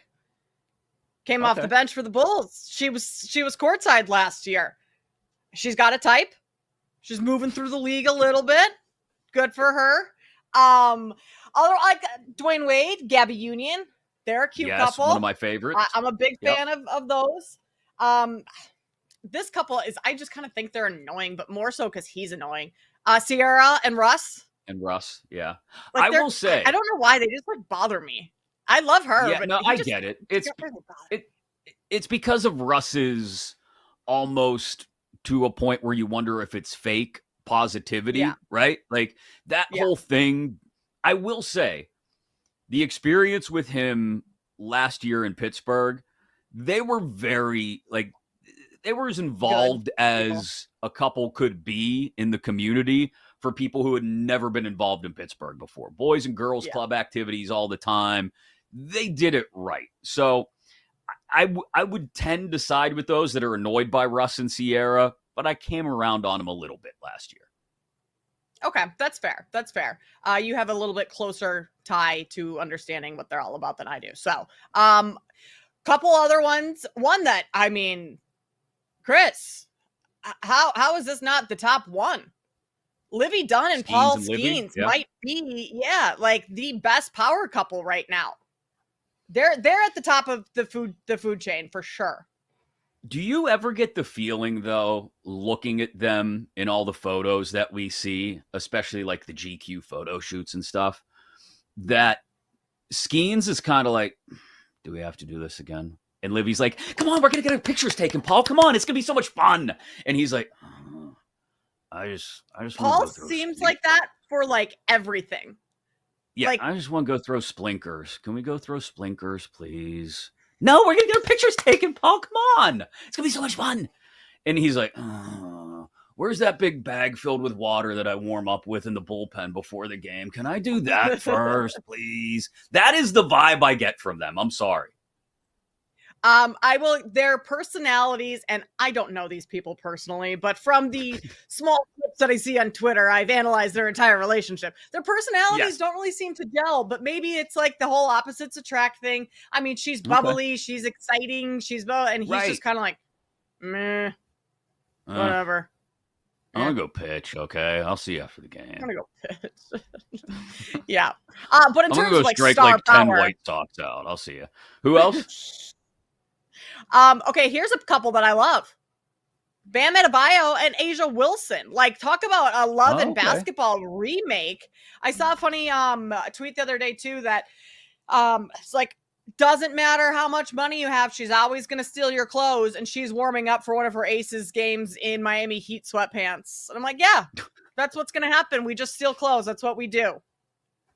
Yeah, even the celebs do it. Yep. Who are some of the other ones? Verlander, since we talked about him earlier, and Kate Upton. That was a big deal more than a few years ago. Remember, we all had to look at a picture of his ass for like 3 days on social media. Yes. That happened. As for the ones that aren't together anymore, get ready to pour one out in memoriam for Tom and Giselle, obviously, although it sounds like he's doing a fairly decent job of bouncing back. Remember the days of Reggie Bush and Kim Kardashian? I mean, those were heady times. How about this? This one I had forgotten about. Anna Kournikova and Enrique Iglesias. Wow, I have not thought of those two names in like a years. very long time. Yeah. Yeah. That was kind of a power couple at the time. Oh, definitely. At the time when Kournikova was still, as good as she was, never one of the best in the world, really, but pretty good for a while. And then the GOATs, the OGs, that I think when you talk about athlete, superstar, famous person, power couples, the ones that set the trend, we're going back 3/4 of a century. Jolton Joe DiMaggio and Marilyn Monroe. That's the gold standard right there. That is the gold standard. I did not know that they were a couple. That's wild. Really? Yes. I had no idea. Oh, I just pulled up a Vogue article of 15 best celebrity athlete couples of all time, and they are number one on that. Top of the list. That is a power couple right there. That's the essentially are they the Travis and Taylor of that generation? Yes, Pretty much? absolutely. Like Yeah. that level They're- of I mean, celebrity? even bigger, because think about it, pop culture in the 50s, like it wasn't as I Right. shouldn't say dissected, it wasn't as partitioned as it is now, where everybody kind of has their own lane and there's very little that everybody has in common as far as what pop culture they consume. Back in the 50s, Yeah. everybody knew who Joe DiMaggio was, everybody knew who Marilyn Monroe was. There wasn't a question about it. That was the power couple and will remain the number one of all time. Yep, I think you're right there. You mentioned the Kardashians. You could spend quite a bit of time going through all the Kardashian girls and all of their exes. Like Amir reminded us of Khloe Kardashian and James Harden, Khloe and Lamar Odom. You have Kendall Jenner, who went through Ben Simmons, Devin Booker. There was another one in there as well. And Kylie, I think, is the only one that hasn't gone towards athletes. She's more rapper and Timothy Chalamet, but now she's courtside at Knicks games, so she's a Knicks fan. Right. So that family's done quite a bit of damage with athletes. Do we believe in the Kardashian curse? Is it a real thing? I mean, so far it's reigned supreme. Amir in the chat, I didn't even have the question out of my mouth, had already typed yes. Yes. It's a real thing. Yes. He's drained I think from it the is. Harden Khloe days. I forgot how those many- two dated. Like, I worry about Timothy Chalamet's film career after this. Like, which man has dated a Kardashian for an extended period of time and then didn't almost immediately proceed down the path of insanity at some point? I mean, so far Devin Booker's the best one. Yeah. Ben Simmons' career Kanye- went down pretty south after that. Lamar Kanye Odom, still hasn't not great. recovered. Top 10 edge rushers in the league were ranked by ESPN.com. We'll tell you where they got it right and where they got it wrong coming up in 25 minutes. But coming up next, final division, as we've gone through division by division this week around the NFL on Bet Sweats, we preview the NFC North here on the BetMGM Network.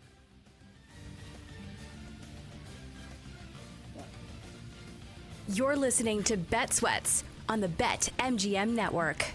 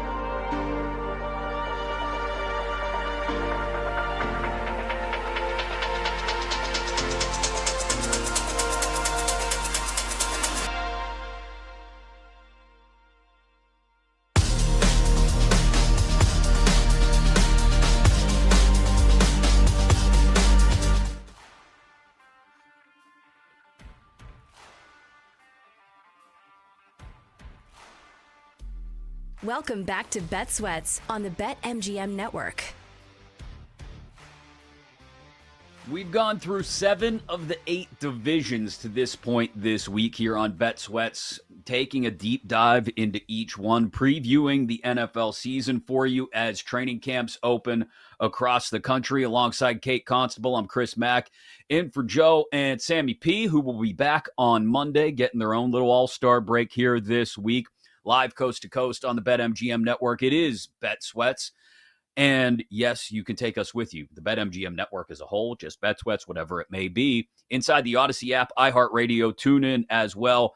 However you get us live, take us with you. If you've missed anything, like those 7 other divisions that we've previewed, NFC North in just a moment, you can always get them in podcast form.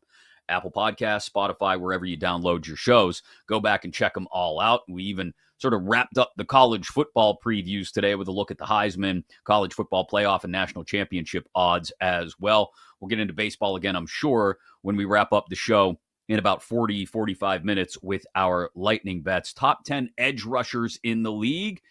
How do we disagree with the ESPN list in 20 minutes? But speaking of great edge rushers, there's at least a couple in the NFC North, and one very specifically, Kate, in Detroit, where they are lined at 10.5 wins, plus 150 favorites to win the NFC North again.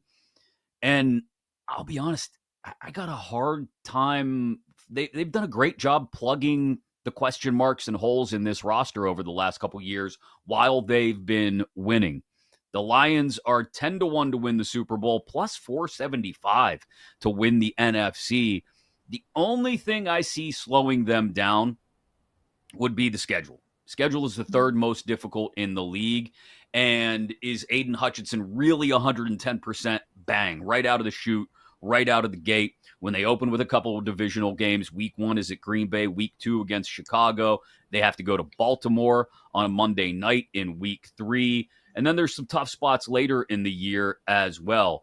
Trips to Washington and Philly back-to-back in the middle of the season, Green Bay and Dallas and the Rams back-to-back, plus they host the Steelers late in the year as well.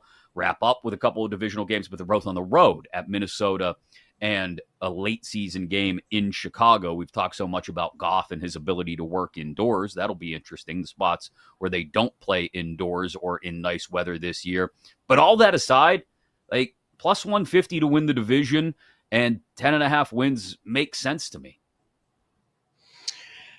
I can't argue. Like, you're right. It does make sense. I would prefer to take. I feel like the North is so kind of compact. Like, you look at some of the other division leaders, and they are minus 400, minus 1,000 for for the Lions to be plus 125 to win the division. I would just prefer to grab the Vikings further down the board, grab the Packers. I don't think the Bears are winning the division this year. But I can't argue with anything you said in terms of their defense is going to be healthy again. They still won games without a lot of those their starters on defense. Really, you look at who was starting the games late in the season. Those were second, third string, fourth stringers. the coordinator situation. I know that is being talked about a ton, and that's kind of one of the knocks on the Lions this year is you lose Ben Johnson, you lose Aaron Glenn, you lose a lot of your position coaches. I just wonder how that transition is for Jared Goff. Because as we've seen with even in Minnesota with Kevin O'Connell, like when you have those offensive coordinators, offensive minds, I know KOC is the head coach, but he calls the plays, like, and can tailor it to your quarterback. Like Jared Goff became a much better quarterback under Ben Johnson than he was in LA. So that's my concern, or like, I guess that's what I'm telling myself in order to not be on the Lions this year is like, maybe things don't start off quite as well with coordinator moves and all of that. And then you also last year, they benefited from so many games indoors. Jared Goff can win games outdoors though. Like he has shown that. I think that narrative is more of a narrative than it is really reality. If you look at the last 2-3 years, but you do have back-to-back games to close out the season at Minnesota, at Chicago. I guess Minnesota is indoors, but Chicago's cold. You have Philly and Washington in November. Those are cold. And it also is very strange in this division, Chris. Every team has basically like multiple back-to-back road games. Like it's you're not home, then you're away, then you're back home and away. It's 2 away games, you're home. 2 away games, you're home for 2. 2 away games, home for 3. Something like it. Those are tricky spots as well. Yeah, not just the way they're lined up, but the NFC North has to play the AFC North and the NFC East. So every team in this division has one of the top 10 most difficult schedules in the league. I mentioned the Lions are 3rd most difficult, Vikings are 5th most difficult, Bears 7th, Packers 10th. So they all have a stacked schedule. And like you mentioned, multiple road games in a row at certain pockets in the season as well. And again, like you mentioned, a very compact division where I wouldn't be shocked to see 3 playoff teams from this division. Same for the AFC North, right? Like it feels like the North divisions could each produce 3 playoff teams. And then I think you're just kind of filling in the gaps from there, right? Like maybe you get 2 from the AFC West and it's the other division winners, Buffalo and either Houston or Jacksonville in the South. And in the NFC, it's Philly and Washington in the East, maybe 3 North teams, and then your West winner, either the Rams or the Niners, and your South winner, probably the Bucks, maybe an outside shot for the Falcons. So yeah, I wouldn't with the division schedule as difficult it is, and you've also got the NFC East and the AFC North on the schedule. That is a major problem for all 4 of these teams. For Green Bay, I still don't think the defense is elite. There are holes there, but they finally got Jordan Love, a guy that I think is a true number 1 receiver in Matthew Golden. Nothing against Jaden Reed. I've had him on my fantasy team a couple times. I like him as a target. I think he's going to be so much better as an eventual number 2. I don't know if Golden will instantly take over as wide receiver 1, getting the bulk of the targets, or whether it takes some time. But that duo is so much better. With Dobbs as the 3rd guy, right? Like I feel much better about this receiving core now that they finally kind of capped it off with a 1st-round pick. You got Josh Jacobs, who I think is a dark horse for rushing leader. Probably not even a dark horse. Like that's just the guy that I look at for rushing leader. I like what they can do offensively as long as Jordan Love protects the football. Defensively, I still have my question marks. I will also add to that, as long as Jordan Love can play a full season at a high level. He's had 2 good seasons, but about half in each of those. The back half of 2 years ago when they almost, what was it, NFC Championship or the game to go to the NFC Championship. And then last year, I know he dealt with a lot of injuries last year. And so when he came back, he wasn't quite the same player. But I mean, he gives you like 8 or 9 really good games every year. And then there's question marks in the other one. So hopefully with Matthew Golden, a true number 1 wide receiver, that turns around. I mean, I think Matt LaFleur is a great head coach. Questions on the defensive end. I'm not as high on the Packers to win this division or necessarily go over their win total, but I also just have to caveat that, like, we hate the Packers here in Chicago. So there is some personal bias that just, as much as I try and leave it out, like, I can't bet on the Packers. I can't bet them to go over their win total, win the division. minus 120 over 9.5 wins. Even money to the under, plus 260 to win the division. If you think the defense can get the job done and Jordan Love can piece together more than 8, 9, 10 quality games, and again, Josh Jacobs, and the addition of Golden is enough to put them over the hump, given the schedule that they have. Plus 260, not a terrible bet for the division. Yeah. But again, this division is wildly competitive. Minnesota right there at 9.5 wins as well. Plus 105 to the over, slightly juiced to the under, minus 125, 4-1 to win the division. 5th most difficult schedule in the league. You got Brian Flores leading a defense that I think can do damage again. You got Justin Jefferson, Jordan Addison, TJ Hawkinson, Ron in the backfield. Love the offensive weapons at the disposal of what amounts to a rookie quarterback in J.J. McCarthy. Everyone who pays attention to the BetMGM network on a consistent basis knows I'm not high on J.J. McCarthy. I think he's going to have his difficulties. This is his first year starting.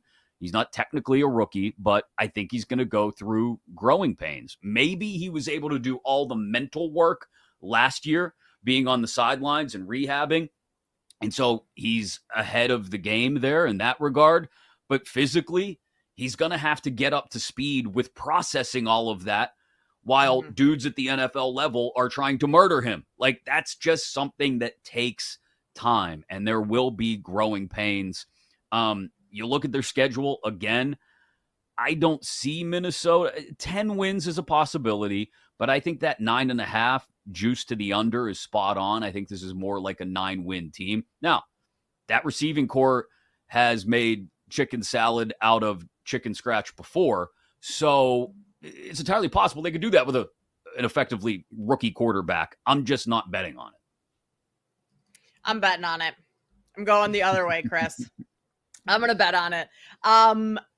I just think so highly of Kevin O'Connell and what he's able to do with quarterbacks that sure, maybe it's a game or two that it takes JJ McCarthy to really adjust to the speed and physicality and processing and all of that. But Kevin O'Connell has kind of shown us that he can take any player, any quarterback, and help them find success. The rest of the roster is stacked. Like, there aren't any other glaring holes that need to be filled around this roster. You also get back, who was it last year? Christian Darrisaw, left tackle. He was out for most of last season. He's going to be back this year. And then you talked about the defense. So this is a team that, because and if the Lions were the exact same team as last year, coaching and everything, they would be the heavy favorites, and I don't think I would be looking further down the board to take Minnesota or anyone else at value. But being it is more compact this year, and these teams are just going to beat up on each other. Like, the division is so close that I feel like a lot of them are just going to split. That I think the Vikings could find themselves in a good situation to win the division later in the season. I liked the win total a lot better when it was at 8.5, getting to 9 wins, getting to 10. That's a little bit more tricky. But if I think they're going to win the division, they're probably going to have to get to 10 wins. They're not going to have 12, 13, not quite that much success as last year. But I think the Minnesota Vikings are still going to be a top team. They do have some difficult pockets on the schedule. Not easy to start. Division game that you mentioned on a Monday night at Chicago. And then Atlanta in week 2 at home, though, on a Sunday night. The Bengals in week 3. They go over for those back-to-back games in Ireland and England against the Steelers and, well, the Browns. But then the most difficult portion of the schedule is right there in the middle after the bye week. Weeks 7 through 11, I believe it is. Am I looking at that right? Yeah. Weeks 7 through, really, you could say 12. They've got the Eagles, trips to LA to play the Chargers and Detroit, Baltimore at home, Chicago at home, another divisional game, and then a trip to Green Bay. If they can stay, I don't want to say afloat, but above water during that stretch, and McCarthy is starting to show some growth, I'd feel good about maybe piggybacking onto your over the win total bet. As for the Bears, 8.5 wins, plus 110 to the over, minus 135 to the under, plus 550 to win the division. So many targets in this offense for Caleb, but the adjustment to maybe a real offense this year, I don't know, might slow him down, might provide some more sophomore growing pains than we would ordinarily expect. I love the defense, but I want to see Caleb put it together and start to utilize all those weapons at his disposal without Ben Johnson. Or with Ben Johnson, I'm sorry. I think the Bears can win 8-9 games if you're giving them the benefit of the doubt in a couple of those, maybe 50-50 games. But I don't think the Bears deserve the benefit of the doubt. Like, they have not ever done anything that tips the scale in their favor in those types of situations. Like, if anything, they just shoot themselves in the foot over and over again. And so I think you have to go under on the win total. 8.5. I think they finished with 8 wins, which would be a solid season for the Bears. I know that's not what Bears fans want to hear, and they expect a whole lot more because they got the prized possession in Ben Johnson, and they do have a stacked roster. But like, this is still the Chicago Bears. I don't think you're going out and winning 11, 12, 13 games in Ben Johnson's first year with Caleb Williams. There is going to be some growing pains early on in the season, and 8 games, I think that's where Chicago finishes out. 8 wins. They open up against Minnesota and Detroit, so a couple divisional games to start the season, on the road at Detroit in week 2, and then a difficult pocket those few weeks around Thanksgiving, right? Like, they've got to go to Minnesota, they get the Steelers at home, but then at Philly, at Green Bay, and then the last 2 weeks of the year at San Francisco on a Sunday night, and they wrap up at home against Detroit, as we mentioned earlier. So if I were a Bears fan, I know this is not what Bears fans want to hear, but like you said, 8 wins would be a good step forward in the first year of a brand new head coach and maybe finally getting a decent offensive system built around Caleb Williams. What about the defensive side of the ball around the league? Top 10 edge rushers. Where did the rankings get it right and wrong? Next on Bet Sweats. You're listening to Bet Sweats on the BetMGM Network.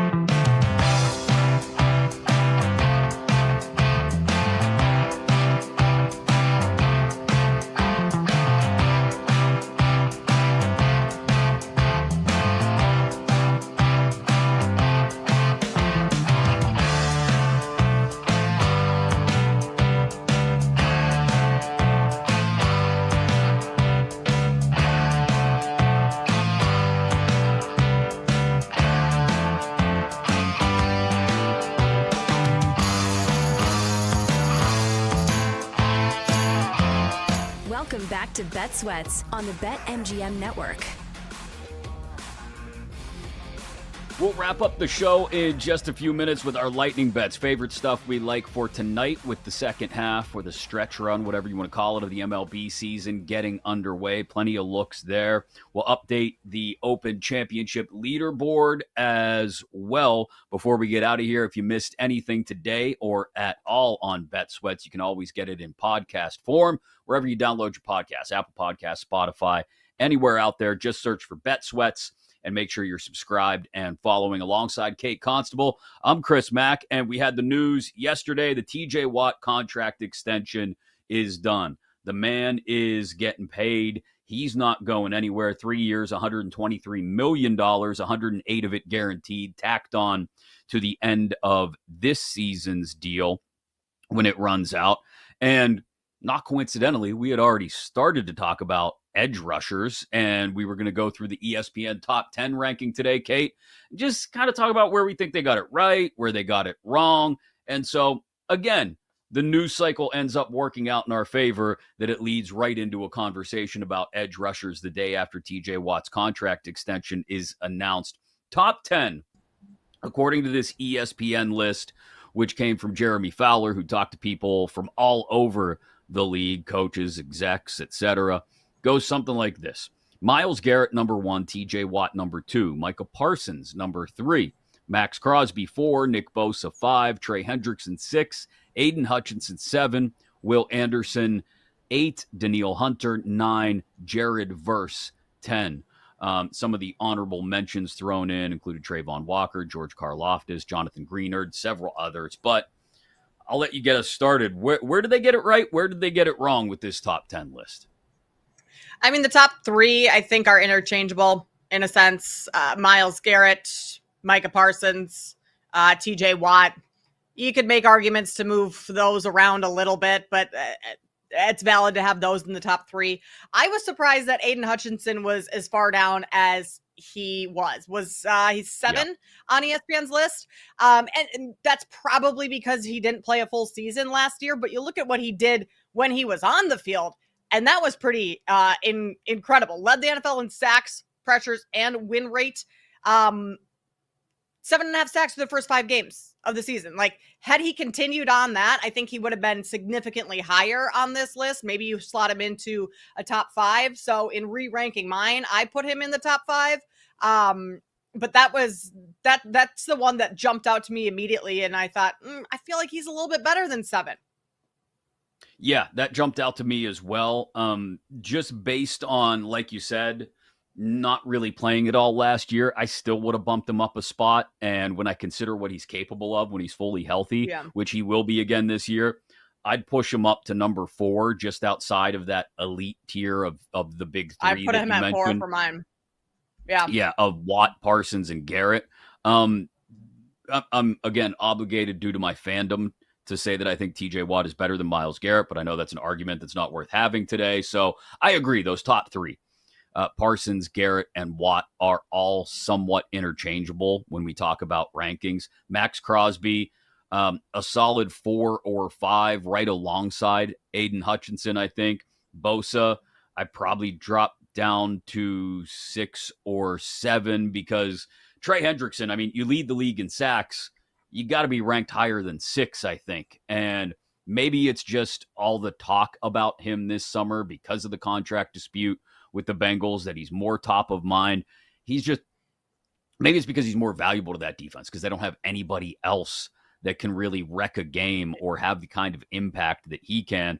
But I would probably push Hendrickson up into that top 5 conversation as well, alongside, like I said, Garrett, TJ, Micah, Crosby, and Hutchinson. So he's 5 or 6 for me. I dropped Bosa down a little bit.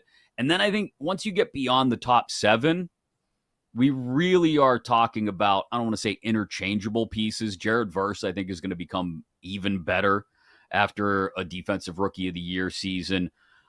Anderson and Hunter working off of each other, obviously, is a big advantage for the Texans when they're both healthy. And then I do think, I mentioned Greenard, Karlaftis, and Trayvon Walker. I would include those 3 guys in that group in the 8, 9, 10, 11, 12 range Walker, I think, will continue to get better. I know he didn't have the numbers last year. Karlaftis is perfect for what they want to do on the Chiefs defense, and takes over, I think, as sort of the main man on that defense from Chris Jones.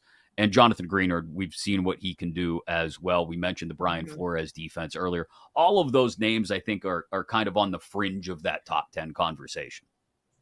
Yeah, I think that's fair. I think you also throw Josh Hines-Allen in the mix there in Jacksonville. I want to say he had around 17 sacks a couple seasons ago.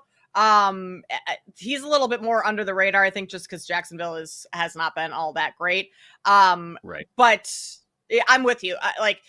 I was kind of surprised that they had Will Anderson and Danielle Hunter on their list, just two players from the Texans. But I suppose we're not talking, I don't know, them competing against each other. Right. I am with you in that I had Aiden Hutchinson 4. I put Trey Hendrickson 5, Crosby 6, Bosa 7. I was surprised that I didn't realize Bosa's only 27. For some reason, I thought he was way older. Missed a couple of games last year, health a little bit of a concern. But yeah, then you get down to the Will Anderson, Jared Verse. 2 years from now, Jared Verse will be top 5 on this list. I think that kid is going to be really, really good. From what he showed last year, and similar to, I mean, the Rams defense is significantly better than the Bengals, but similar to Hendrickson, like he's going to be the face of that defense, and they're going to tailor everything around him coming up. So I think a couple of years from now he'll be up higher. A guy that neither one of us mentioned, who was amongst the honorable mentions on the ESPN list. I'm curious what your opinion is of him. Brian Burns of the Giants. I still don't know what to make of Brian Burns. I think when Brian Burns was on a team in Carolina that wasn't very good for whatever reason, we looked at him and said, okay, yeah, this guy can do a ton of stuff. Now he's on a different team that stinks, but for whatever reason, maybe it's because of the compensation that was given up in the trade, whatever it was. Yeah. We kind of talked about this yesterday in regards to a couple of different players. I think, we were talking wide receivers. We brought it up in regards to Puka Nacua in particular. When something happens with a player and their performance, in Nakua's case, it was his breakout rookie year. In Burns' case, you get traded the way he was from Carolina to the Giants for a ton of compensation. You end up taking a step back and completely changing your expectations of that guy.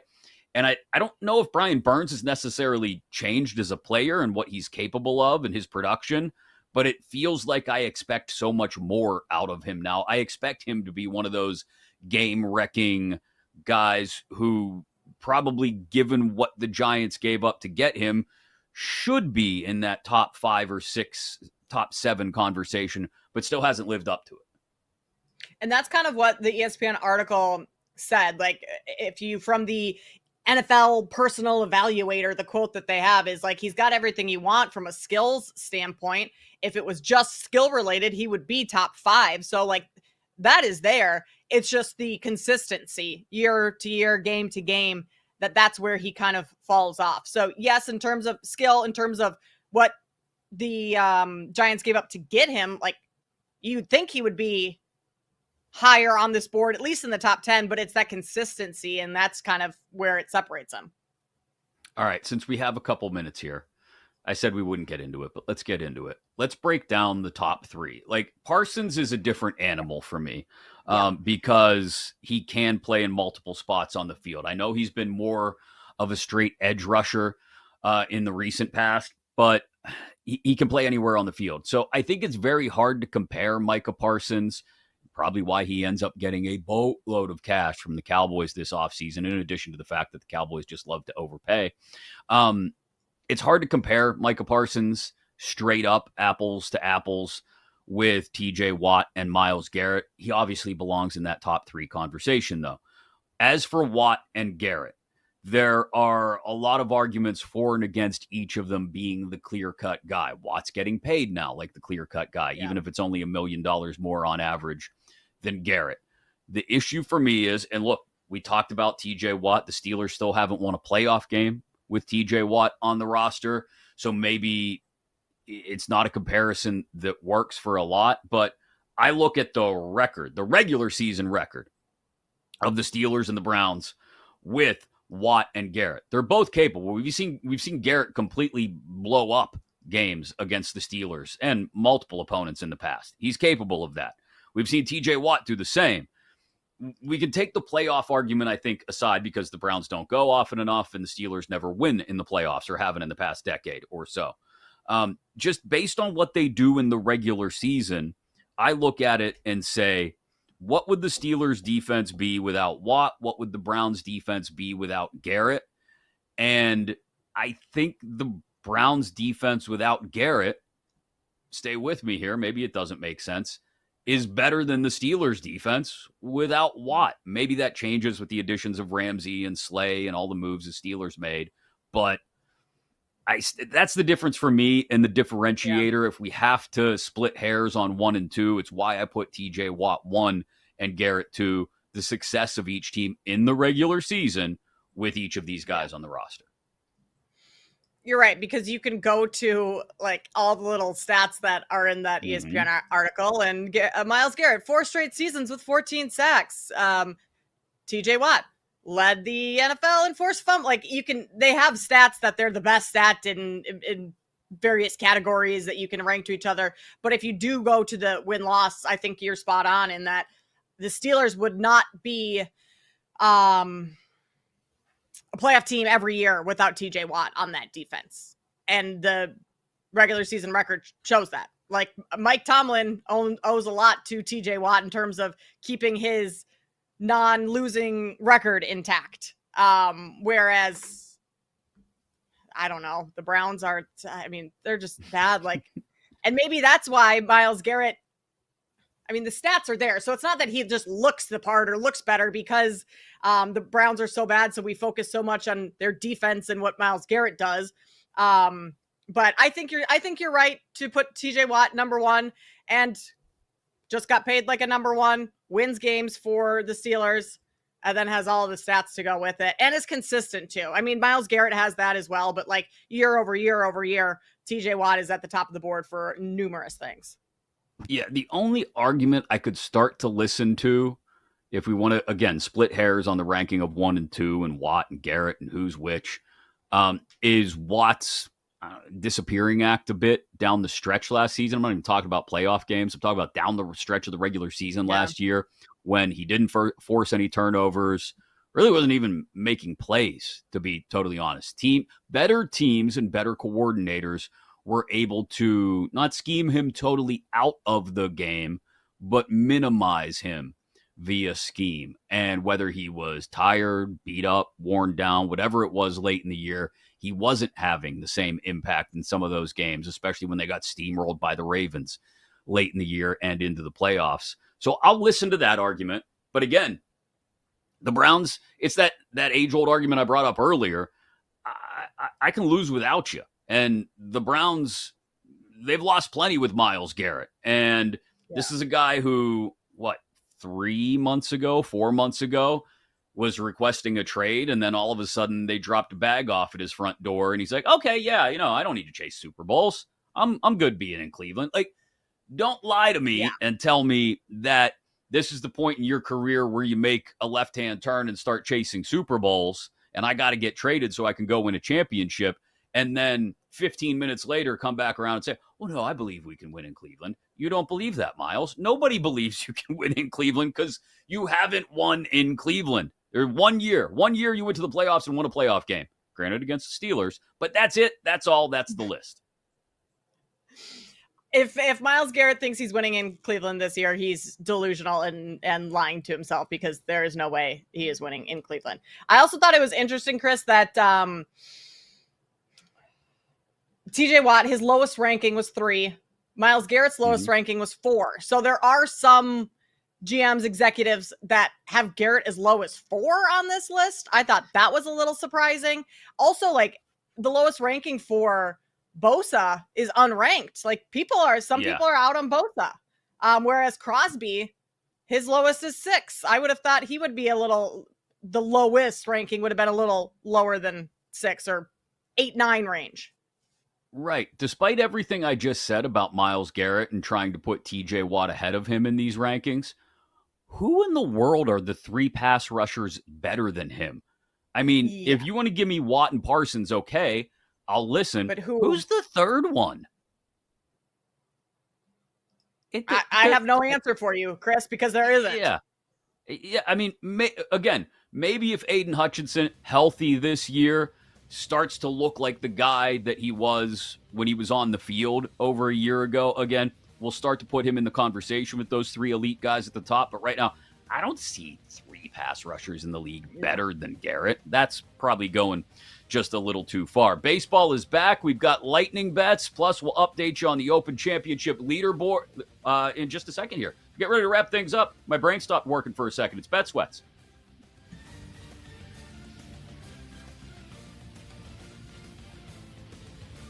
You're listening to Bet Sweats on the BetMGM Network.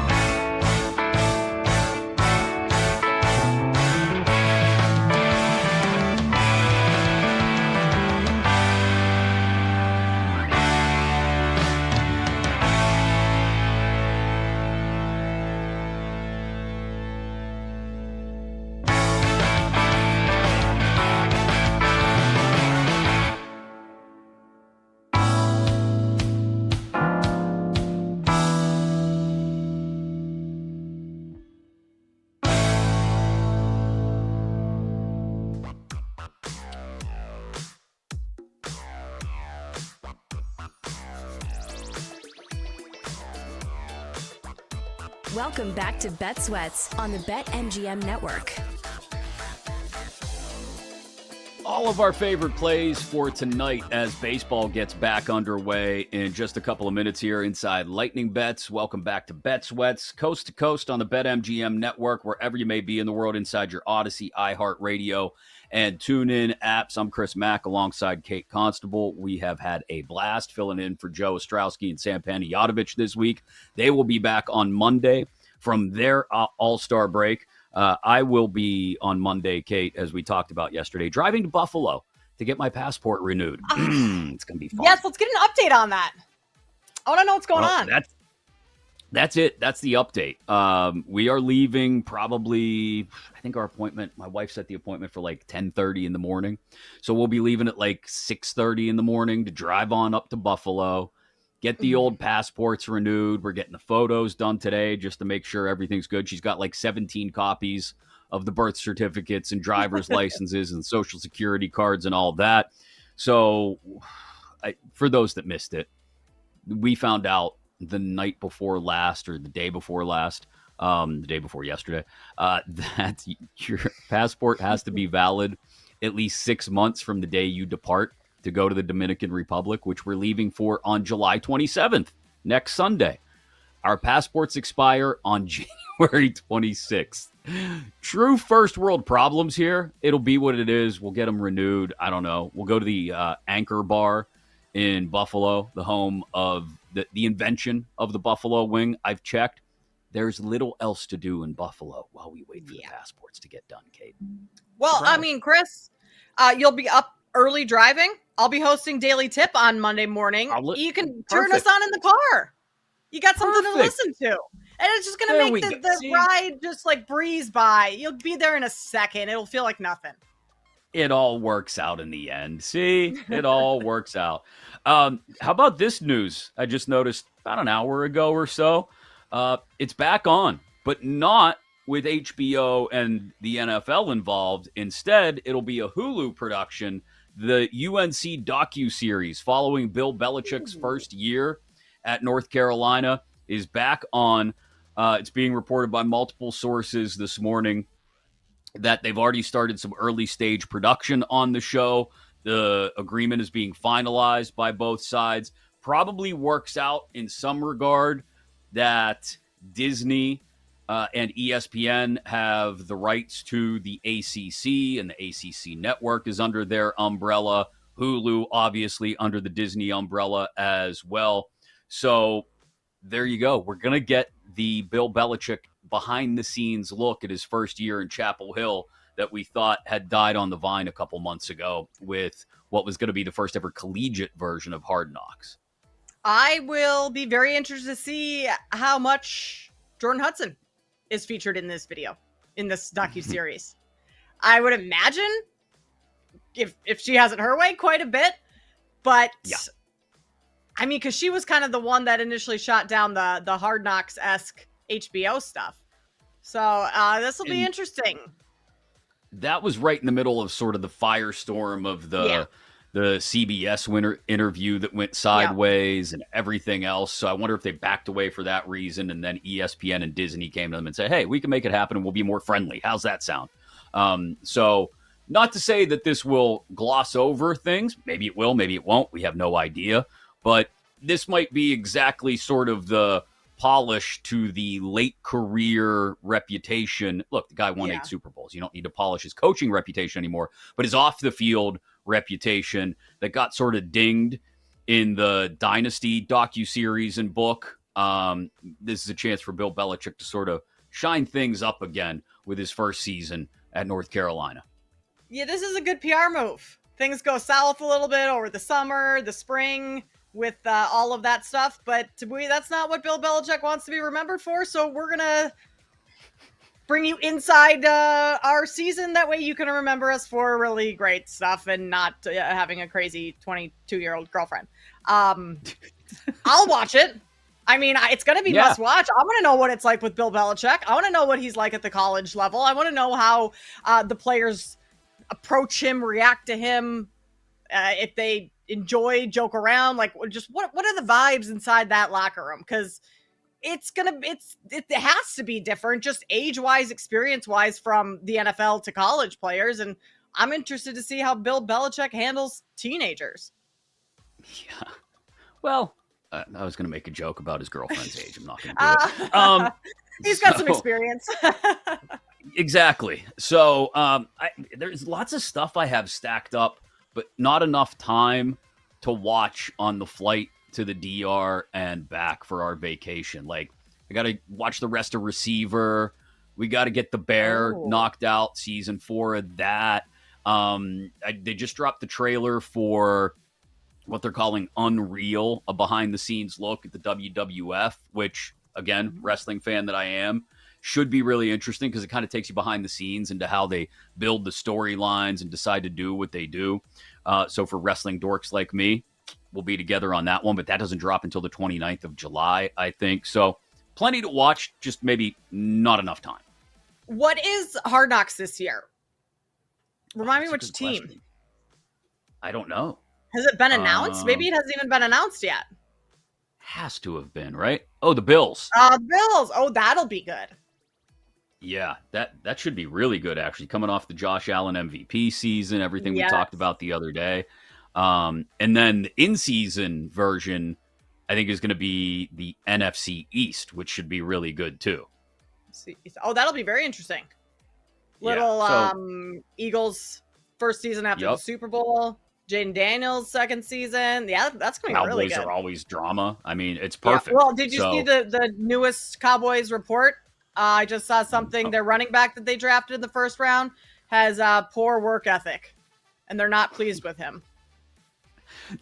Did camp even start yet? I don't know. I don't think it was a clickbait thing. I read like the first sentence or two of the article. Maybe he wasn't their first rounder, but the running back that they took fairly high pick. Yeah, they took Jaden Blue in the 5th round, and I think they took Phil Moffitt out of Clemson in the 7th round. Jaden Blue is the one that allegedly has poor work ethic, and they're not pleased. Great job by the Cowboys. Not even August, and they're plugging the leaks in the room already. Yeah. Good job.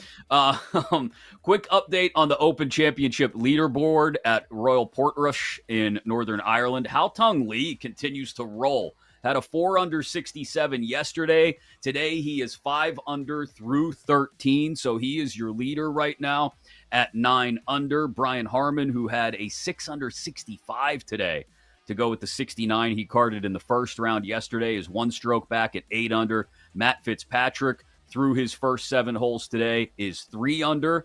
So he's just 2 strokes off the lead for the tournament at 7 under.